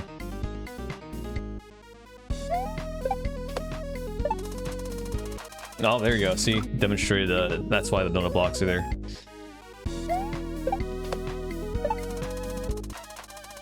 I wonder how people are gonna receive this part though. Only because it's literally like one of my favorite levels I made. This might be the second most favorite level. We'll get to my favorite level soon, actually. And that one is not hard execute. That one is, the second half is not hard execution wise, but it's very difficult reading wise.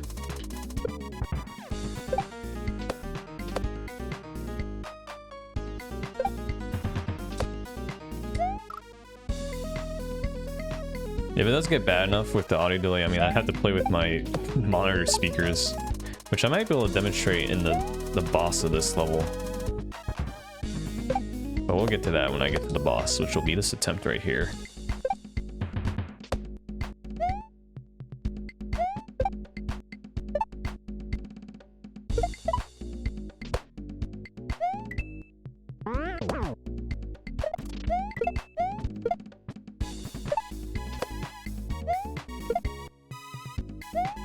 Oh, what? You didn't kick it. Oh, so I didn't hold right. I forgot to hold right. Because if you want to kick shells, you don't actually have to hold right or left. I think that's it, actually. Goombas too, I think. Galoombas. I think everything else you actually have to hold the direction you want to kick.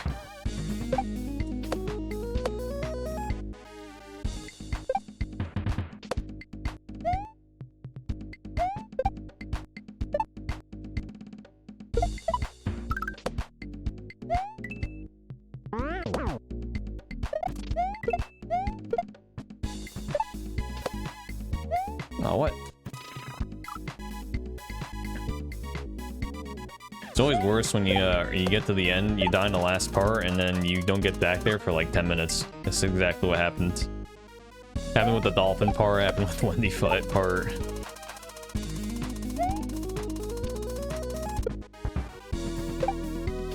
But I mean, this hack isn't as difficult as I'm making it out to be.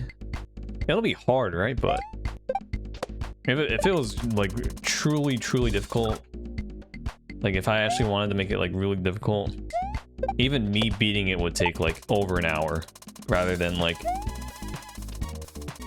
probably on average right now 15 minutes. Some levels took less, some took more. I mean, that's kind of my goal though. I don't want it to be impossible, but challenging enough for people that like don't want a cakewalk of levels.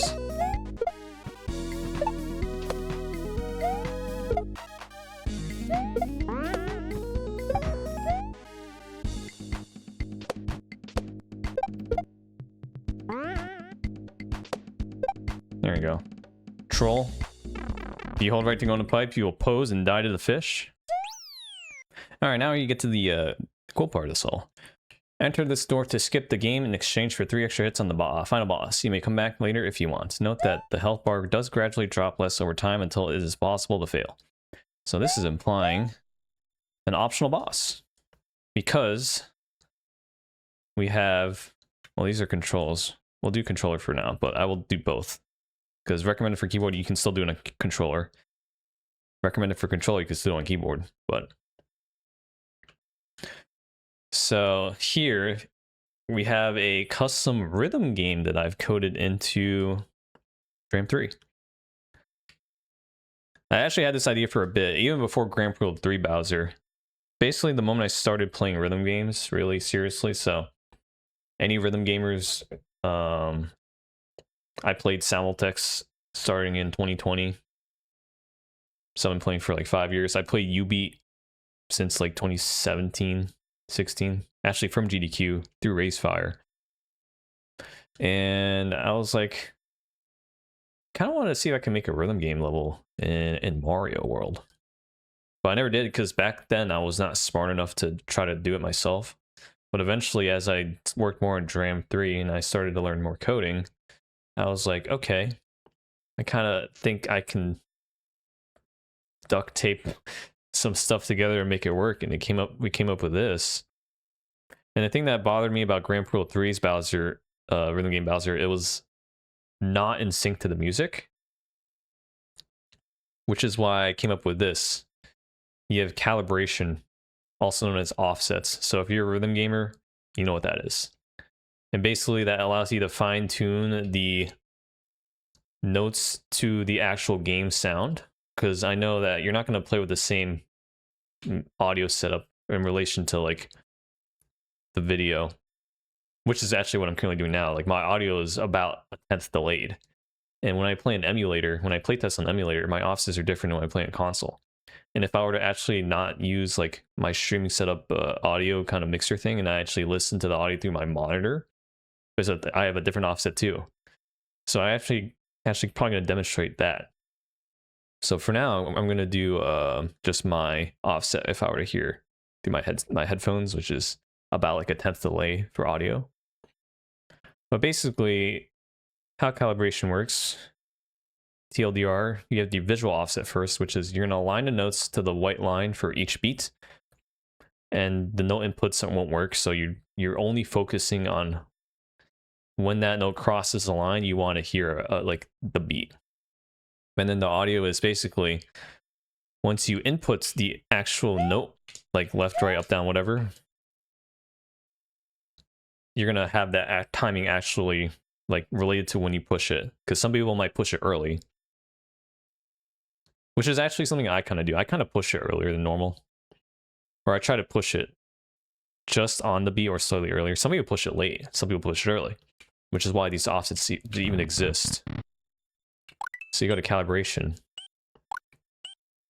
Oh, that's the one thing I need to fix, actually. The plus and minus here have to be flipped. So for me, in my headset, I actually need to go...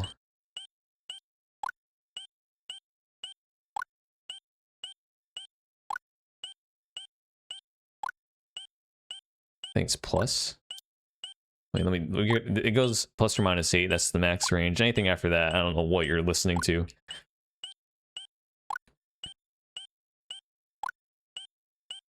Oh, wait, maybe this is correct. I think I had to think so hard on the plus or minus of early. So right now, the notes are actually, because my audio is delayed, the notes are getting there early. So I have to go plus. So that means the notes are going to come down later. So for me, it would be like plus 4. That would be my visual offset. So that anytime I hear the beat, it's right at the line. And it can even be like before or after the line. When I play sound text, I don't like it when it's at the line. I actually like it when it's a little after the line. So if I wanted that, I would go like here actually. Like -2. My offset in sound text is actually like -3 for visual. We'll do +4 for the line. Then audio. So if I'm hitting it right to the beat, it should be perfects. So you can see I'm getting a lot of perfects. So theoretically, it should just be 0 based on my offset. Sometimes I'm a hair early. But you can see in the bottom the inputs. So L, it's a very far left, down, it's middle, left, B, middle, right, R, right. So that way, if you want to do this configuration, you just have, you just have to do like this. Rather than if you do up, down, left, right, or you try to do like, like this. But you have the option too if you want. So we'll do both configurations. So I'll do this here with the left, down, BR. And then I will also do it again with the other configuration, which was what Grand Prix 3 did with up, down, left, right. But you can also use ABYX, kind of like this. And I'll do that with a different visual offset because I'm going to be using the monitor audio. So basically, no matter what your audio configuration is, you use the offset so that you can time it to however you like. No, so it's no like one size fits all kind of thing. But that's my long spiel about rhythm games. And that's why this is optional, because again, people that play Kaizo, they're not necessarily going to be good at rhythm games. And you're not going to get good at rhythm games after like a few hours. Maybe this one.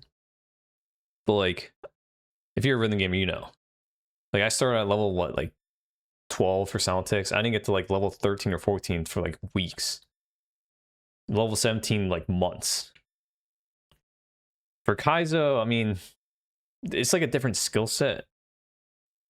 There are people that are good at both, which is why I tried to make this as easy as possible and to make the health bar decrease less each time. Like each time you fail, and this is assuming you hit at least 4 buttons, because if you just like be like, haha, I'm just gonna, you know, walk away and let it run and fail, it won't count. You actually have to at least try to input 4 buttons. Once you fail 40 times or 39 times, I made it so that it's like practically impossible to fail. So that way, if you're not good at rhythm games, you can at least, you know, try 30 times, which is a lot. And then you can eventually pass. Or you can skip it entirely for 3 more hits on the final boss, which isn't too bad. It's like hard, but it's not like impossible. So that's why I decided to just make this optional. But enough of that. We're gonna do, I'm actually gonna intentionally not do a full combo, so I can do the final boss with the normal amount of hits, because the text I went by is if you get a full combo, you get 1 less hit on the final boss. There's no like perfect full combo because I had to time these notes to the song manually, and as picky as I am, and I try to be very meticulous and accurate as a rhythm gamer. Like I've gotten many perfects in Soundtics. I've gotten over 1,000. And for those that have played Soundtics, I have like 70 S pucks. I have 200 pucks on 17s. So my sense of rhythm is pretty good. And I don't want to try to make you get a perfect if I can't even calibrate the notes properly to the song, you know. I also increased the perfect window from 4 frames to 6, or from 2 frames to 4 frames, because I was looking at some graphs, and I think most perfect windows are like plus or minus 21 milliseconds for rhythm games, at least like the smallest window. And I think that's like a frame. And a regular perfect would be 2 frames, because like double that. So then I was like, all right, I'm just gonna make it double that, make it 4 frames, because I'm manually timing each note to the song. And if I'm like off a little, it gives some leeway.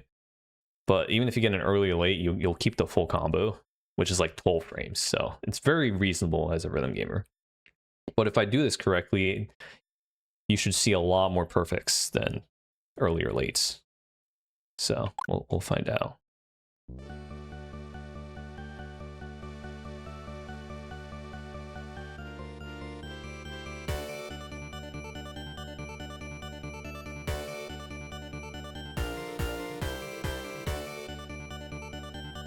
Late and bald. Yeah, nice combo coming. Nice.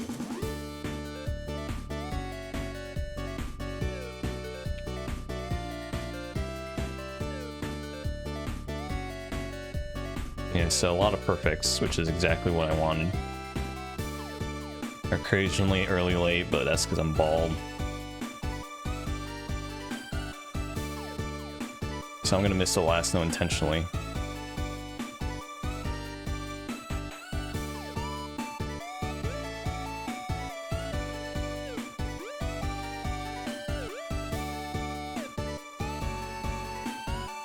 Now that part, we'll see how people aim at that. I don't see my offset can be 1 less probably.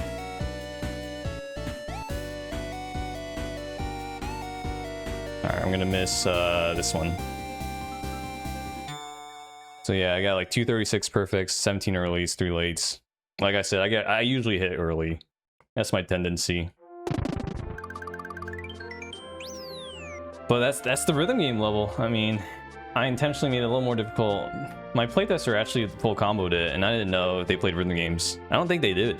So I was like, okay, seems reasonable to me. But we'll see if people get bodied by it. I'm sure the configuration of this will help a lot with the up, down, left, right. Instead of trying to do like, you know, either do this or this or this. Well, I mean, this is what you should really do. But we're going to do that now, and I'm going to now use my monitor input. So here's a YBXA. So let me do this. Headphones off. I wonder if my monitor audio captured through my microphone, but... Oh.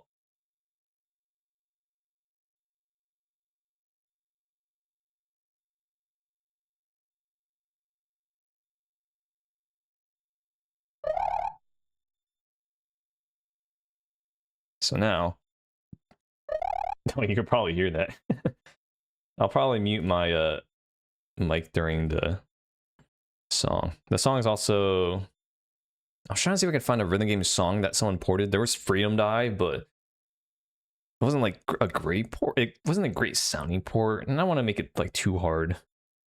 So I thought I would make like a hard version, like an actual rhythm game version, but I just decided not to. But now we're gonna see my calibration here.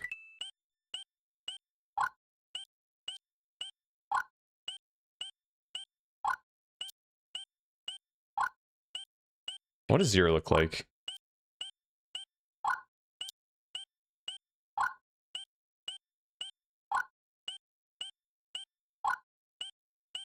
Yeah, it's gotta be like -2. But yeah, you can see the difference in my audio from the monitor and the audio listened to my headphones. And then if I time it with the select, sorry.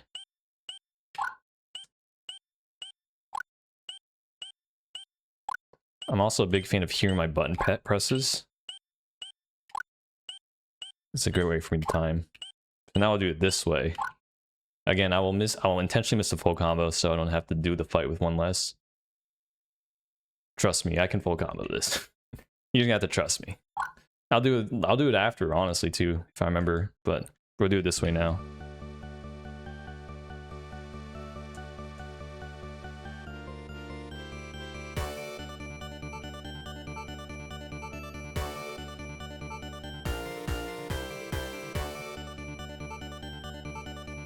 Early, I'm great at this game, dude. Okay, hold on. We're gonna calibrate this. So early, I gotta minus it. All right. Yeah, because now I'm getting late. So if I try to, we'll do -1.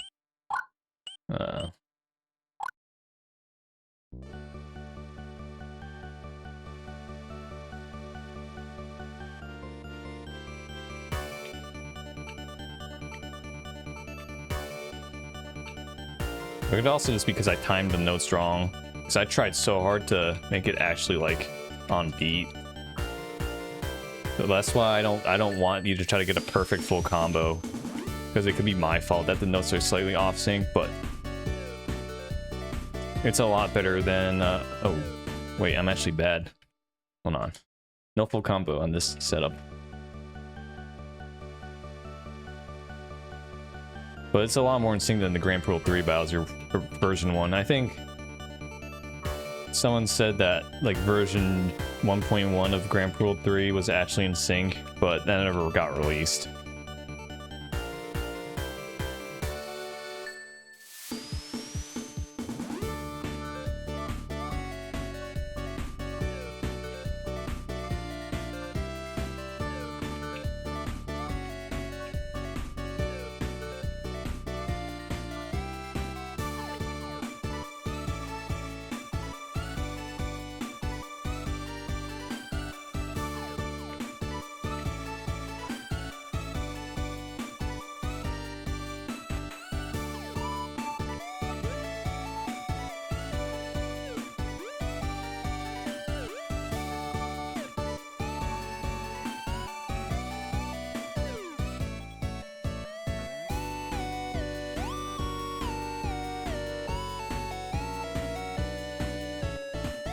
I'm gonna miss in the same spot, basically. Right here. Yeah, so a little better. 7 earlies, 13 lates.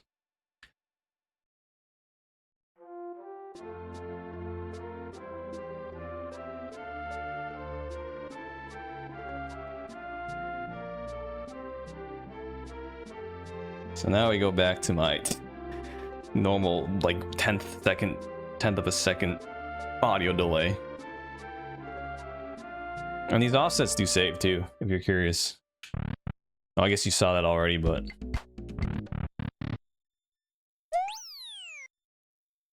so if you're curious what this looks like, it just takes you to the orb.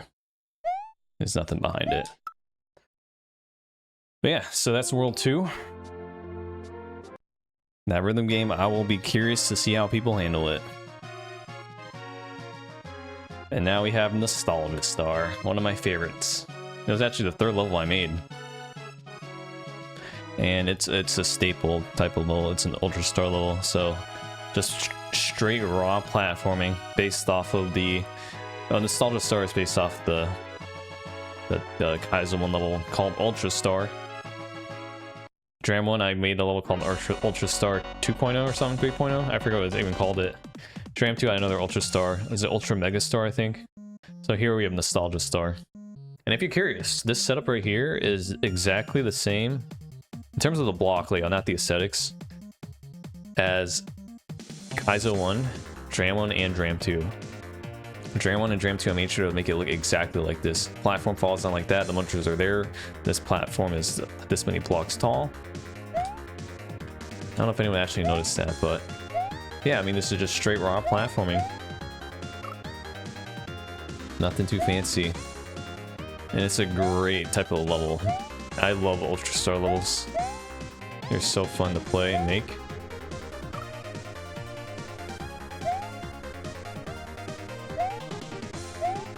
This one, again, is based off of just vanilla aspects with a little chocolate thrown in, so all those platforms, like up and down platforms. But we'll get into this pipe first. And here we have the legendary Proton John. If you're around SNW, you know Proton John. If it wasn't for his Kaizo videos, I don't think I would have ever found SNW ROM hacks. Move faster, Pokey. Absolute legend. And I had the honor to actually be in a call with him during one of his streams, and he was playing, I forget which level, was it Skydio? Because he was just trying to beat one of my Mario Maker levels, and I was able to talk to him.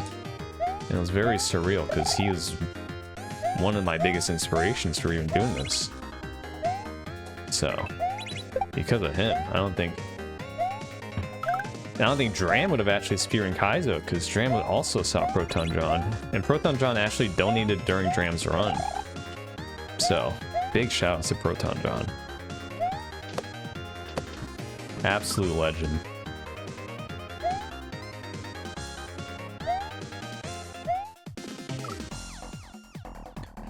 This level is also not as, I don't know if it's because I played it a lot, but this final world is, I feel like, easier than I imagined.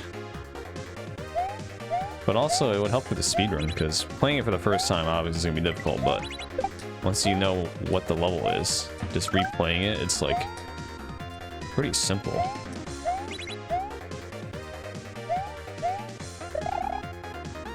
I've one-shotted this before. I almost did, but I just bounced off the wrong side of that.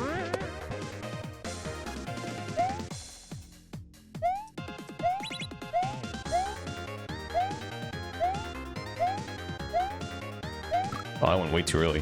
Whoops, I need to do it one more time. That one's a vibes kind of thing. I don't count how many times I jump. It probably would be smart to, but I'm a big vibes guy.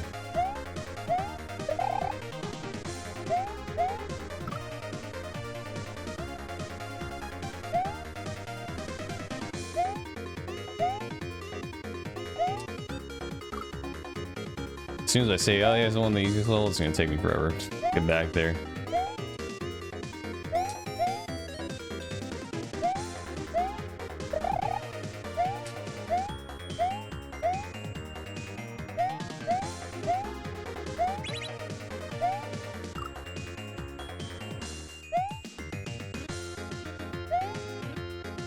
For being the third level, I mean, I'm happy I didn't have to make too many adjustments to this, because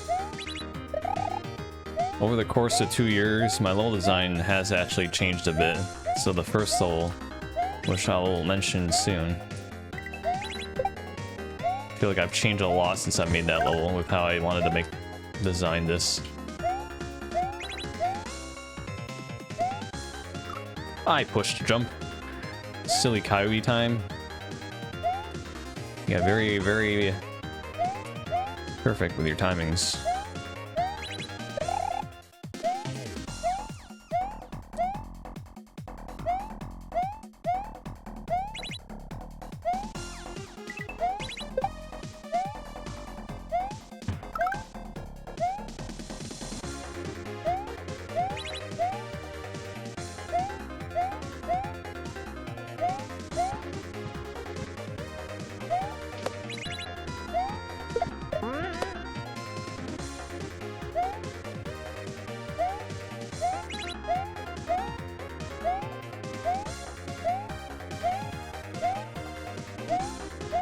Think fast. The return of the troll from level 1. Nothing different. And now we have this part. The second half is always you throw in the carrot platforms here. It's a staple. And the twist with this one is the different colors are different directions. And again, you learn as you go. First time seeing the yellow, first time seeing the blue, and now you kind of have an idea.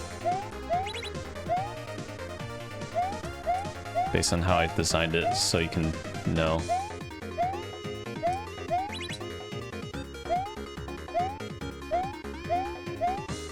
Pick one. It's fast. 2. Bounce off it twice. That simple.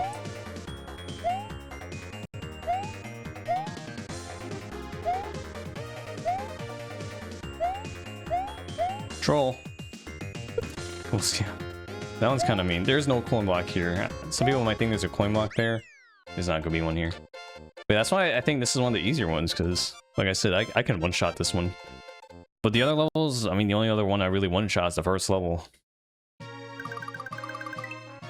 From this point on, it's like, I don't know. One-shotting levels is not too often, at least at the moment. As you play it more, I'm sure you can, but if you're only playing each level a few times, a handful of times, those are the only two I've one-shotted, so. I guess the final world is a little easier. But now we end up with Bound by Blood. This right here is my favorite level I made. And the inspiration is actually from Mario Maker. So this is actually a Mario Maker inspired level. Particularly a level made by Failstream. Now Failstream made a Mario Maker level, kind of a co-op level, where Luigi does absolutely nothing. So Mario has to carry Luigi and maneuver him in ways so that he can win. And then eventually I made my own Mario Maker level based on that. And I figured, I wonder if you could do that in Super Mario World, have 2 players at the same time. And the answer is kind of, because Luigi is actually a fake player. He's like an NPC, you can't actually control him whatsoever. He's like a fake sprite. But he's here. There he is. Luigi can be held and will interact with blocks and enemies the same way Mario does. Note that if Luigi dies and Mario dies, then Mario and Luigi dies, then Mario, and vice versa.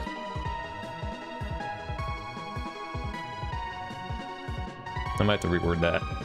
But anyways, so yeah. You can bounce off his head, same with like in Mario Maker. You can bounce off your head. You can grab him, throw him, catch him. He interacts with the blocks the same. You can kill him, and then you die. Kill him here, you die. So that's the basic idea. And I'm very happy how this turned out for a level. So we have the tutorial room. You can also bounce off each other's heads, use this to reach higher places you normally can't get to alone. So it can basically do a shell jump. Well, if I don't suck. Or like a key jump, kind of. Note that Mario cannot grab Luigi while he's spinning. So, something different than Mario Maker, because I think you can grab him while he's spinning, right? If not, then I don't know. But tutorial complete. But yeah, this is by far my favorite level I've designed. You'll interact the same way, and you guys got to co-op it. He's gonna do absolutely nothing.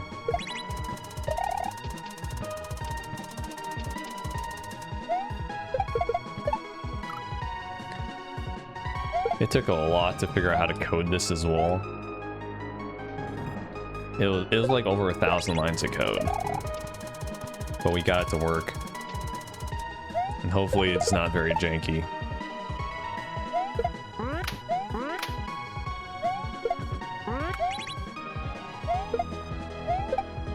I don't know, not too much to say about it. It's just like everything works. This is more like you just gotta watch or play it. It's just so cool. And I've had this idea like pretty much the moment I made that Mario Maker level.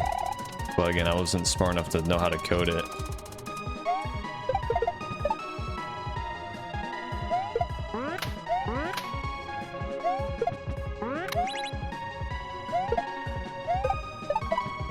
and then you can eat them. Oh, I made it. Okay. No, too early. The hardest part of this level is actually the final part. I actually died on the final part probably like 10 times, and I was like, wow. We did not do that.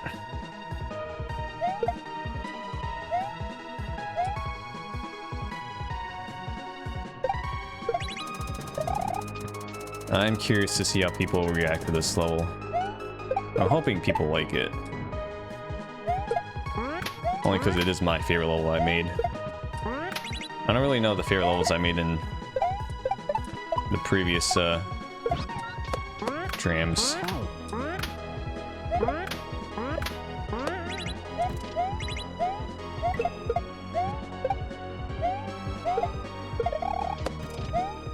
So here's the last jump I'm talking about. I want people to figure out that you need to hit the chuck twice, because the chuck will bounce you like left or right on the first 2 hits, but on the 3rd hit you will maintain your speed. But I always mess up the throw onto him. Alright, now we just gotta not suck here. Nope. Yeah, that's like the hardest part. I always mess that up. I even like try to make it more lenient with Luigi interacting with the chuck first, because if you're holding Luigi right, you'll interact with it. Luigi will interact with it. So as a result, your hitbox of interaction together is like slightly wider. So I try to make it better or more friendly with holding him, at least with the chuck, that chuck.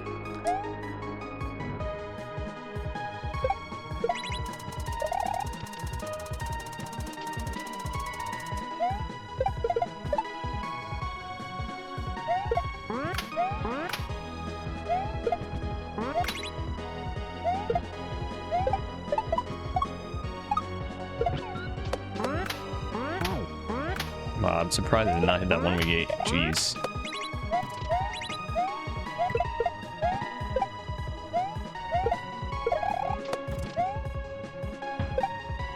Alright, Ouija. You me, buddy. Oh, this one I'm talking about with the grabbing him. I grabbed him and he hit the spike because it was wider. Oh, we're 2 deaths there. Like, are we gonna get to 10 again?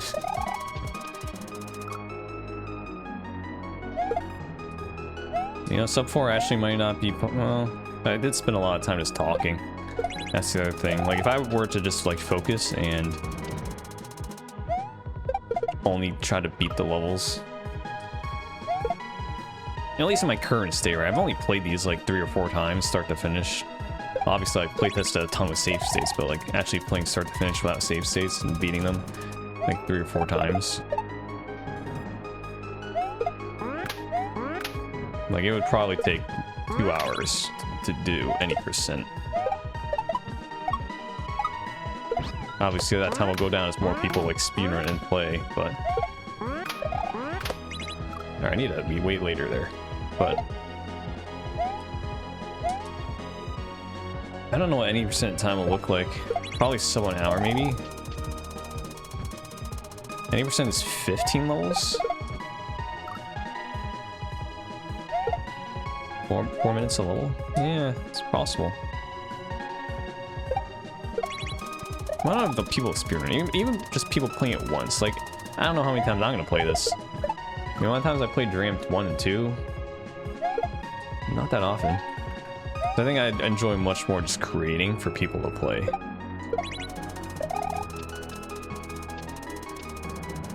And having their first time experience be like very pleasant. Or mean.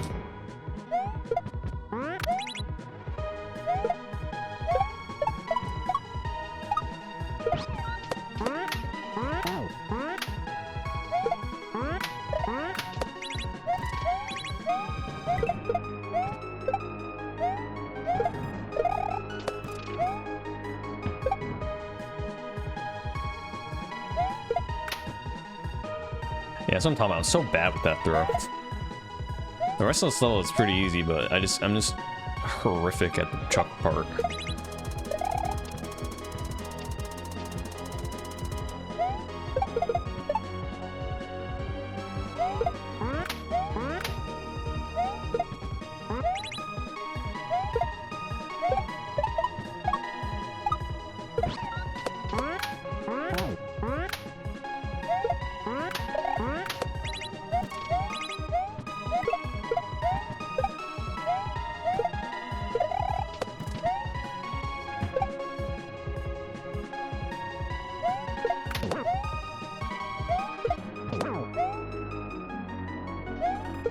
There we go. Okay, so this part. I wonder how many people are gonna hit this troll. So if you somehow get here without Luigi, I don't even know how you do that. Well, I mean, you can just like drop him, right? But you cannot get the checkpoints. But if you do come here with Luigi and then you just do this, I'll be curious to see how many people hit this one. This one is that'd be a golden one to hit. That's one of the trolls I had immediately thought of when I made this level. I was like, I gotta do it. Now, the first thing you might notice here is Luigi's now different looking. He looks just like Mario, and that is just a skill issue, kind of. I didn't know how to make him look like Luigi because that Luigi is slightly taller, and the way Mario is rendered, it's like complicated and kind of out of my scope. So you know what I just said? I just said, F it. We're gonna make him look like Mario, but with a green hat. But now we're on to this part. Press L or R to swap places. The inactive brother does not interact with sprites. Horizontal wrap is also enabled only for sprites. So, left or right. Can't really spam it. There's a cooldown. Can't hold it. I mean, you can hold it, but can't hold it to go back. This wasn't really inspired by anything. There was a GDQ level similar to this where it would swap places back and forth on the timer, but I had already like pretty much made this level before that came out. Because I made this level like a year ago or something. But I'm happy how this turned out, where you kind of have to now, you can control Luigi. So you guys got to help each other. So he's like the little tutorial, right? And now if you try to enter the door though, doesn't matter who enters first, you both need to enter the door to progress. So this part is going to be the very difficult to read type of level, but pretty easy to execute. Like, I'll generally beat this within 5 minutes. I shouldn't say that because I'm going to jinx it, but you really just got to focus on the back and forths here.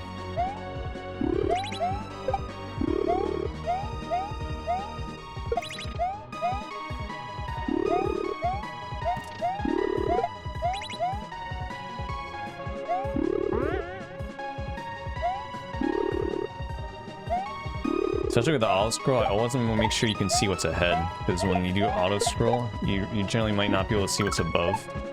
That's why you're always behind the screen.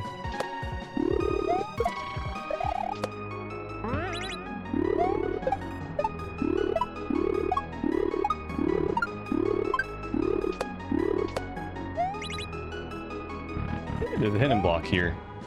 Yeah, like I said, easy to execute, hard to read. But once you know how to do it, it's very satisfying and very, very cool to watch. And then we get to here. You guys made it this far. It's time to part ways. And you'll turn into the orb. But yeah, that's my favorite level. Extremely, extremmely happy how it turned out. We'll see how the auto-scroll part is though. That might be very... not blind friendly, but it's still sight readable. You're just gonna have to do a lot of thinking rather than, you know, you can't see or react to what's going on. That's why you're always near the bottom of the screen rather than having you're up at the top and then you might die an off-screen muncher or something like that. So I was very, very particular with that. But we'll do the secret real quick.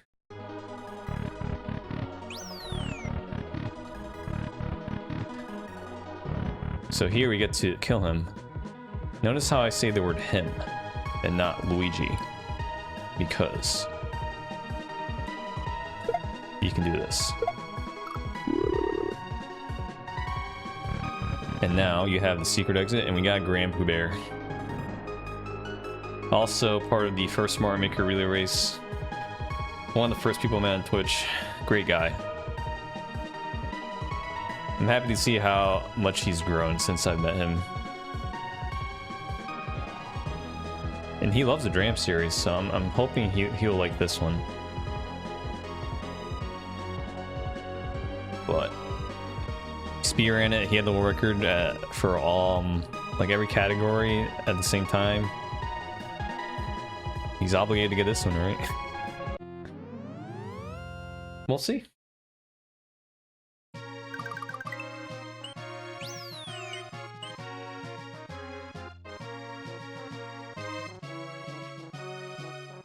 And now we're on to the final level. Until we meet again. I'm so bad at closing out levels, dude. I try to think of like something cooler for the final level name, and this is the best I got. It's mainly just to imply like it's the final level in the final series, final hack in the series. I'm not gonna say there will be a Dram 4. I'm not saying there won't be. There might be a high chance there won't be, but... And this is most certainly not the last hack I'm ever gonna make. Which is why, like, until we meet again, until I make my next hack, if you want to come back and see that one.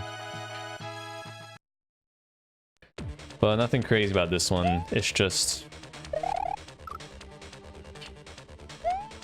lava level. Honestly, maybe Kaizo 3 inspired, because Kaizo 3's final level is up and down lava 1.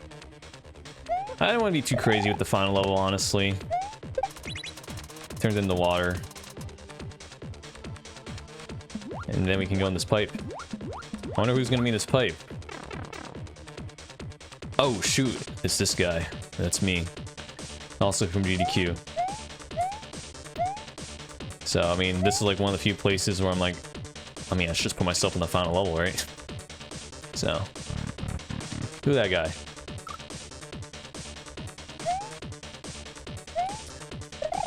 When I actually cared about my hair, now I kind of just don't. My hairstyle. Indicator there because I realized it's kind of hard to see in the water when it's blue. There's another setup where it's like you kind of learn as you do it. Like you're forced to hit the on-off and fall in it. But yeah, I didn't want this level to be like impossible, extremely difficult, but that's why I think this last world is like one of the easier worlds actually. Also, fun fact, that is the only green bean in the entire hack. I don't really use green beans. Actually, did I use them in Dram 1 or 2? I don't know. I have nothing against the green beans, I just don't use them. So, it's interesting.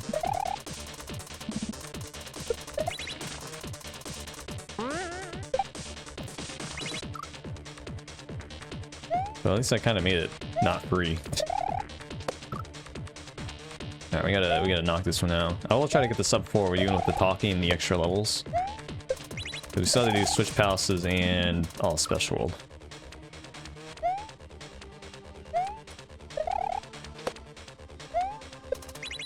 Switch Palaces aren't that bad though.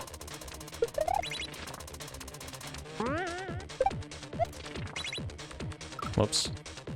But it's also currently 6 AM here. Hey, by the time I upload this, or I uploaded a YouTube video during this recording. Don't worry, the daily uploads will still continue, of course. Again, if you're watching this and you either are new and don't know about Dram series at all, or you knew about it and just want to watch this, thanks for watching this far. I really don't know how many people even care about this, but it's just something one of the few things in life I'm proud of, actually. So I'm happy to be done with it. And be able to release it for people to play.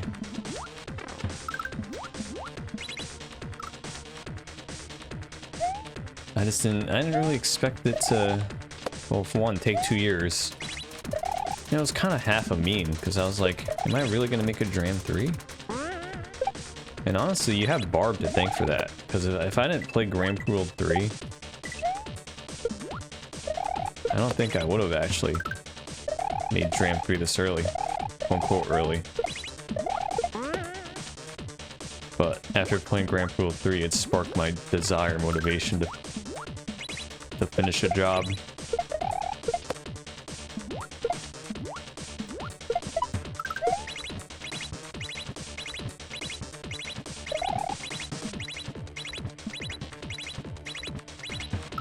Oh, really? Fun fact though, this water does not come back up. I'm surprised I didn't touch that key. But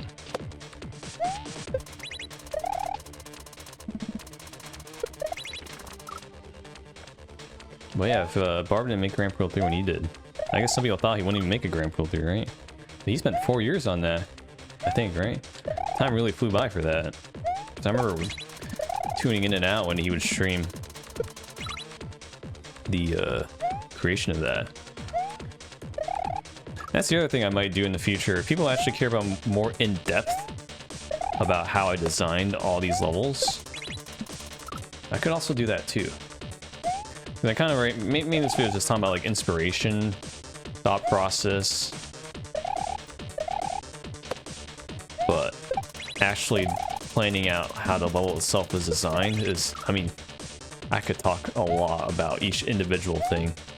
It's a lot. There's a lot of thought that goes into each and every single jump, each and every single block, really. Like the way all these spikes are laid out is very particular. But maybe I'll do that on the side kind of thing, side video. Plus, I'd have to open up Lunar Magic for that. It'd be a lot easier to demonstrate. Same with like emulator. But people interested, maybe. I'll see when I do make my next tack. I will probably stream it and also like definitely talk about what I'm doing. The reason I didn't really stream this is I wanted it to come from me and not feel like pressured either through chat to be like do this, do that, or even just like force myself to make things on stream, because I'll feel bad if I'm just sitting there not coming up with anything, which happens a lot when making levels. Like sometimes I'll sit there for like an hour and not do anything because I'm just like, what do I do next?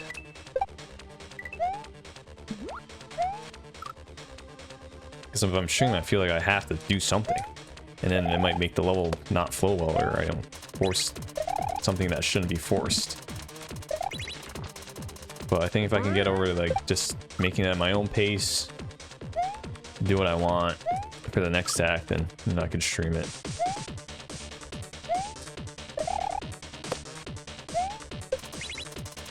Okay, let me actually like focus now.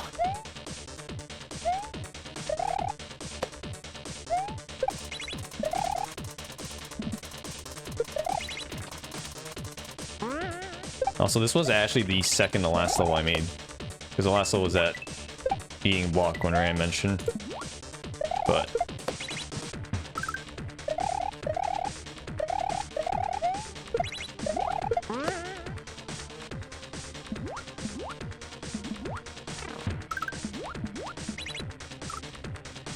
the order I make levels is mainly just on inspiration, and I figure out like order level later. But for final level, I'm just like, it is tough because like, all right, now that I'm maxed down to my level design capabilities, how do I want to end the hack? Which is a tough question, but again, this level ended up just being inspired by Kaizo 3, its final level.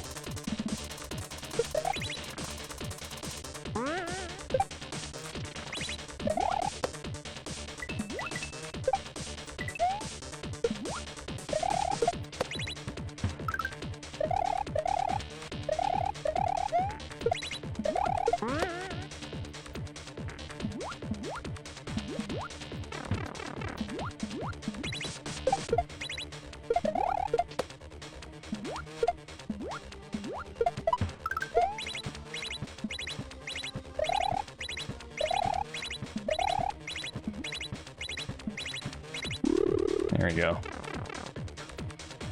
Alright, and final portrait. This doesn't count as a portrait to be found because you're just dumped to it, but here's Dram 55, the man, the myth, the legend.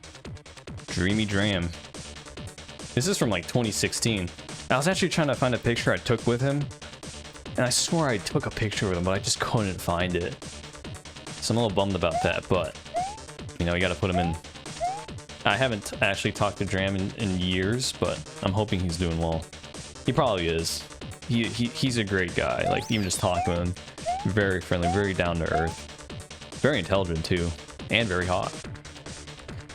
But yeah, that's it for the final level first half, and now we have the final boss, which was actually only recently finished. As of this recording, it was done like a week ago. But shout out to Celiker, made a fantastic boss. But here's just some info about it. Bottoms will explode upon contact with the ground. Only the blue ones are grabbable. Red ones will explode upon any contact. Press select plus R, L plus R to return to this area so you can keep staring at Dreamy Dram. This is also because I think I see in hacks where there's like a final boss, they'll respawn you in like the area right before the boss. And I figured it might as well just respawn you in the boss. And also that way the music doesn't restart, because the final boss music will be a banger. Shouts to TTYD. I'm sure you can probably already guess what song it is if it's a final boss, but again, I don't want this boss to be extremely difficult. I wanted it to be like just like a calm send-off. I don't want to make it like 5-6 hours. And honestly, even as like a first playthrough, it might take an hour, which is actually the perfect difficulty. And I'm not really very good at making bosses. Bosses are hard. So coming up with attacks, trying to be original, honestly, I feel like it's not as great as it could have been, but after playing it, I started to be more and more like, okay, this boss is pretty solid. It's solid enough for my, I guess, my bar. But definitely drew inspiration from Grand Prix 3's Bowser, which you'll definitely see the similarities. Some from Kaiser 3's Bowser. Haven't really played too many other bosses, so I don't. But even just like bosses in general, like I'm sure games like, I don't know, Mega Man, Super Metroid, Zelda, the Dark Soul, like all these games have bosses. I barely play any games, so getting inspiration from those types of bosses is even hard. So, but like I said, I didn't want it to be too difficult. And it only took me like, the first time it took me like half an hour, but it's changed drastically. I've nerfed it and made it more easy to read some of the attacks. So theoretically on a second playthrough or third playthrough, it should take no more than 5-10 minutes, which is exactly what I want. So we'll see. And I decided to actually keep the number of hits secret. But I mean, if you're watching this, it's 9 hits. You're gonna have 3 phases. 3, 3, 3. So again, shouts to TTYD, Shadow Queen, got a banger. Also, shouts to Mario Maker. I was trying to figure out what graphic I want to use for Bowser, and guess what? Mario Maker's Bowser. Pretty good. So that's where we decided to do for that one. But there's only like 7 attacks. But each phase has a variation on them. Except for the jumps. The jumps are the same, but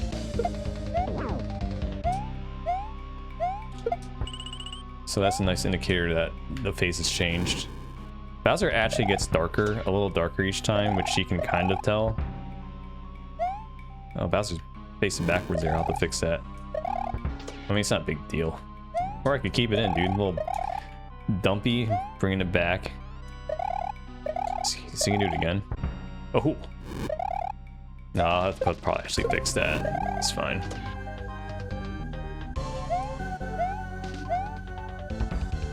That's funny. Why is he doing that now? He definitely didn't do that in playtesting earlier.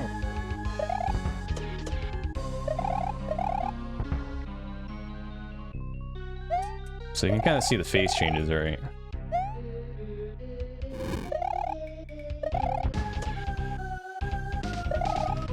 Phase 2 is not too crazy.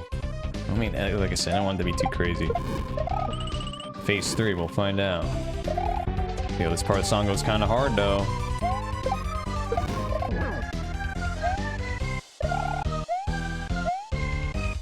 And then we go back. You can see Bowser definitely being darker, right? Yeah, that attack got buffed. It used to be like free before.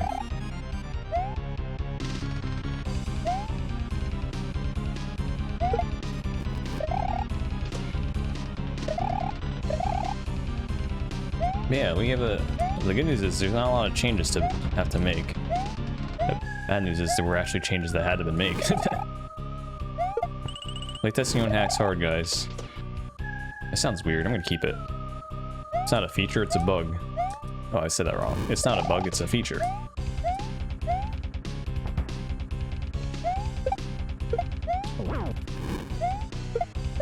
Oh, that's gonna explode if I didn't do it.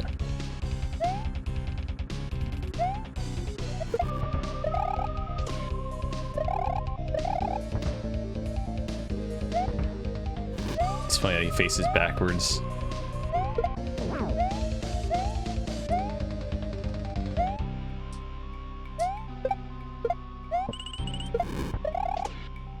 Oh, we got lucky with a double hit right there.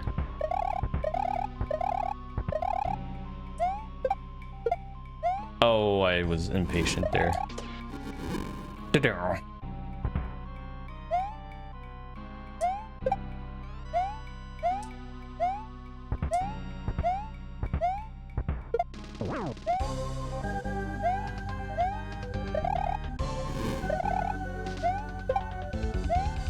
I forgot how many hits we're at. Probably tunnel hit, right? Oh no. What is? Yeah, see, like it's oh, it's sub 4 actually. Look at that. I'm gonna keep the timer running, but I just wanted it to be like a cool, chill send-off for the journey you went through. You did it. You should be proud. And after 10 long years, I did it too. Our journey together is finally over. The series has come to its end. Okay, maybe I cannot confirm Dram 4 after writing that.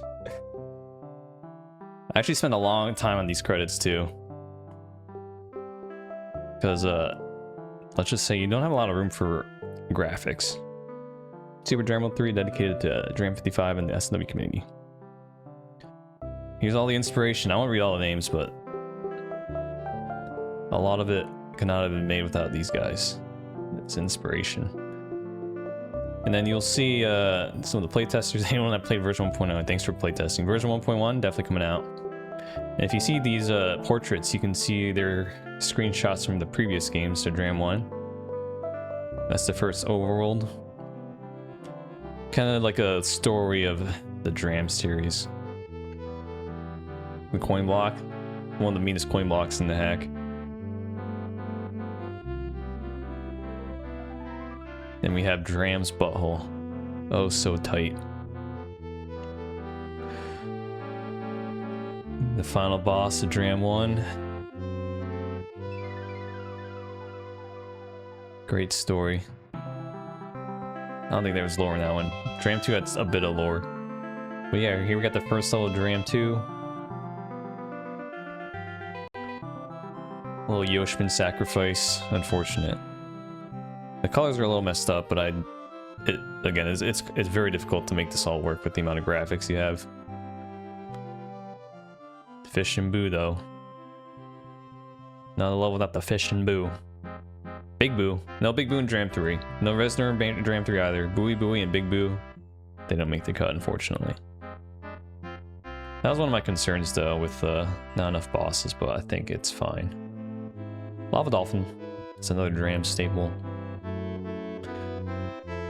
And then we slowly get into Dram 3. Luigi takes his revenge. There's actually it's like a hint if you didn't get the secret exit. Twitch chat, but only if they type, dude, the fish. Ooh. Again, special thanks, Composer, helping with the audio, Celicar making the fight. And especially you for playing this tag. Making levels for other people to play has been and always will be my passion, and words cannot express how much it means to me that you've dedicated your time to beat this. So from the bottom of my heart, thank you for playing Super Dram World 3. It truly means the world to me. And thank you to the SW community for being my second family. Even just watching it. Thank you guys so much for even just watching this. If you don't even play it. I mean everything I say in those credits, because I've been making hacks since 2008, literally like more than half my life. And I knew immediately after playing around with Lunar Magic, this is something I really enjoy. And being able to do it to an extent as a career, I'm forever grateful for anyone that just watches. Because we've gone from this to Mario Maker, where I can still make levels there. Even though I took a break, it was to work on this for 2 years straight. And then have people actually look forward to want to play it. It still blows my mind. Like I'm just a guy that just likes to make levels, and to see that many people want to be or just be excited for this, it's a surreal feeling. I'm not the greatest at like showing my appreciation, but like Even if you just watch this video, thank you so much. Like, this isn't any of my normal content. This isn't Mario Maker. This is just me rambling for 4 hours. It's gonna be longer because we're not done. We still got 8 levels to play. About, you know, just what I've made the past 2 years, and then consequently what I made in the past 10 years, even further back. So really, thank you guys so much for watching, and we're still not done. Maybe this video will be concluded just because it's a little late, but I want to get this done before I release it. So, if I break it up into 2 videos, we'll see in the next one. If I don't, well, we'll do the post-game first. We got some stats. This is actually one of the few things I look forward to. I'm a big stats guy. So you can see how many deaths I had, 351. It's not bad. Trolled. I got trolled 7 times. Well, I hit 6 of them, some for demonstration purposes. Oh, it just says hit. It didn't say you like had to die to it. I didn't find any helper fish. Yum, 0 for 4. Exits completed. Oh, let's update that. No, I guess I'm correct. 19 out of 28. No, I say we have 8 exits left, but that's because one of them is a free exit. We found 15 out of... No, oh wait, we need to go back and find some of these portraits. Well, not find, but I gotta show them off. But yeah, it's not a hack without them all, you know? Anyways, so here's some other stuff. Barb's portrait room codes. So if you don't find Barb's portrait, like if you just don't go in that room, or you don't get it, like you try twice and you're like, F this, you can actually go in that room and type Barb Saxy and you'll automatically pop up Barb's portrait. Toggle title screen, don't worry about that for now.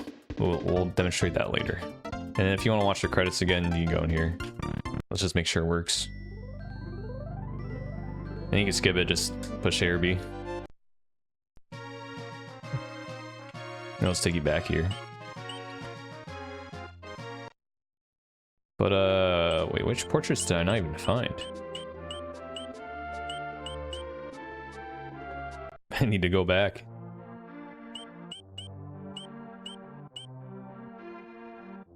$15. I don't know, but we're gonna do this anyways. So let's start doing the yellow switch palace. So here we have each switch palace associated with a specific Yoshi color. So yellow Yoshi. Each Yoshi does a different thing. This one is actually inspired by a GDQ race level. I forget which year it was. 2022? Where if you land on the ground, you will just make all the enemies go upwards. And that's basically it. Pretty simple. That's why it's in World 1. There's a portrait up here. You can stand on the muncher if you want, but I'm not gonna force that. Mightster Mighty Mouse. He was the runner at he ran Grand Pro 3 at GDQ, and it was actually hype because he last lifed for the final boss because they were like, alright, this is literally your last attempt, otherwise we're cutting it. And he clutched it out. So this is him during that run, actually. He's intense. He was actually going to be a playtest originally, but I think he decided to want to play it blind, so we'll see how he likes it. I hope he likes it. I hope people like it. But who knows?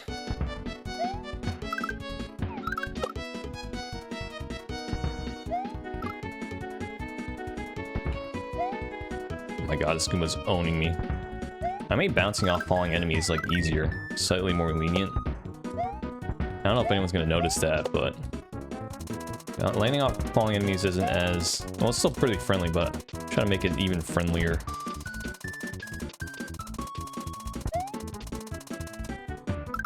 The Return of the Dolphin.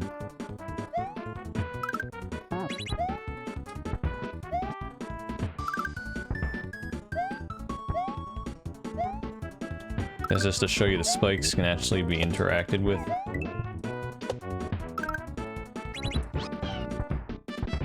Here with the L buttons.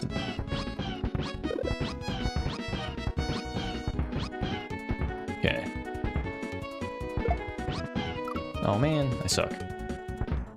That's one of those situations where if you try to use A I mean, it's possible, but it's like harder. That's why I like using L or LNR for that.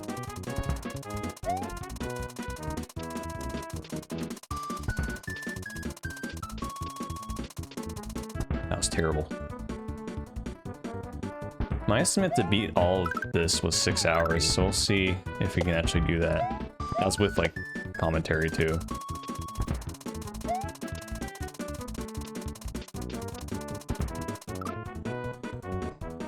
The Switch Palaces shouldn't take too long. It's just Special World I'm concerned about.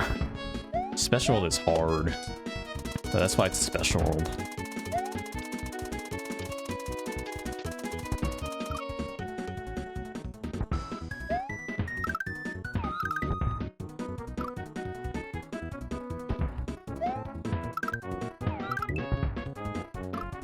Okay, I need to be a little lower than that.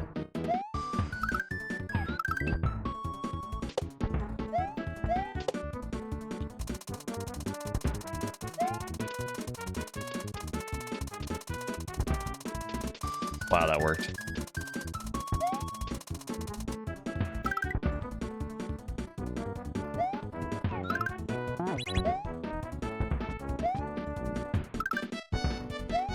Fun fact, you can actually go through the bottom of that shell with Yoshi. And I figured, I'll keep it. If you want to do it, go for it. Doesn't really change much.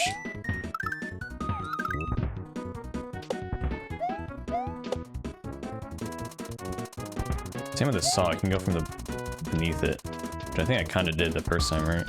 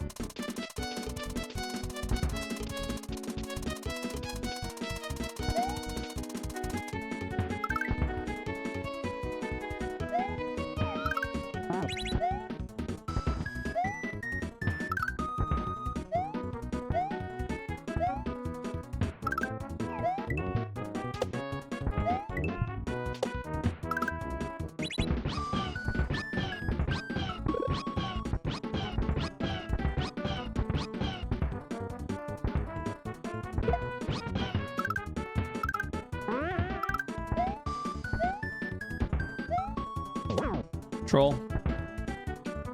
Trying to make it a little more evident with the different colored muncher, but that troll's a little mean. My playthrough just said it was pretty mean. I was like, I'm gonna keep it. So this is very important, actually. Okay, Yoshi's not hopping. That's okay. Actually, like, that's just demonstrate. But I actually very much care about yumps here, which we'll get right now. Nope. So yumps are actually important because with each failed yump, the probability that you will die in the final Switch Palace and with a failed yump increases. So it's not mandatory, but your chances of missing it or dying do increase.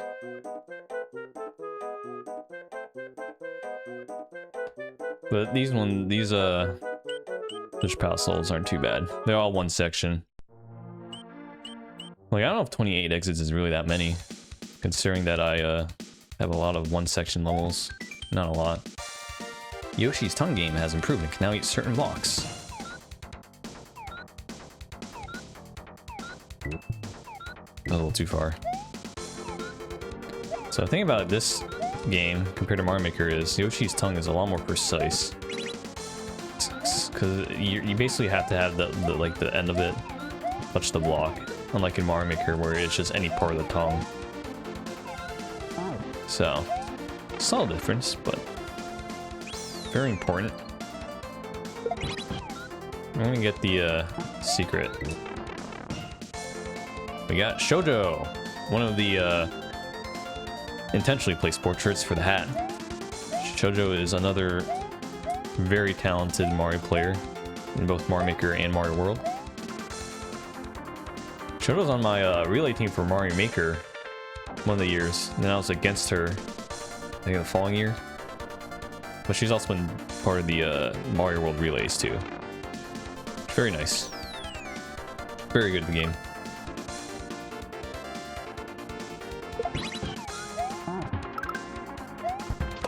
So yeah, here we got the cement blocks again. Remember what we said earlier about cement blocks? Surely there won't be a troll, right? That one you only need 4 out of 5. A little bit of leniency there. You don't need all 5. Eat spits. Great indication, right? Eat.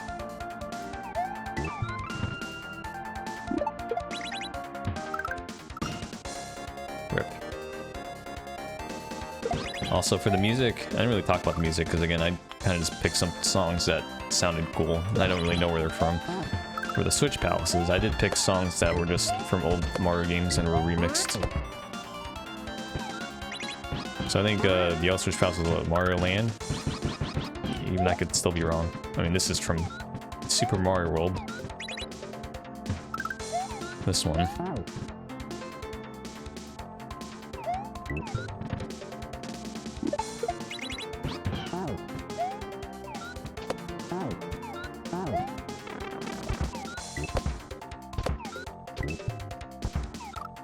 Dang, I always mess up that.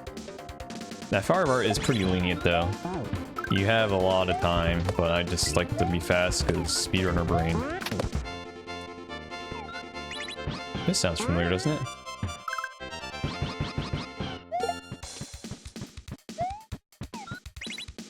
Oh, I went too early.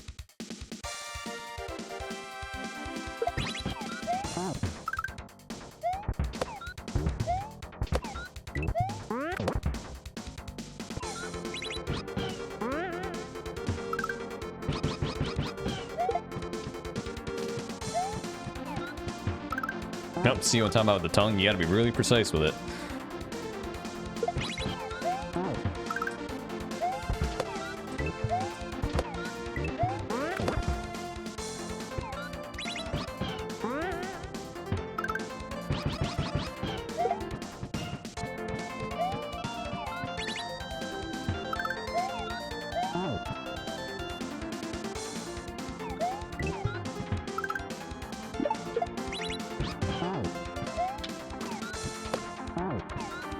Let's cut that a little close.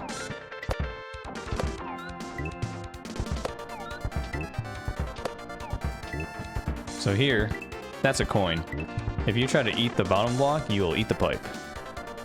You can eat this one though. But that's just to show you can eat a pipe, and then that's how you find like the portrait. Anyways, I need to hit a yump here. Wow, I am 0 for 2. That's not great for me.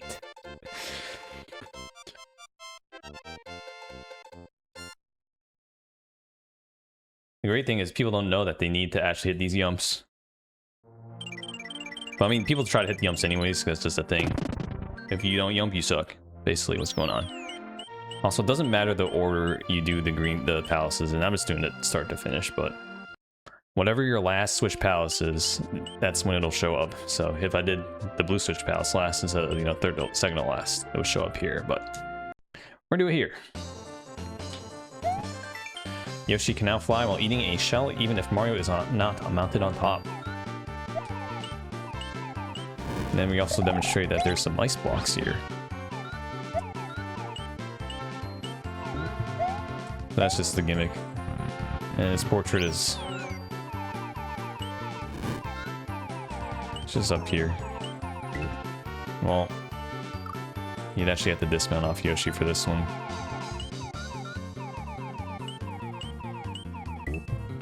Actually, maybe you can make it. I don't know. If you make it, cool. If you don't, it's cool. We got double tofu here with hair.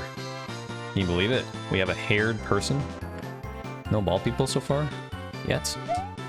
Tofu's been part of GDQs for a bit. Met them, I think at Kaiser Coliseum was the first time I really met them. Very chill guy.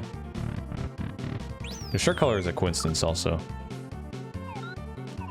So this level is actually taken from past me, from that same hack I mentioned that I was working on from 2018. It had some slight modifications, but not a lot.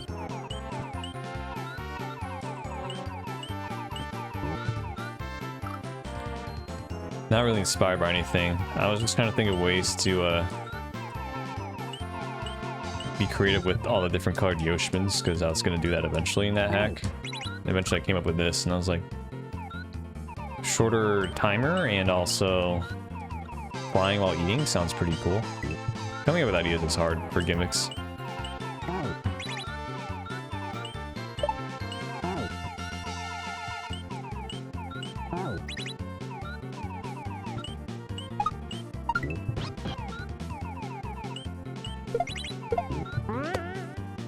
Oh, I forgot to eat it.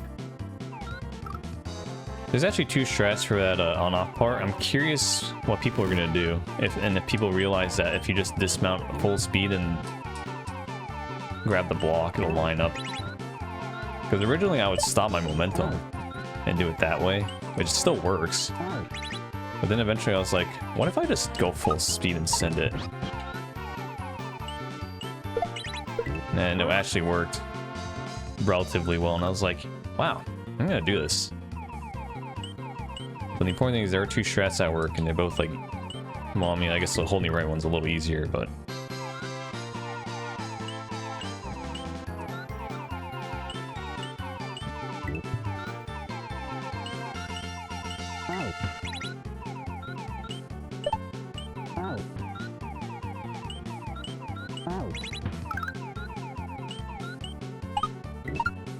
oh, got there a little late there.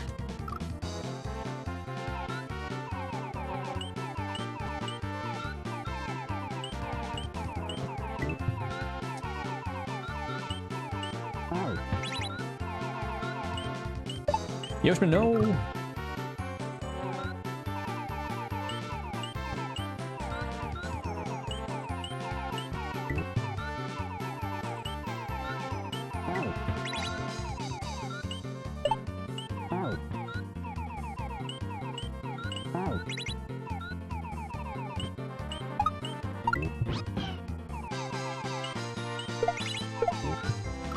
Dang it.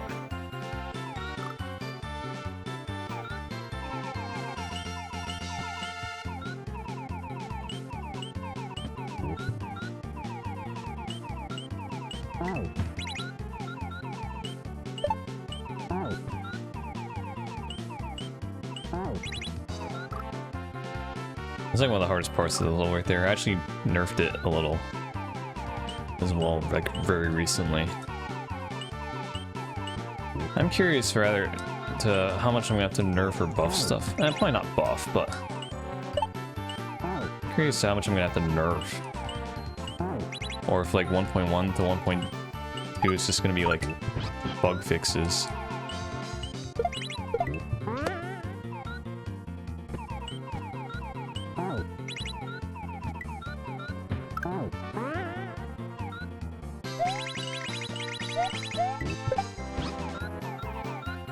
Whoops.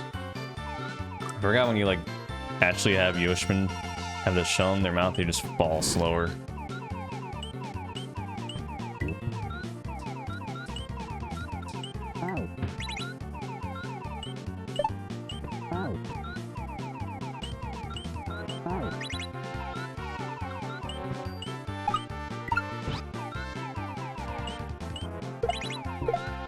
Oh yeah, it's just like there.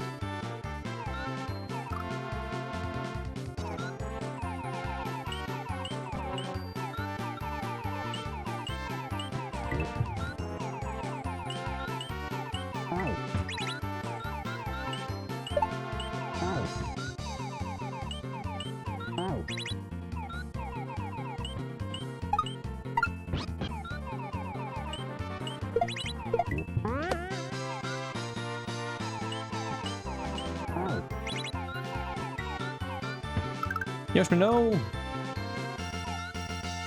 think out of the 4 Switch Palaces, this is maybe the second hardest one? Or hardest one?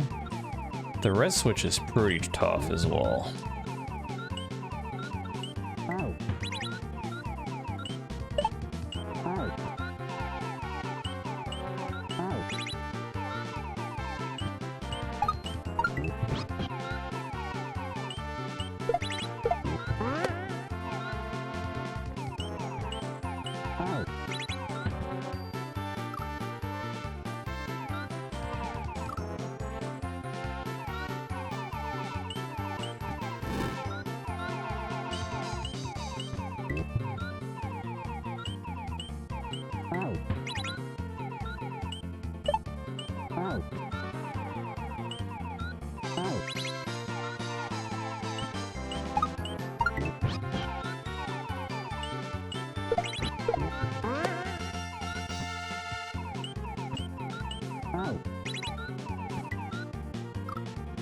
Can't believe what was I gonna say? I can't remember. Never mind.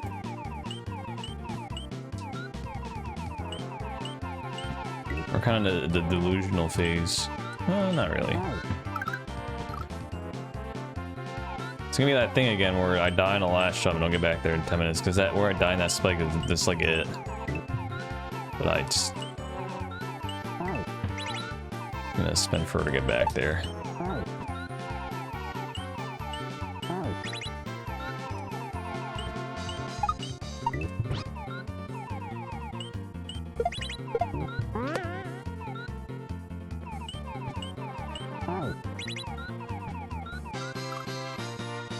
I'm dismounting way too early.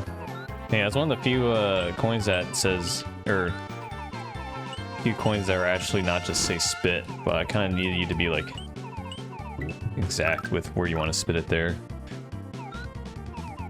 I could have maybe put the spit there on that first green coin, but that's okay. Like this one. At that point, it's just aesthetics.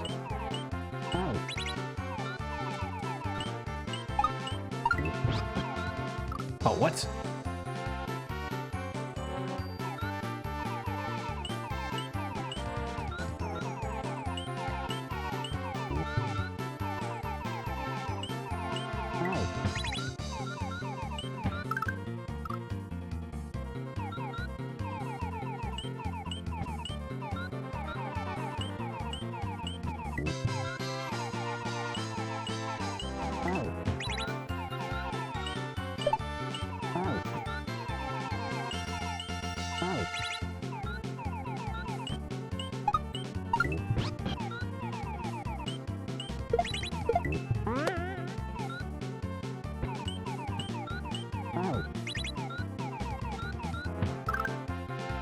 Damn. Okay. I guess after playing for 4.5 hours straight, I do get a little bit of regression, but I want to finish this one out.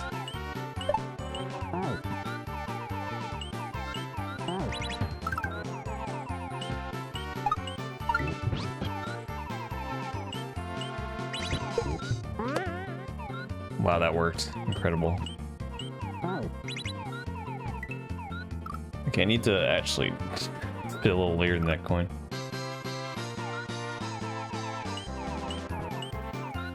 But I want to also play this as late as possible because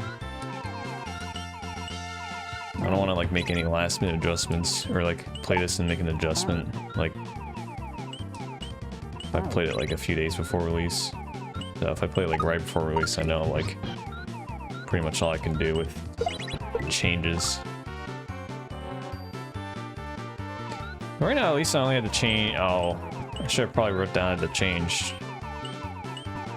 Well, if you see those things in the hack that said I was going to change, then you know we got things to put in 1.1.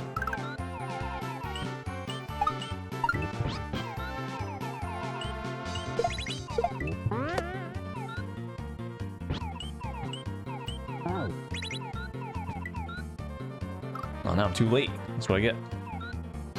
God, I hate when I literally just about to beat it and then I can no longer do it.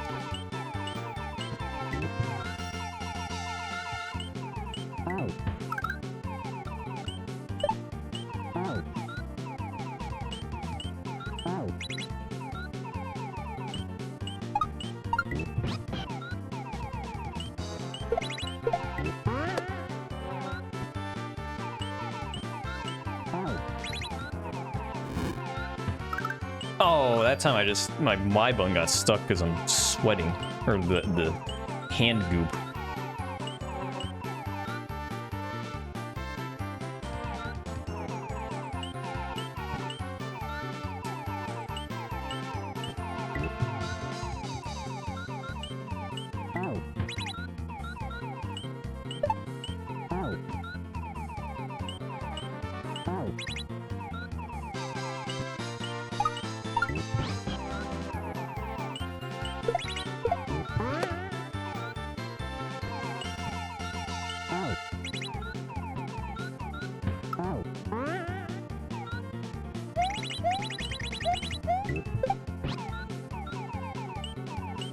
There we go. Alright, there's a coin block in that pipe.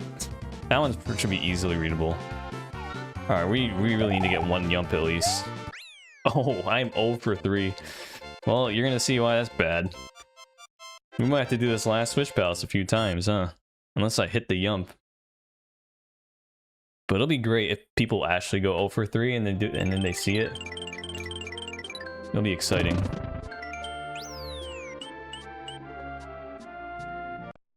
But now we can actually just use this as a kind of a reference. Because the portraits found...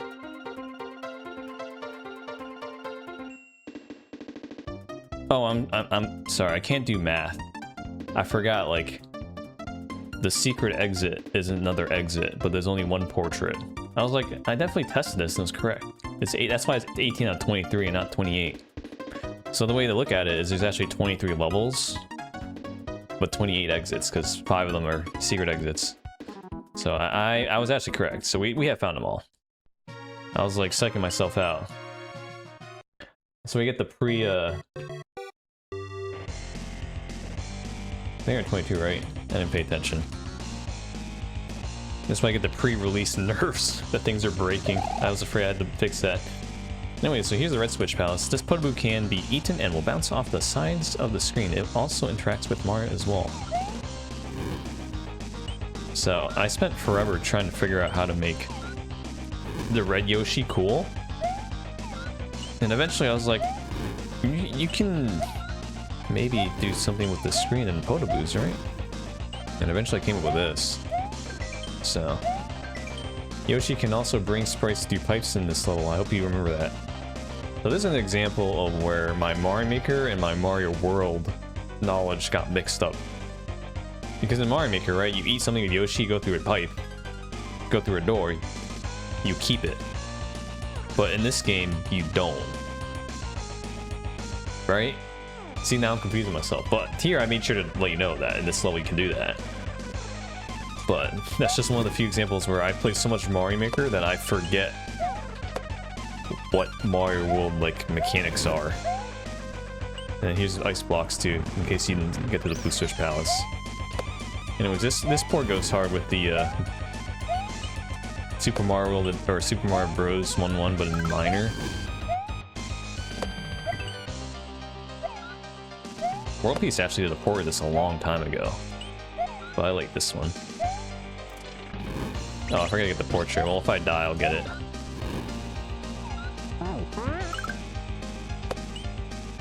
Originally, this had indicators on when to eat and spit, but I decided to take them out because I think based on how I set the level, it's pretty much implied that you're always going to need to eat it when you don't use it. And to help enforce that, I try to make it so that you can see ice blocks. Like right there, you can see there's ice blocks. But then after you do this level a few times, you're like, oh, okay, yeah, I need to, there, you don't need the Powerup. Here's the last pipe, though. We have DGR Dave. There they are. If you're watching this from Mario Maker, you know who DGR Dave is. I'm glad to have gotten to know him over the years. He's great.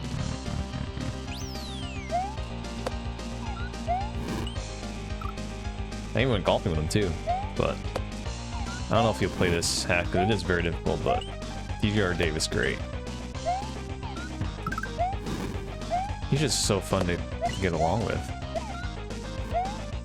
I've heard him swear too, guys. This is a big moment. I was like, I need you to swear, and he swore. And I was like, oh my goodness, he did it. I guess a lot of you probably haven't heard me swear.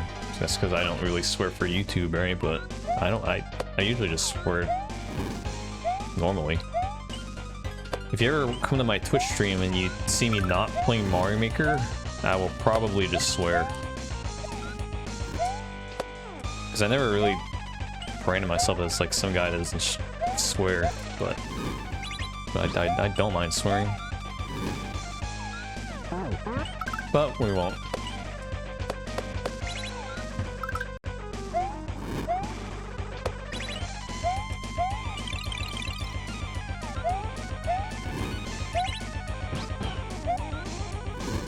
Oh, my L button.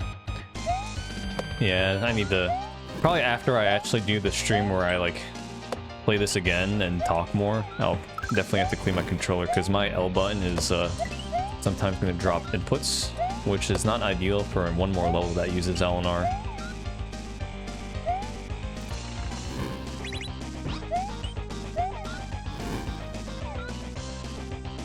I'm also really happy how this level turned out. Originally, it was kind of janky because the fireball hitbox to hit the ice block was, like, both small and inaccurate. Like, you'd have to spit it out lower than you think. So I spent a bit trying to fix that, and now it's a pretty big range, so you can hit above it a bit and below it. Basically, if you see any part of the fireball touch the block, it should hit it.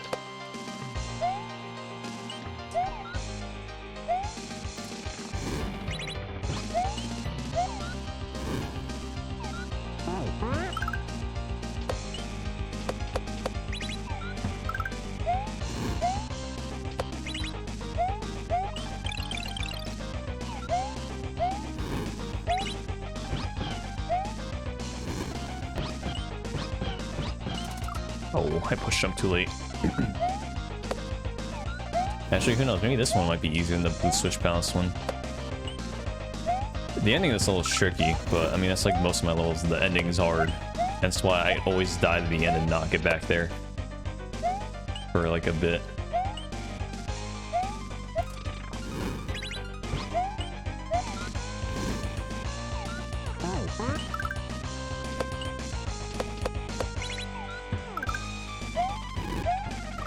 Shoot. Sometimes I get distracted by the music. Sometimes this goes too hard. I wonder how many people actually use the mute function. Hopefully not. That means I did a good job selecting music. Selecting music is so hard. I think if I ever make another hack, I should have like dedicated music selector, overworld designer, because I did like everything. I chose the music, chose the graphics, made the overworld. Like just only having to handle level design and not like aesthetics or anything else. Because I don't know if my aesthetic decisions are the greatest.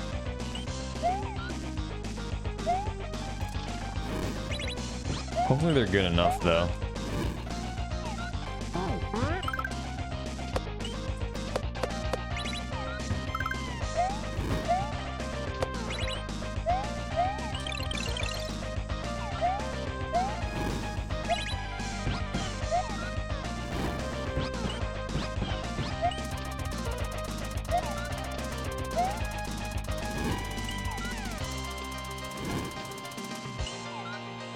That grab right there is very difficult.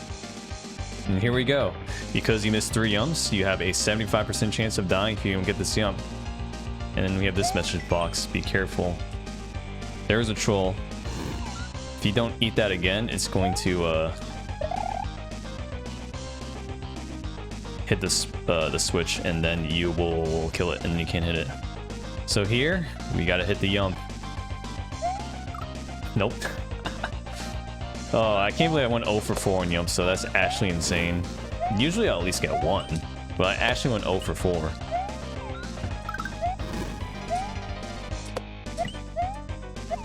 But if you hit the yump, you won't die, so. But now I get to do it again. So in theory, I only have to do this 3 more times if I...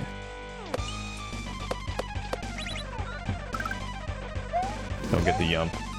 In theory. Obviously in practice, probably not. So I'm gonna get lucky and get it. Next try.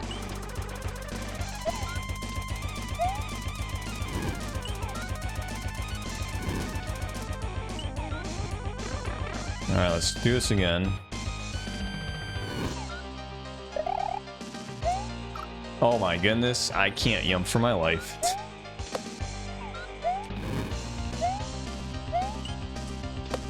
Well, I mean, we're getting better this level, I guess.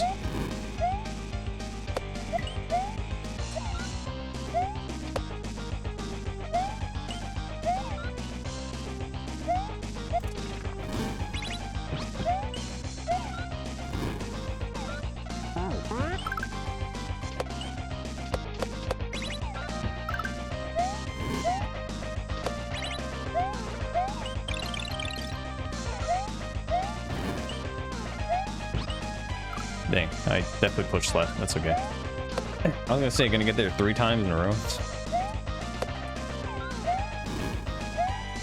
But hey, I can't be mad, man. I put this in. I'm 0 for 5 on yumps. The frame perfect trick, man. And the strat is actually you want to push A then B like 1 frame apart so you maximize that window, and I'm still missing it.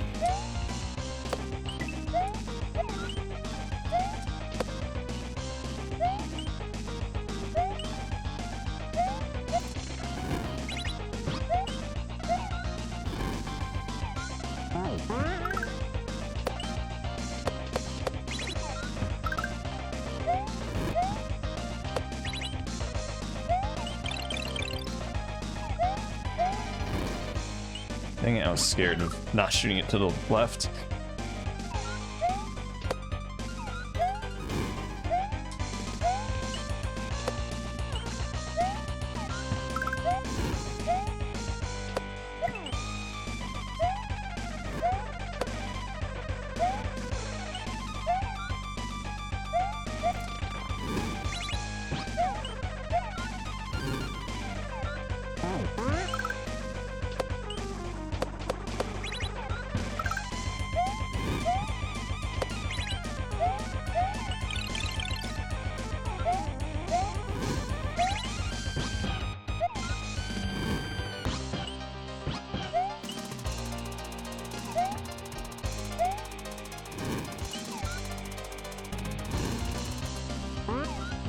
No.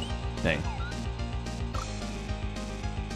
I feel like I should have picked the different one to do last in case I did miss 3 humps.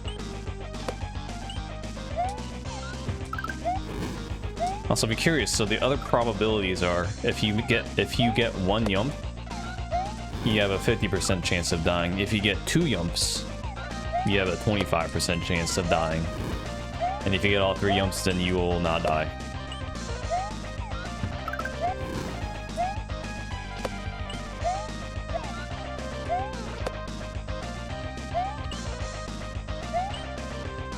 That's your reward for going 3 for 3. You can go 3 for 4. You'll be fine.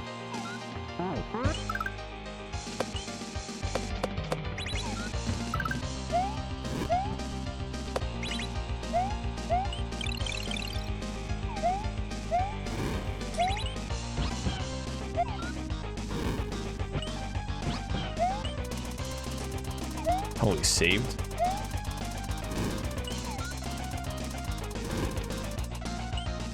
Oh my goodness, dude! I'm gonna play this level and beat it like 10 times, but without beating it, you know. I'm gonna get so good at this level. That's okay, because when I play it on stream, it'll be like, wow, you one-shot that. Oh, I missed the yump again. Look, I only have to miss that yump 2 more times. In theory.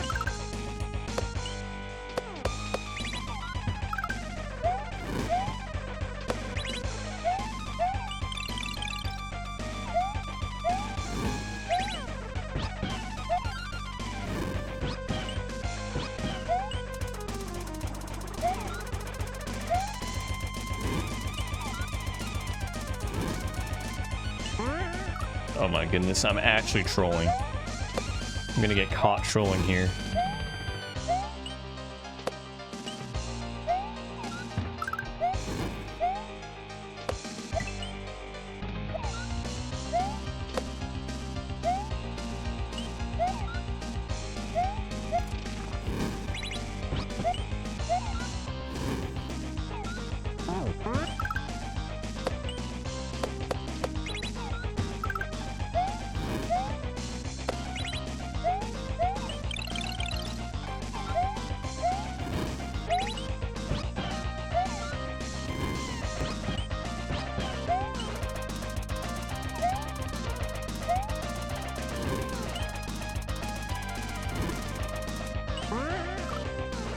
Alright, we're gonna need to actually not suck. At this point, it's just like, there's nothing too much to say about this level other than just don't suck.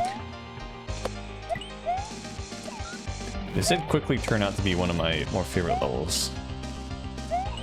One thing that people might not realize is that you can actually die to the fireball when you do that. If you go too fast. That's why I do like a little turn back. I'm sure people will figure that out eventually.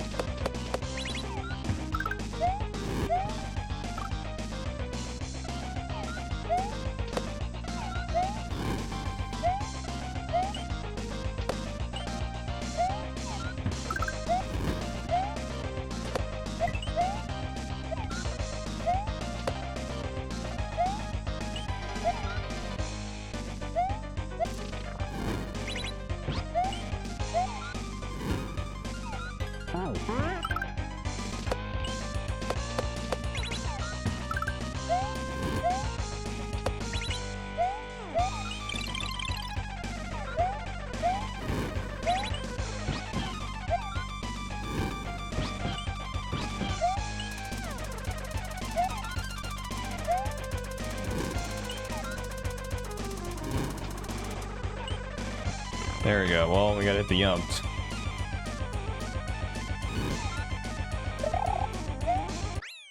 Alright, we didn't hit any yumps, but that's insane. I went 0 for 6 on yumps, but we didn't die.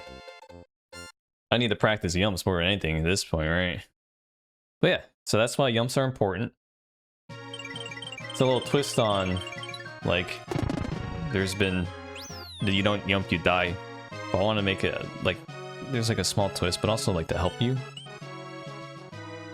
And I figured that was like a fair way to balance it. Especially if you get all 3 yumps before. You don't have to worry about the last one. But man, I was struggling. I wonder what I was doing wrong. I might have been hitting the jump buttons too early. But yeah, here's a free exit. You go here and then... Yep. I'm curious to see if anyone could somehow cheese this. If you do, I mean, I don't know, it's nothing really special. It's just Special World. You don't get anything. Spoilers, you don't get anything for beating Special World. Oh wait, that's a lie, actually. We'll talk about that later. Okay, I shouldn't say you don't get anything like useful for the speedrun. We'll say that. So if you were tasking it, then I don't know if there's any reason to do this first. But yeah, now we're on the Special World.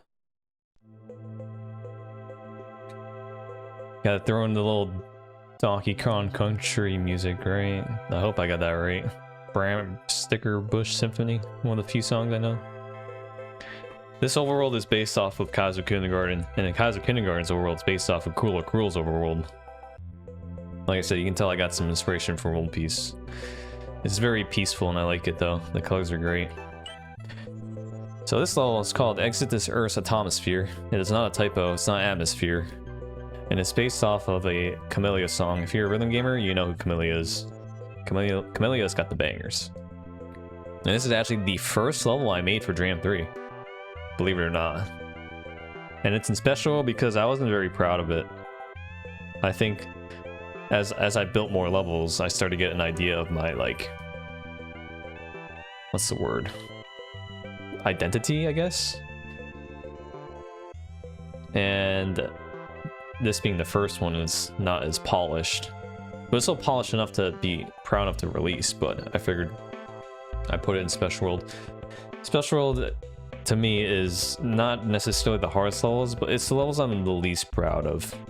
That's why that message box back said there, you should only come here if you're a completionist or you really like my levels, because I don't, these are my least favorite levels I made. But yeah, we'll start off with level 1. We'll see how long these actually take. This one's not really based off anything, but I figured I want to make a level with a lot of flying things. So that's why we have wings on, like, everything. You actually saw there's a winged invisible block. Something Mario Maker has. That, Mario World doesn't. Believe it or not.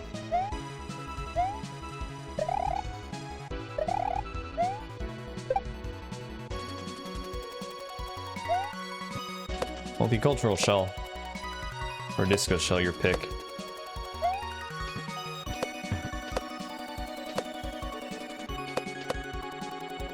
Dang. Jessica hates the multicultural shells. Or the disco shells. I didn't put too many. I actually I don't hate them, but I don't necessarily like them as much. It's also another reason I put this in special world, because like, that last part was very changed too. There was a lot of multicultural shell movements and like obstacles, but then I was like, I'm gonna just, I don't know, I'm just gonna throw them out. And then I nerfed it a bunch. So now there's not too much disco shell riding. I'm kind of indifferent on them.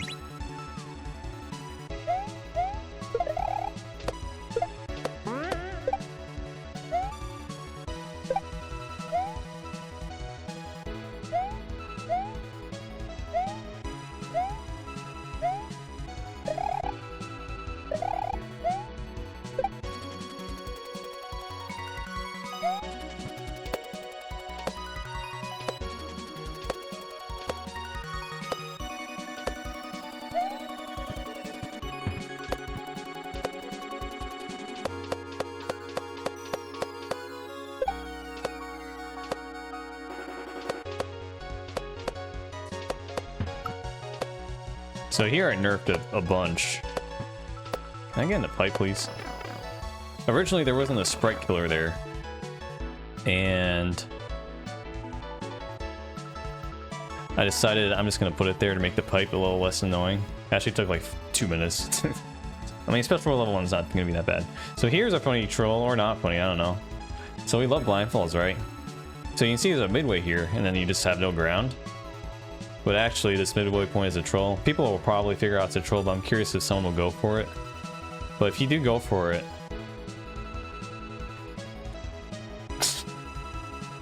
This is so...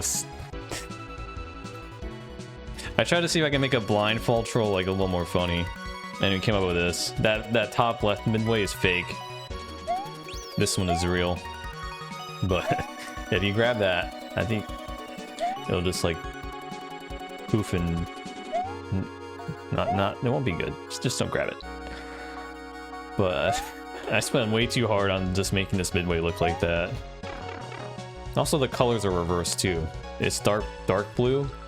It's supposed to be on the right, and I wonder if people will notice that. It's another hint.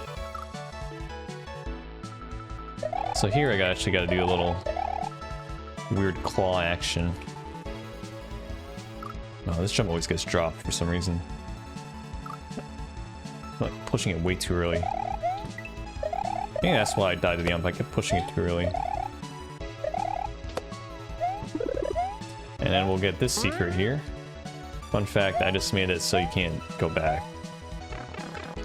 Who's it gonna be? The bald man. We got Orator. If you're Mario Maker, you know Orator. My goal is to get him to play ROM hacks. He said he might play this too. It's a chance we could see Orator ROM hack arc. But despite his persona on stream, he is very friendly off stream, and he actually talks. He's a chill guy.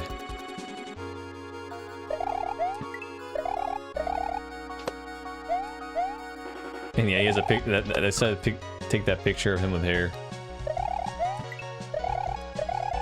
Because he was like, I wonder what picture he's gonna use of me. But now we know. So this second half is based off blocks, or different items, sprites and blocks. I tried to make it as helpful as possible to see what block item is going to come from the block. That's why there's like what they're shown, but also like some of them are invisible. Like this one right here, it's outlined in all black, so you actually can't hit it or stand on it until it's hit. So it might be tough for a sight read, but again, that's why I put it in Special World. Special World are a little less sight read friendly, but also, again, my least favorite levels I've made, personally.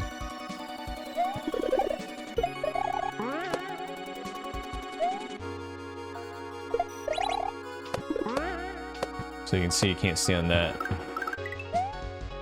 We got a charge and chuck here. But the coin trail should help. There's a bowling ball.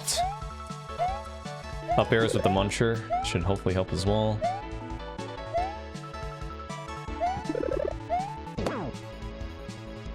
There's a flying key there.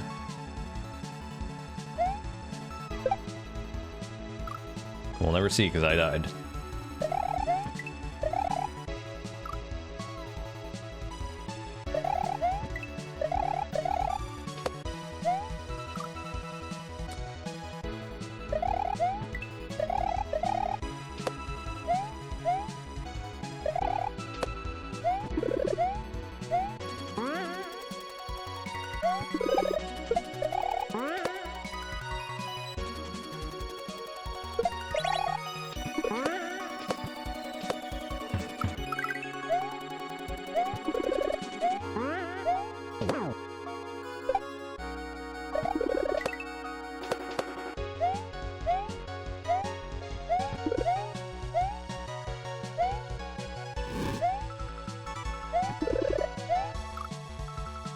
Try this again.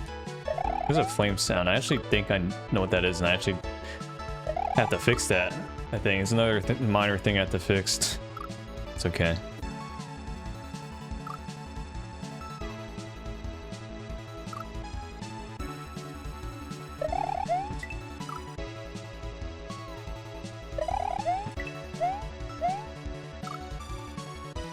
But good thing we do this last minute playtesting.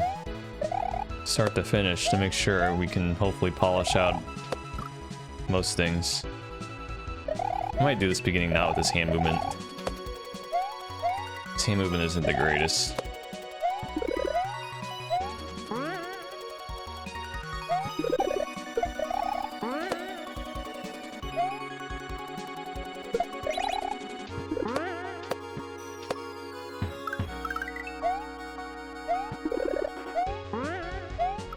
Oh, let's try a different hand movement here. Oh, I keep getting this jump eaten. I keep pushing it way too early.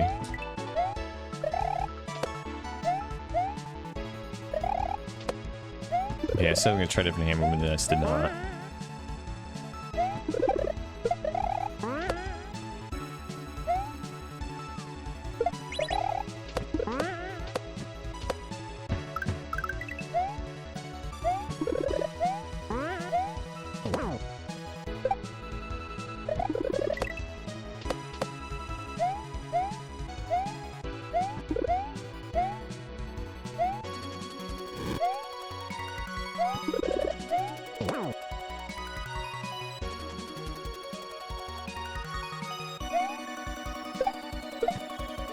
That's so hard because you can't hold Y there. Otherwise you'll grab the key.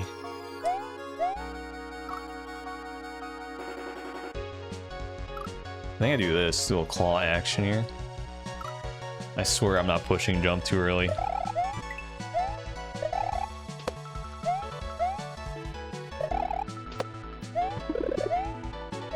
And we'll do that. Yeah, it's a lot better, I think.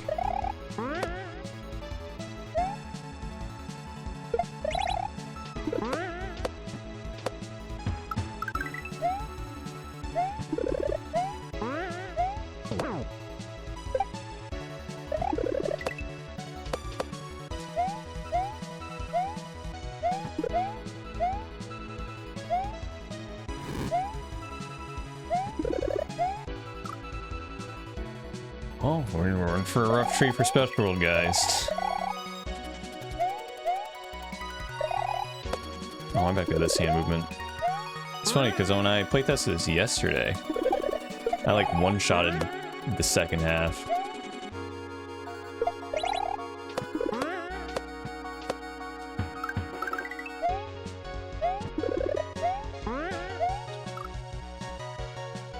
Oh, we get past this level, I think we can actually beat Special World pretty fast. Unironically, this might be the hardest section of any section in Special World.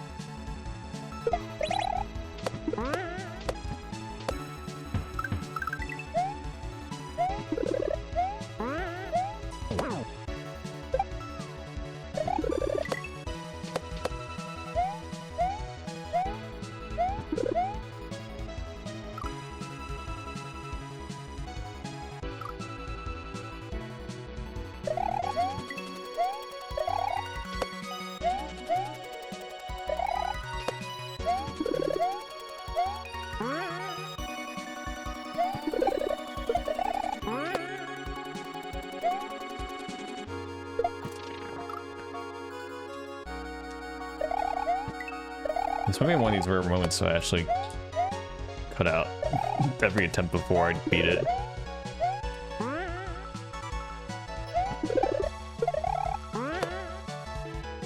Not too much to say about this level in particular, and yeah, it was the first level I made.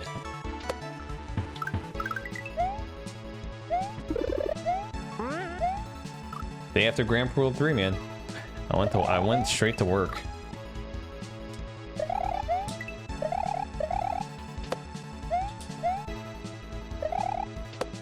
Yeah, that part's definitely gonna be like tough to sight read.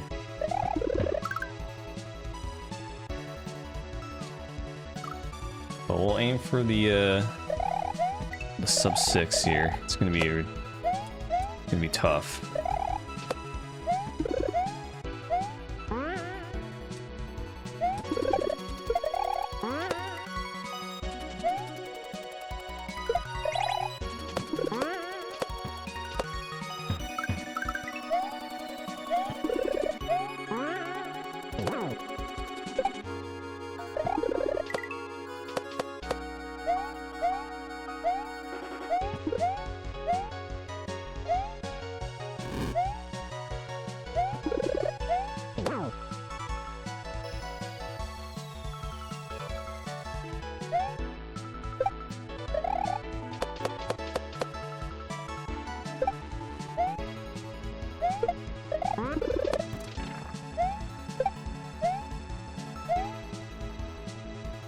So here the troll is, you actually don't go for that key. If you try to go for that key, it'll give you a coin. So you actually just want to fall down there, because you'll get the coin, and you like hit the wall and you'll be like, oh, I didn't get it, or you thought you're done, and then you're just gonna fall and see the keyhole. There's that troll. The thing I'm concerned about is if you don't get there in time, you'll probably not be able to get the key, and then you won't hit the troll, but then you'll just fall down anyways and not see the key. But you still die. So that troll's We'll see how people like it. But it was also the first troll I thought of too, since it was the first level I made. But now we get here. NA AIM. Now this title is because, as we know, North American teams in the FPS games are not great. And this one's all about controlling the bullets. They're always going to shoot at the same time, but they follow your Y position. This one I was like, about. I wanted to make a level that had like the sprites follow your either X or Y position. And eventually I came up with this. Wasn't really inspired by anything. I know Simpatico had a level like this, but I had already made my level before I saw that one. But this one's like an level. It's just like a lot of variation that you have to be like conscious of. It might not work. Oh, it actually would have worked.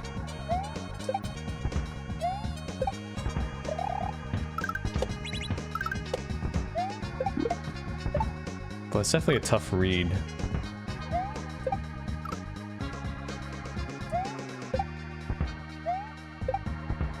And definitely one of the harder levels too.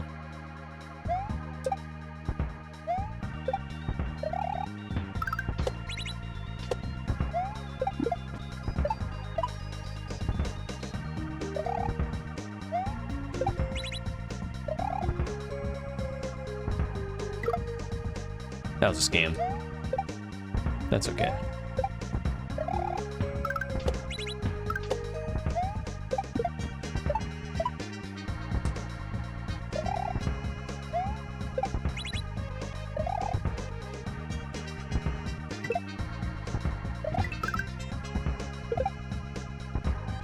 Getting this lineup was very tricky, but it works.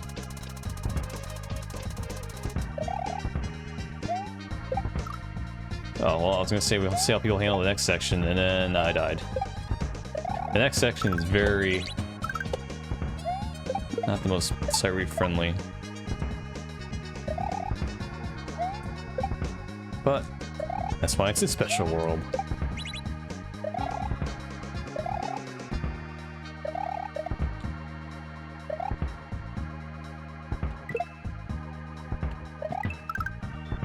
See, even if you get here like a slightly different time, this should still line up. Yeah.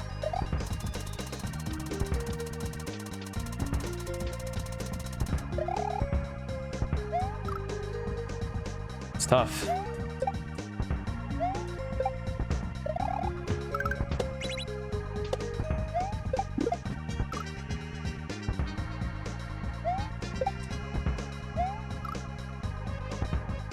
Sub 6 is definitely possible, though.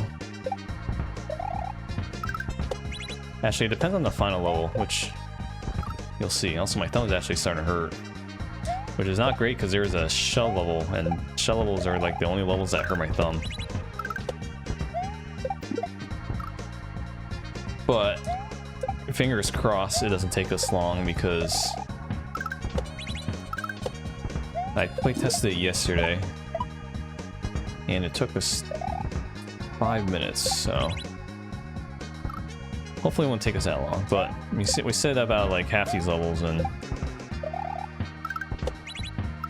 kind of taking a bit.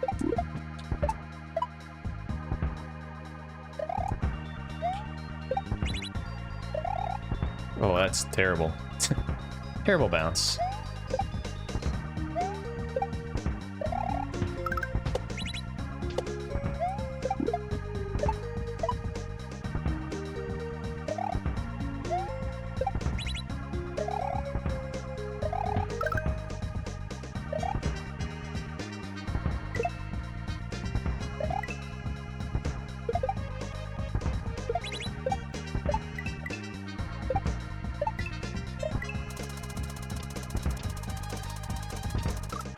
I meant to do a high jump there.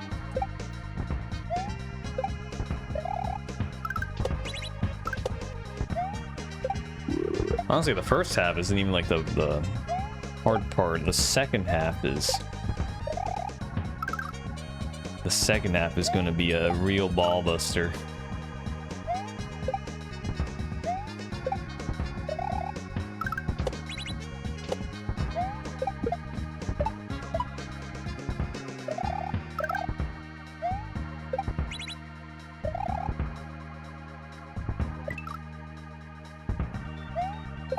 But I think fatigue is also kind of getting to me.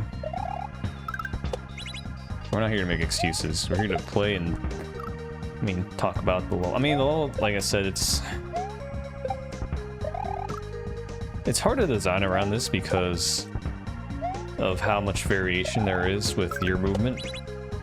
That the setups, I can't make them so precise that you need to move at exactly this top, like, spot and position. Like, I want to make it difficult, but also lenient enough so that's still challenging and you're able to get through it.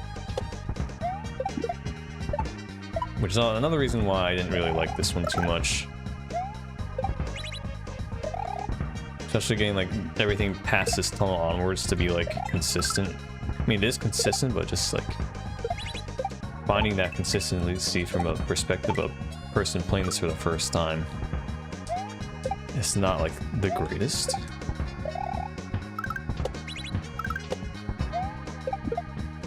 But I just need to get past the, this little bridge tunnel.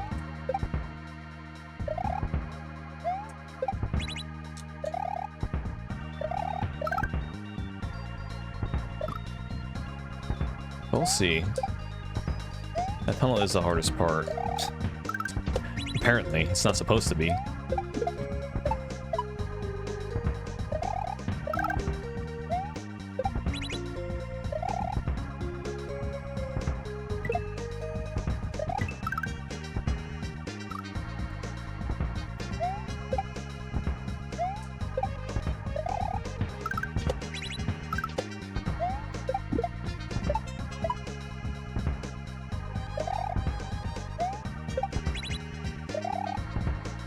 Worked.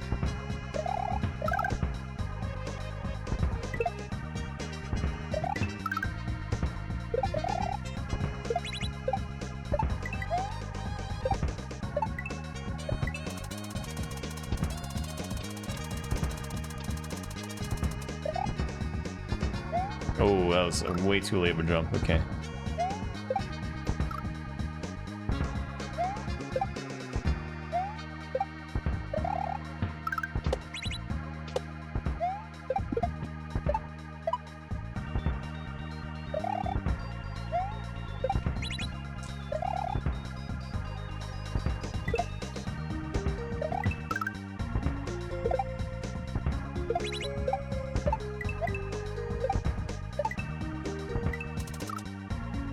I mean, technically I don't need the bullet bounce off that bullet. Because you can't make that without the bullet, but I'll usually just bounce off of it.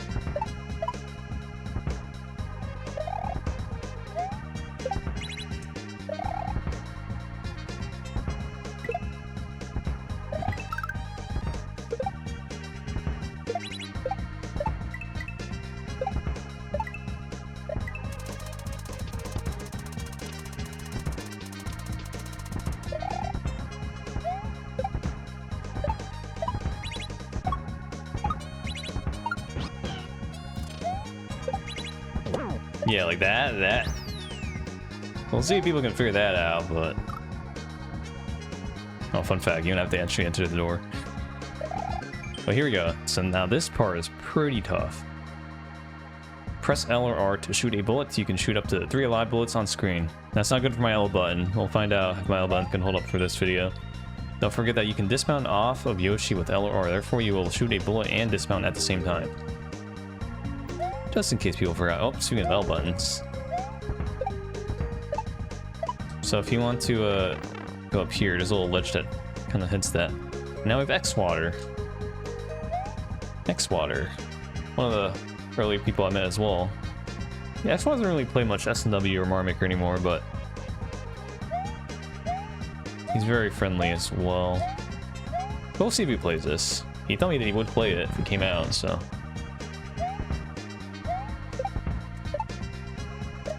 So this one's more of a brain hurter. I'm curious to see how people figure this part out. This part definitely is hard to know that you can kind of... That's why you play around with it. 2 arrows to indicate. Let me shoot that twice. Hello, baby Yoshman.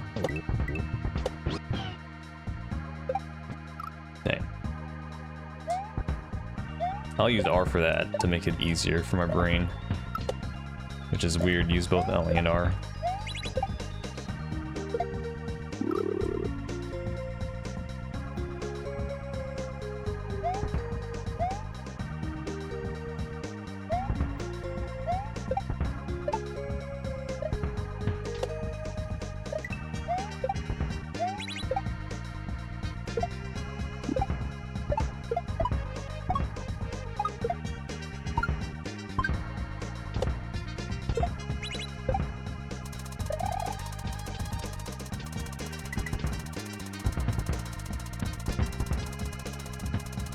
That's hard. That's like the hardest part of the level. You get past that though, you have a good chance of winning.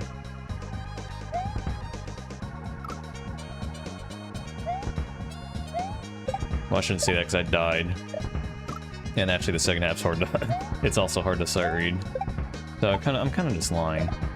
For me though, once you get past that part, it's... Could be reasonable. Wow, I can't believe that worked.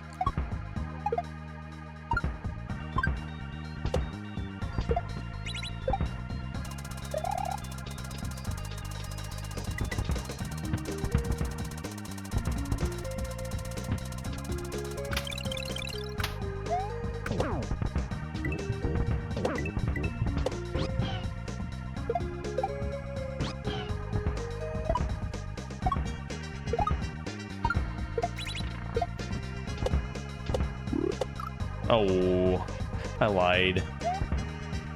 That part hurts my brain, honestly. Because you have to do like a spring drop and then you have to shoot a bullet all in like one motion. People are definitely going to struggle just because of like having to do 2 different things. Because you have to do your movement normally and then you have to figure out when you want to time a bullet. That's why this level's hard, in particular. It's a brain buster.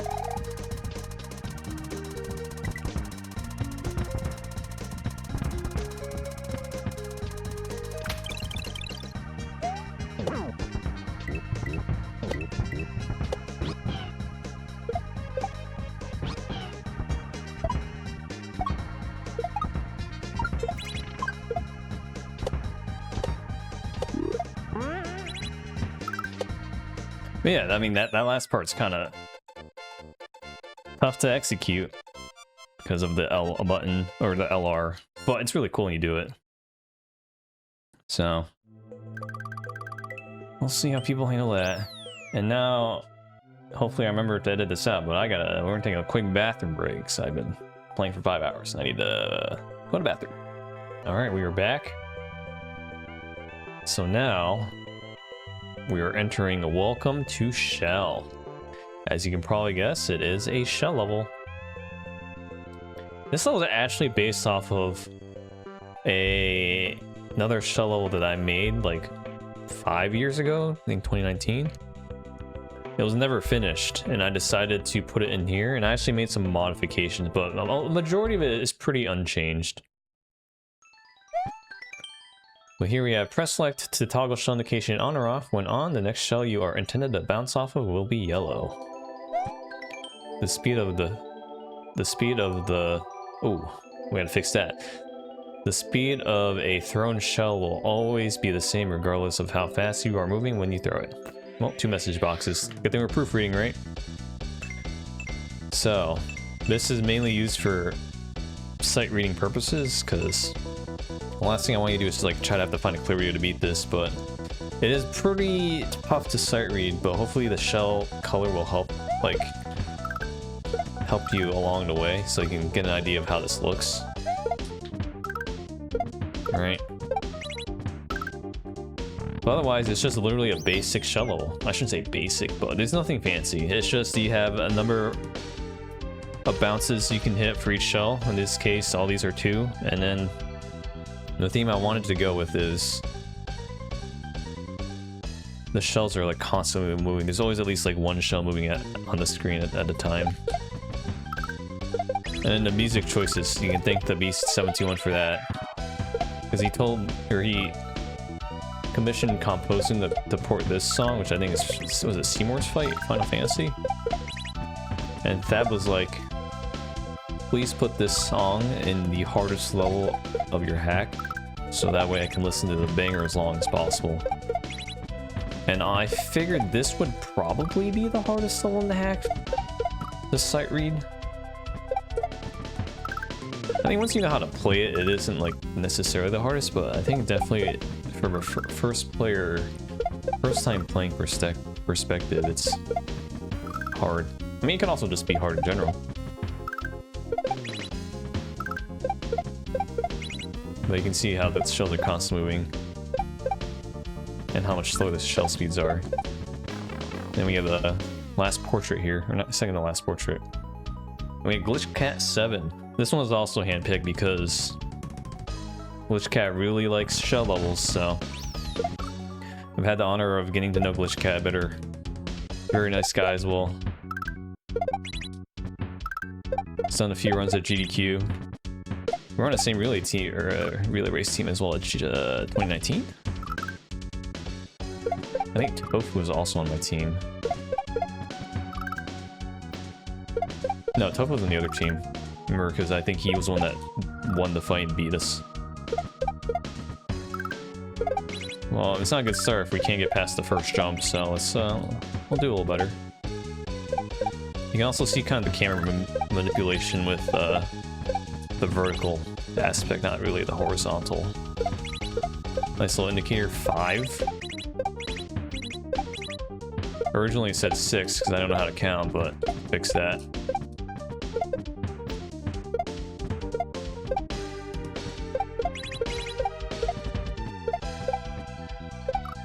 Now I gotta throw a little further. There's one cool part of this level, which I will hopefully get to soonish. I like to call it the Shellevator. There's the wait, no, is it the carousel? The carousel. Which actually made a Mario Maker 2 level called Carousel. And you'll probably see why I call this certain move the Carousel. Well, if you've seen the Mario Maker 2 video, 2 level, you probably have a good idea of why. But honestly, I think that Carousel level was based off this level that I made. If you're gonna steal ideas, I shouldn't say steal. It's always great when you get inspiration from past you. And I've gotten plenty of inspiration from past me. Okay, we're gonna have to lock it in here. I don't usually mess up the very beginning of this level.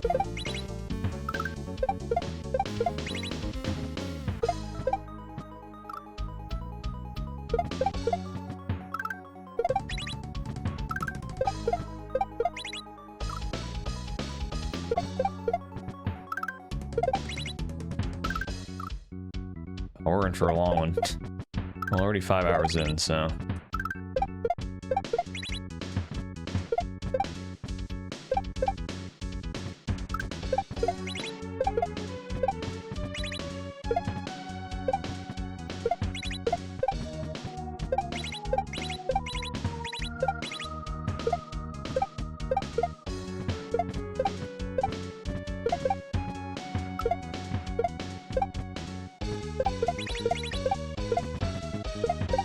Oh, my up button did not work there.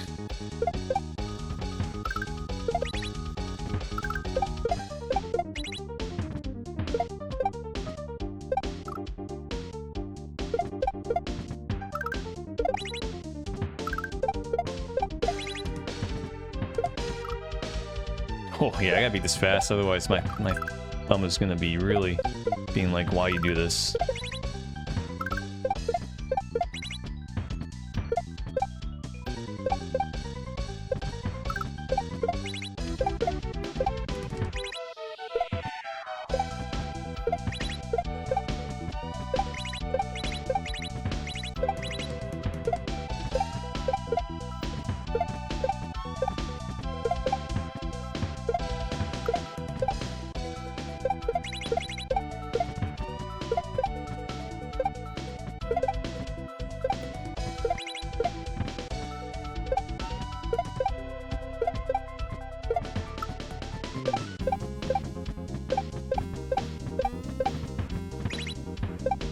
So there's the carousel.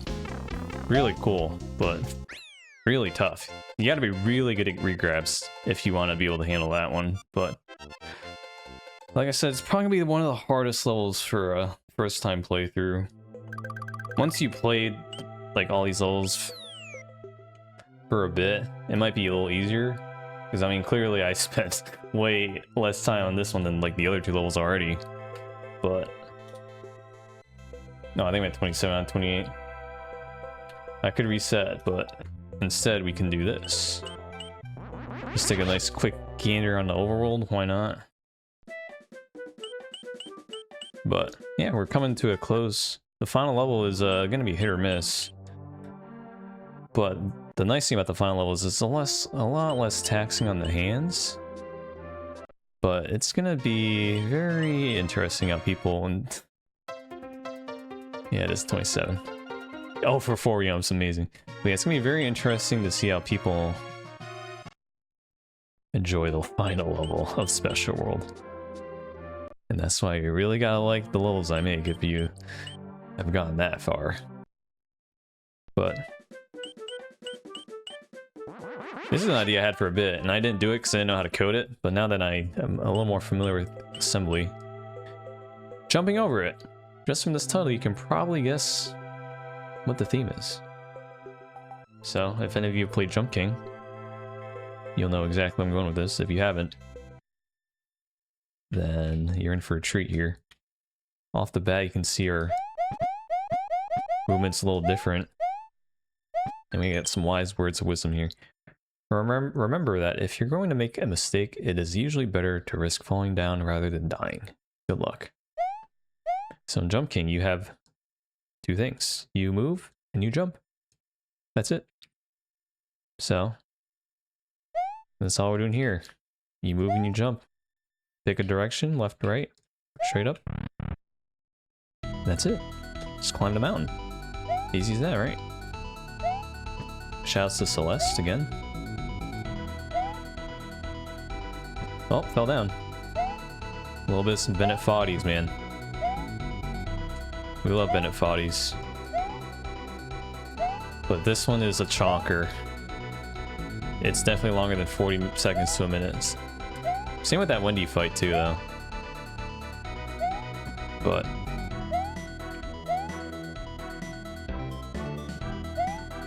I'm more happy I got this to work than anything.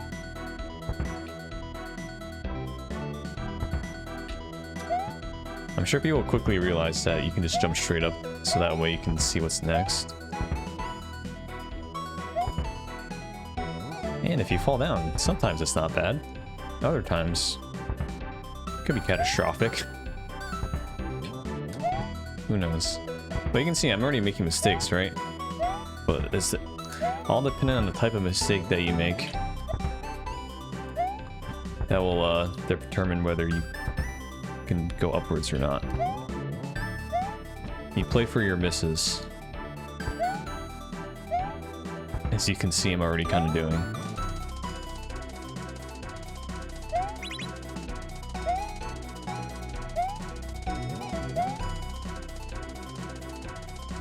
But yeah, I really wanted to see what type of level I can make with this. Because with Jump King, I had played Jump King and I beat it. It took me 4 hours. But I wanted to see how you could do it in like a S&W context.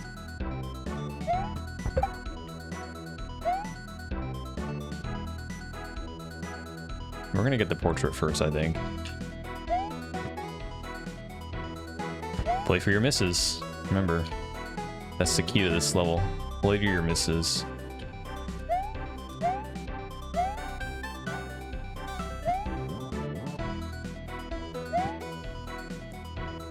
So here's the portrait. And we got the final one. The Beast 721. That rhymed. Not really, it was the same word, but... Yeah, look, we have actual physics here. Now he was put here because... he played Jump King, but he did not enjoy the DLC. Actually, I need to play the DLC. Maybe I should do that. I didn't mind Jump King, but the DLC... who knows? But that's why he's there, if he wants to find himself. Welcome back. Welcome back to Jump King.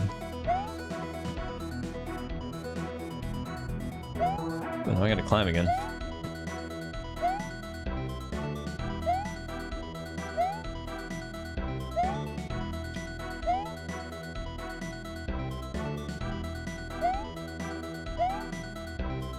But we have I have carefully placed a lot of these obstacles so that if you do fall, wow.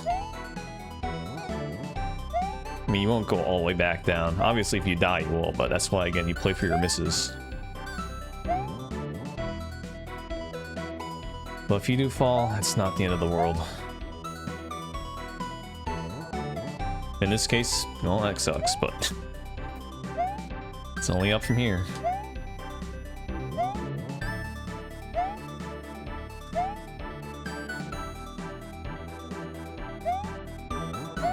I did try to make it as accurate as possible to Jump King, like the max jump height and the max time you need to charge it to get max jump. I think it was like 40 frames or something, 33, I don't remember the exact number. We're trying to make it as accurate as possible.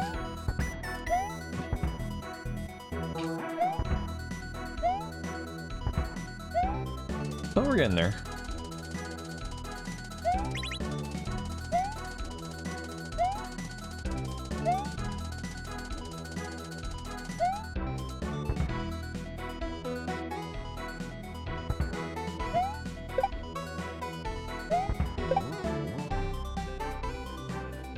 This is where you kind of need to lock it in.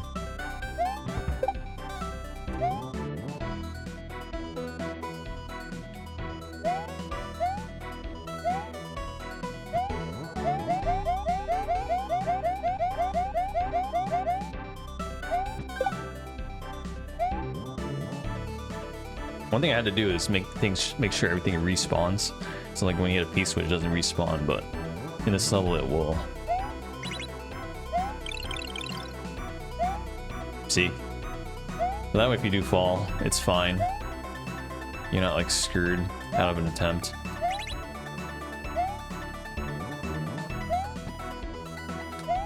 Now this.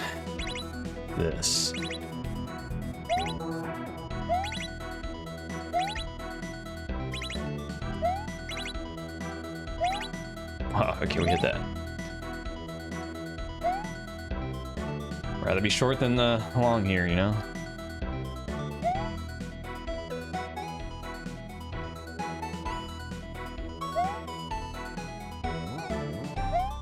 And now we get to see what happens when you fall.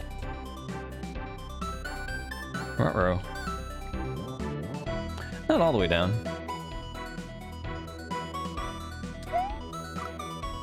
Unless you do that and you die. Well, we're all the way down. So this one's brutal, but I really wanted to make Jump King and SNW. Because I didn't think anyone actually done it. Because I've seen, I think, custom Jump King levels, but not with like SNW things. And I was like, there's a lot of cool things you can do with it. So here we are. Now the question is, can we get the sub 6 with this?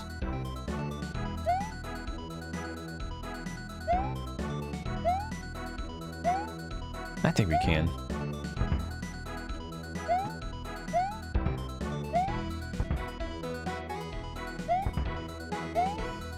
Oh wow, I lived.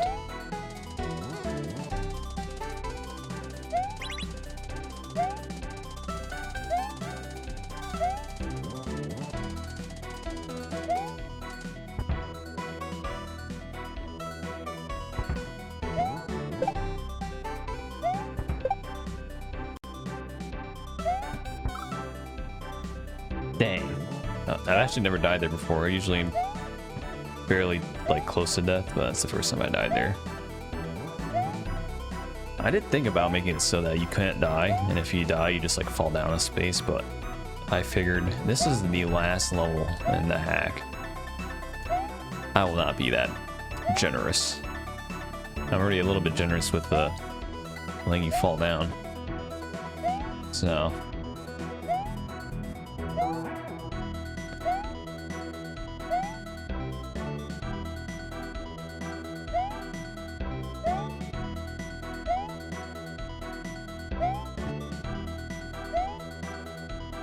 oh shoot.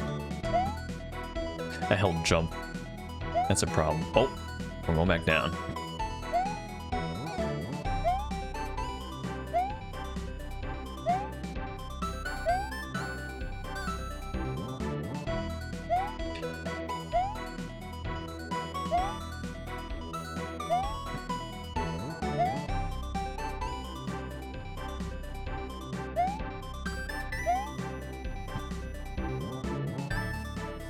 Man, I am struggling. Oh, I'm really struggling.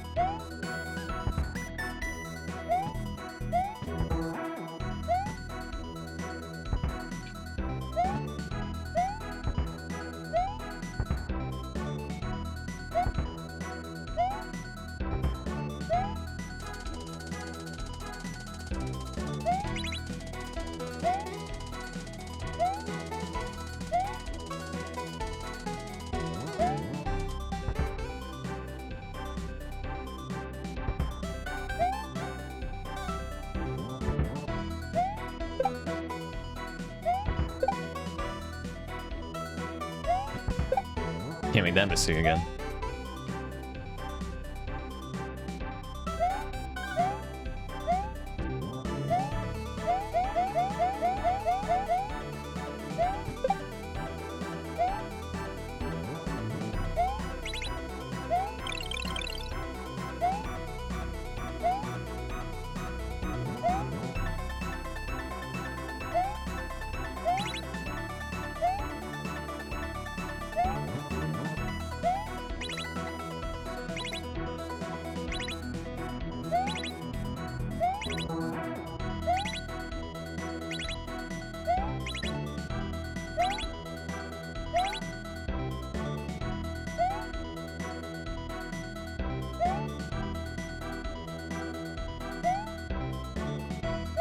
Alright, we're approaching close to the end. As you can see, it's by the moon.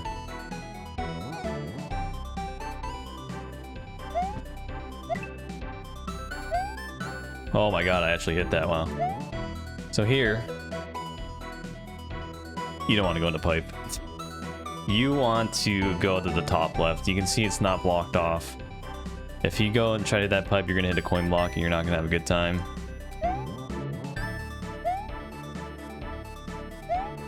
And that's it. That's it. Wow, apparently I need to change that song. Well, I guess that would be time.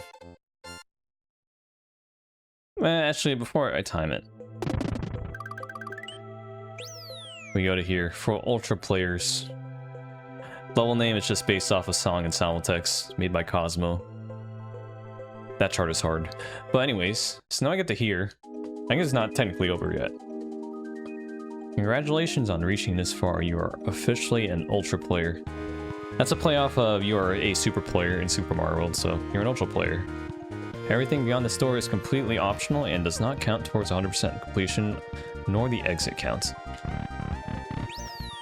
Hey guys, you like puzzles? If you don't, that's fine, because this is a very minor puzzle.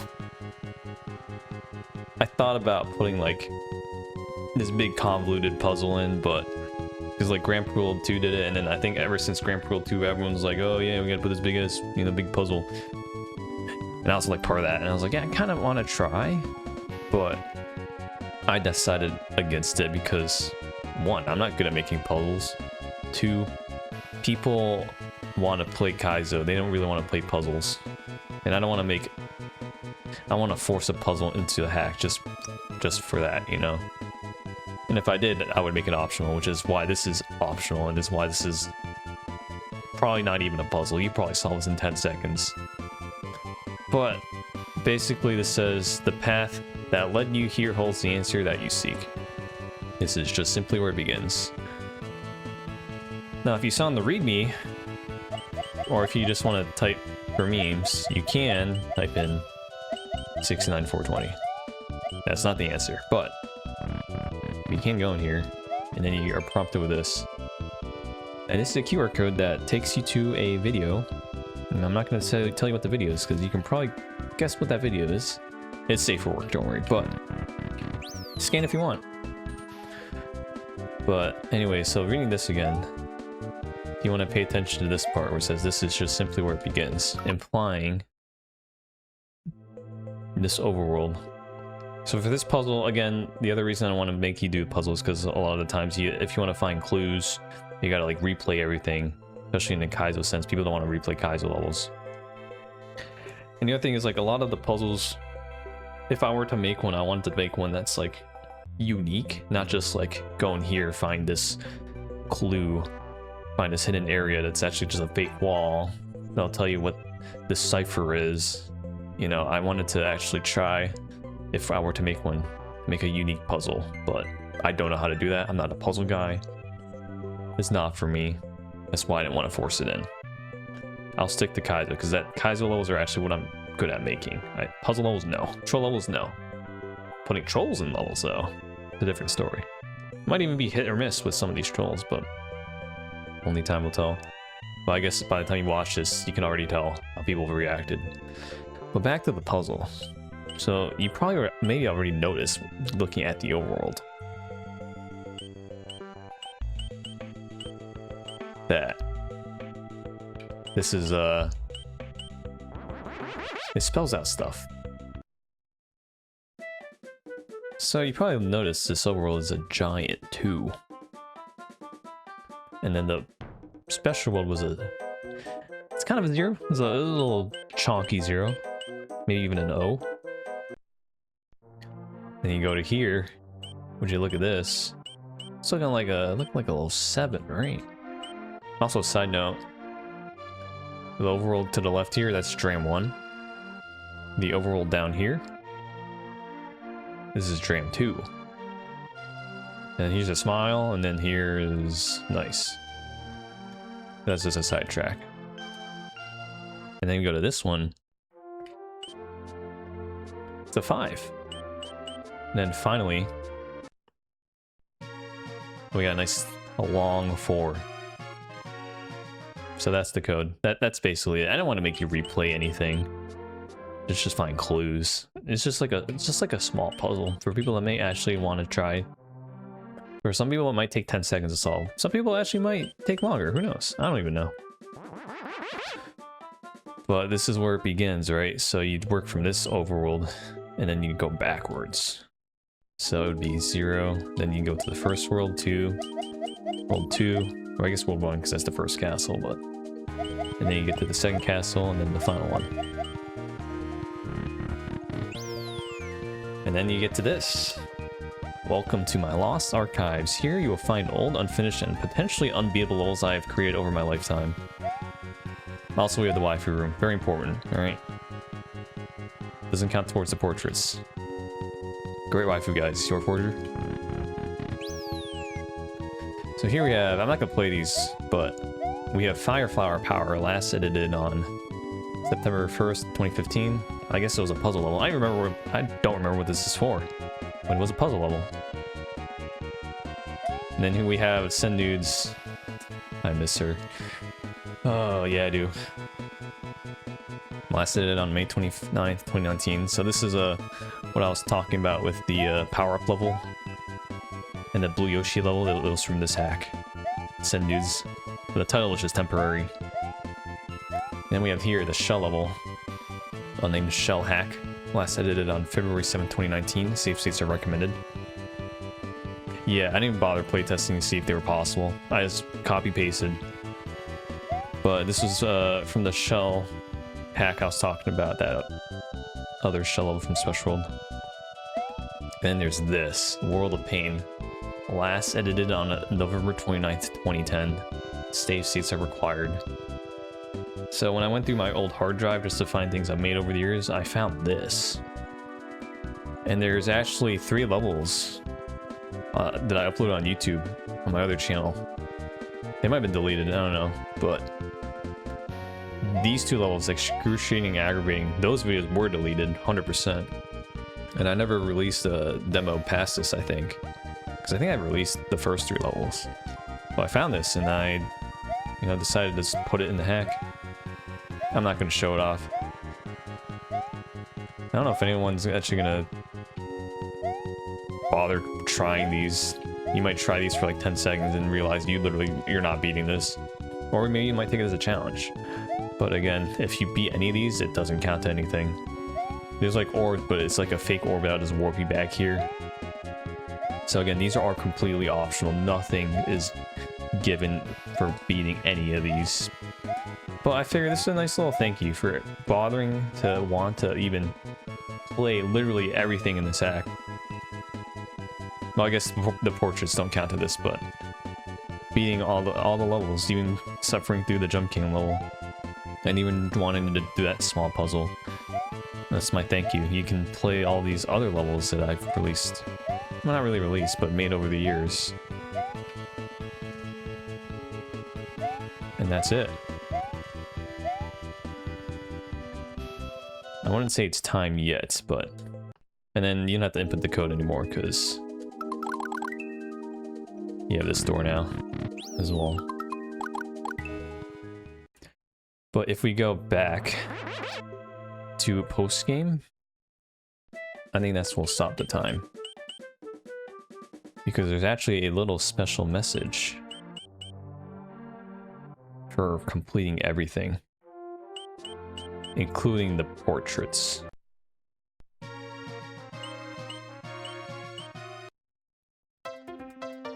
You get this. Exits complete. So exits completed 20 out of 28. Portraits found 23 out of 23. That's it. Thank you so much for playing. So we'll stop time there. I love the 0 for 4 yumps though. That's great. And now I can talk about the title screen. So if you input the code into, or if you get the correct code, input it, and then get to like the Lost Archives, you get this special title screen. So if you paid attention, the background was bright, but here, for beating all that, you get a dark, kind of a dark mode. It's something that you can kind of show off, but not like anything where it's like gonna influence the game at all. Because again, I wanted all that and stuff to be optional. So this is another extra thank you for spending the extra time to really kind of do everything. And you can toggle it with the Konami code, which I already forget. Is it up, down, left, right? Yeah, so you can toggle it with that. That's why if you don't know what this means, it's not gonna work. And then yeah, 28 levels beaten, you get the star. So the nice thing is you will keep this even if you erase like all these files. It will persist.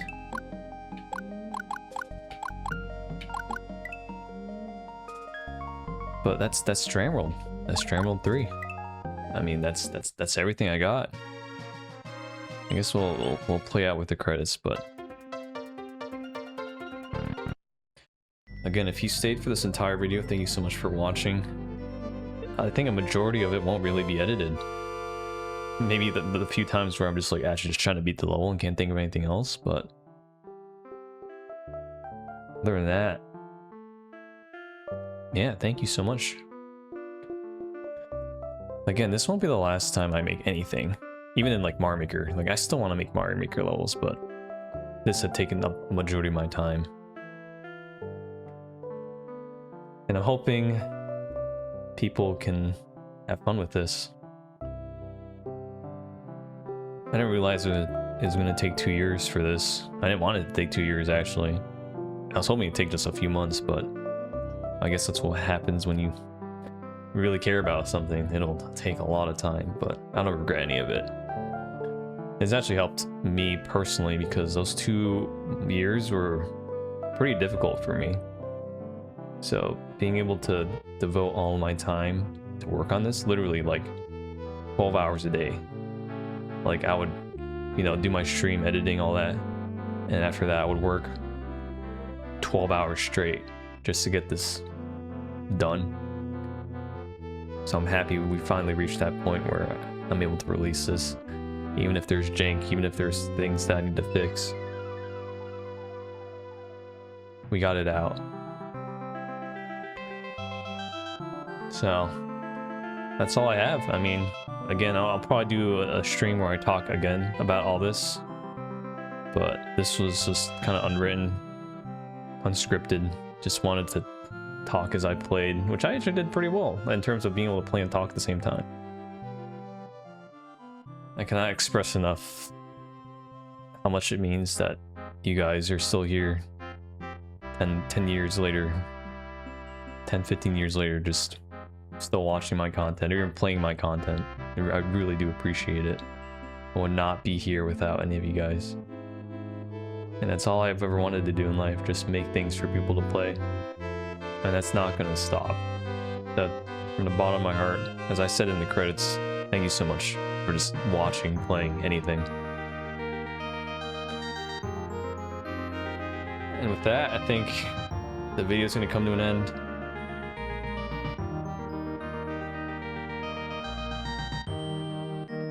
We'll let the credits play out, but yeah. We'll see you guys next time. Whenever that may be. Have a good one, y'all.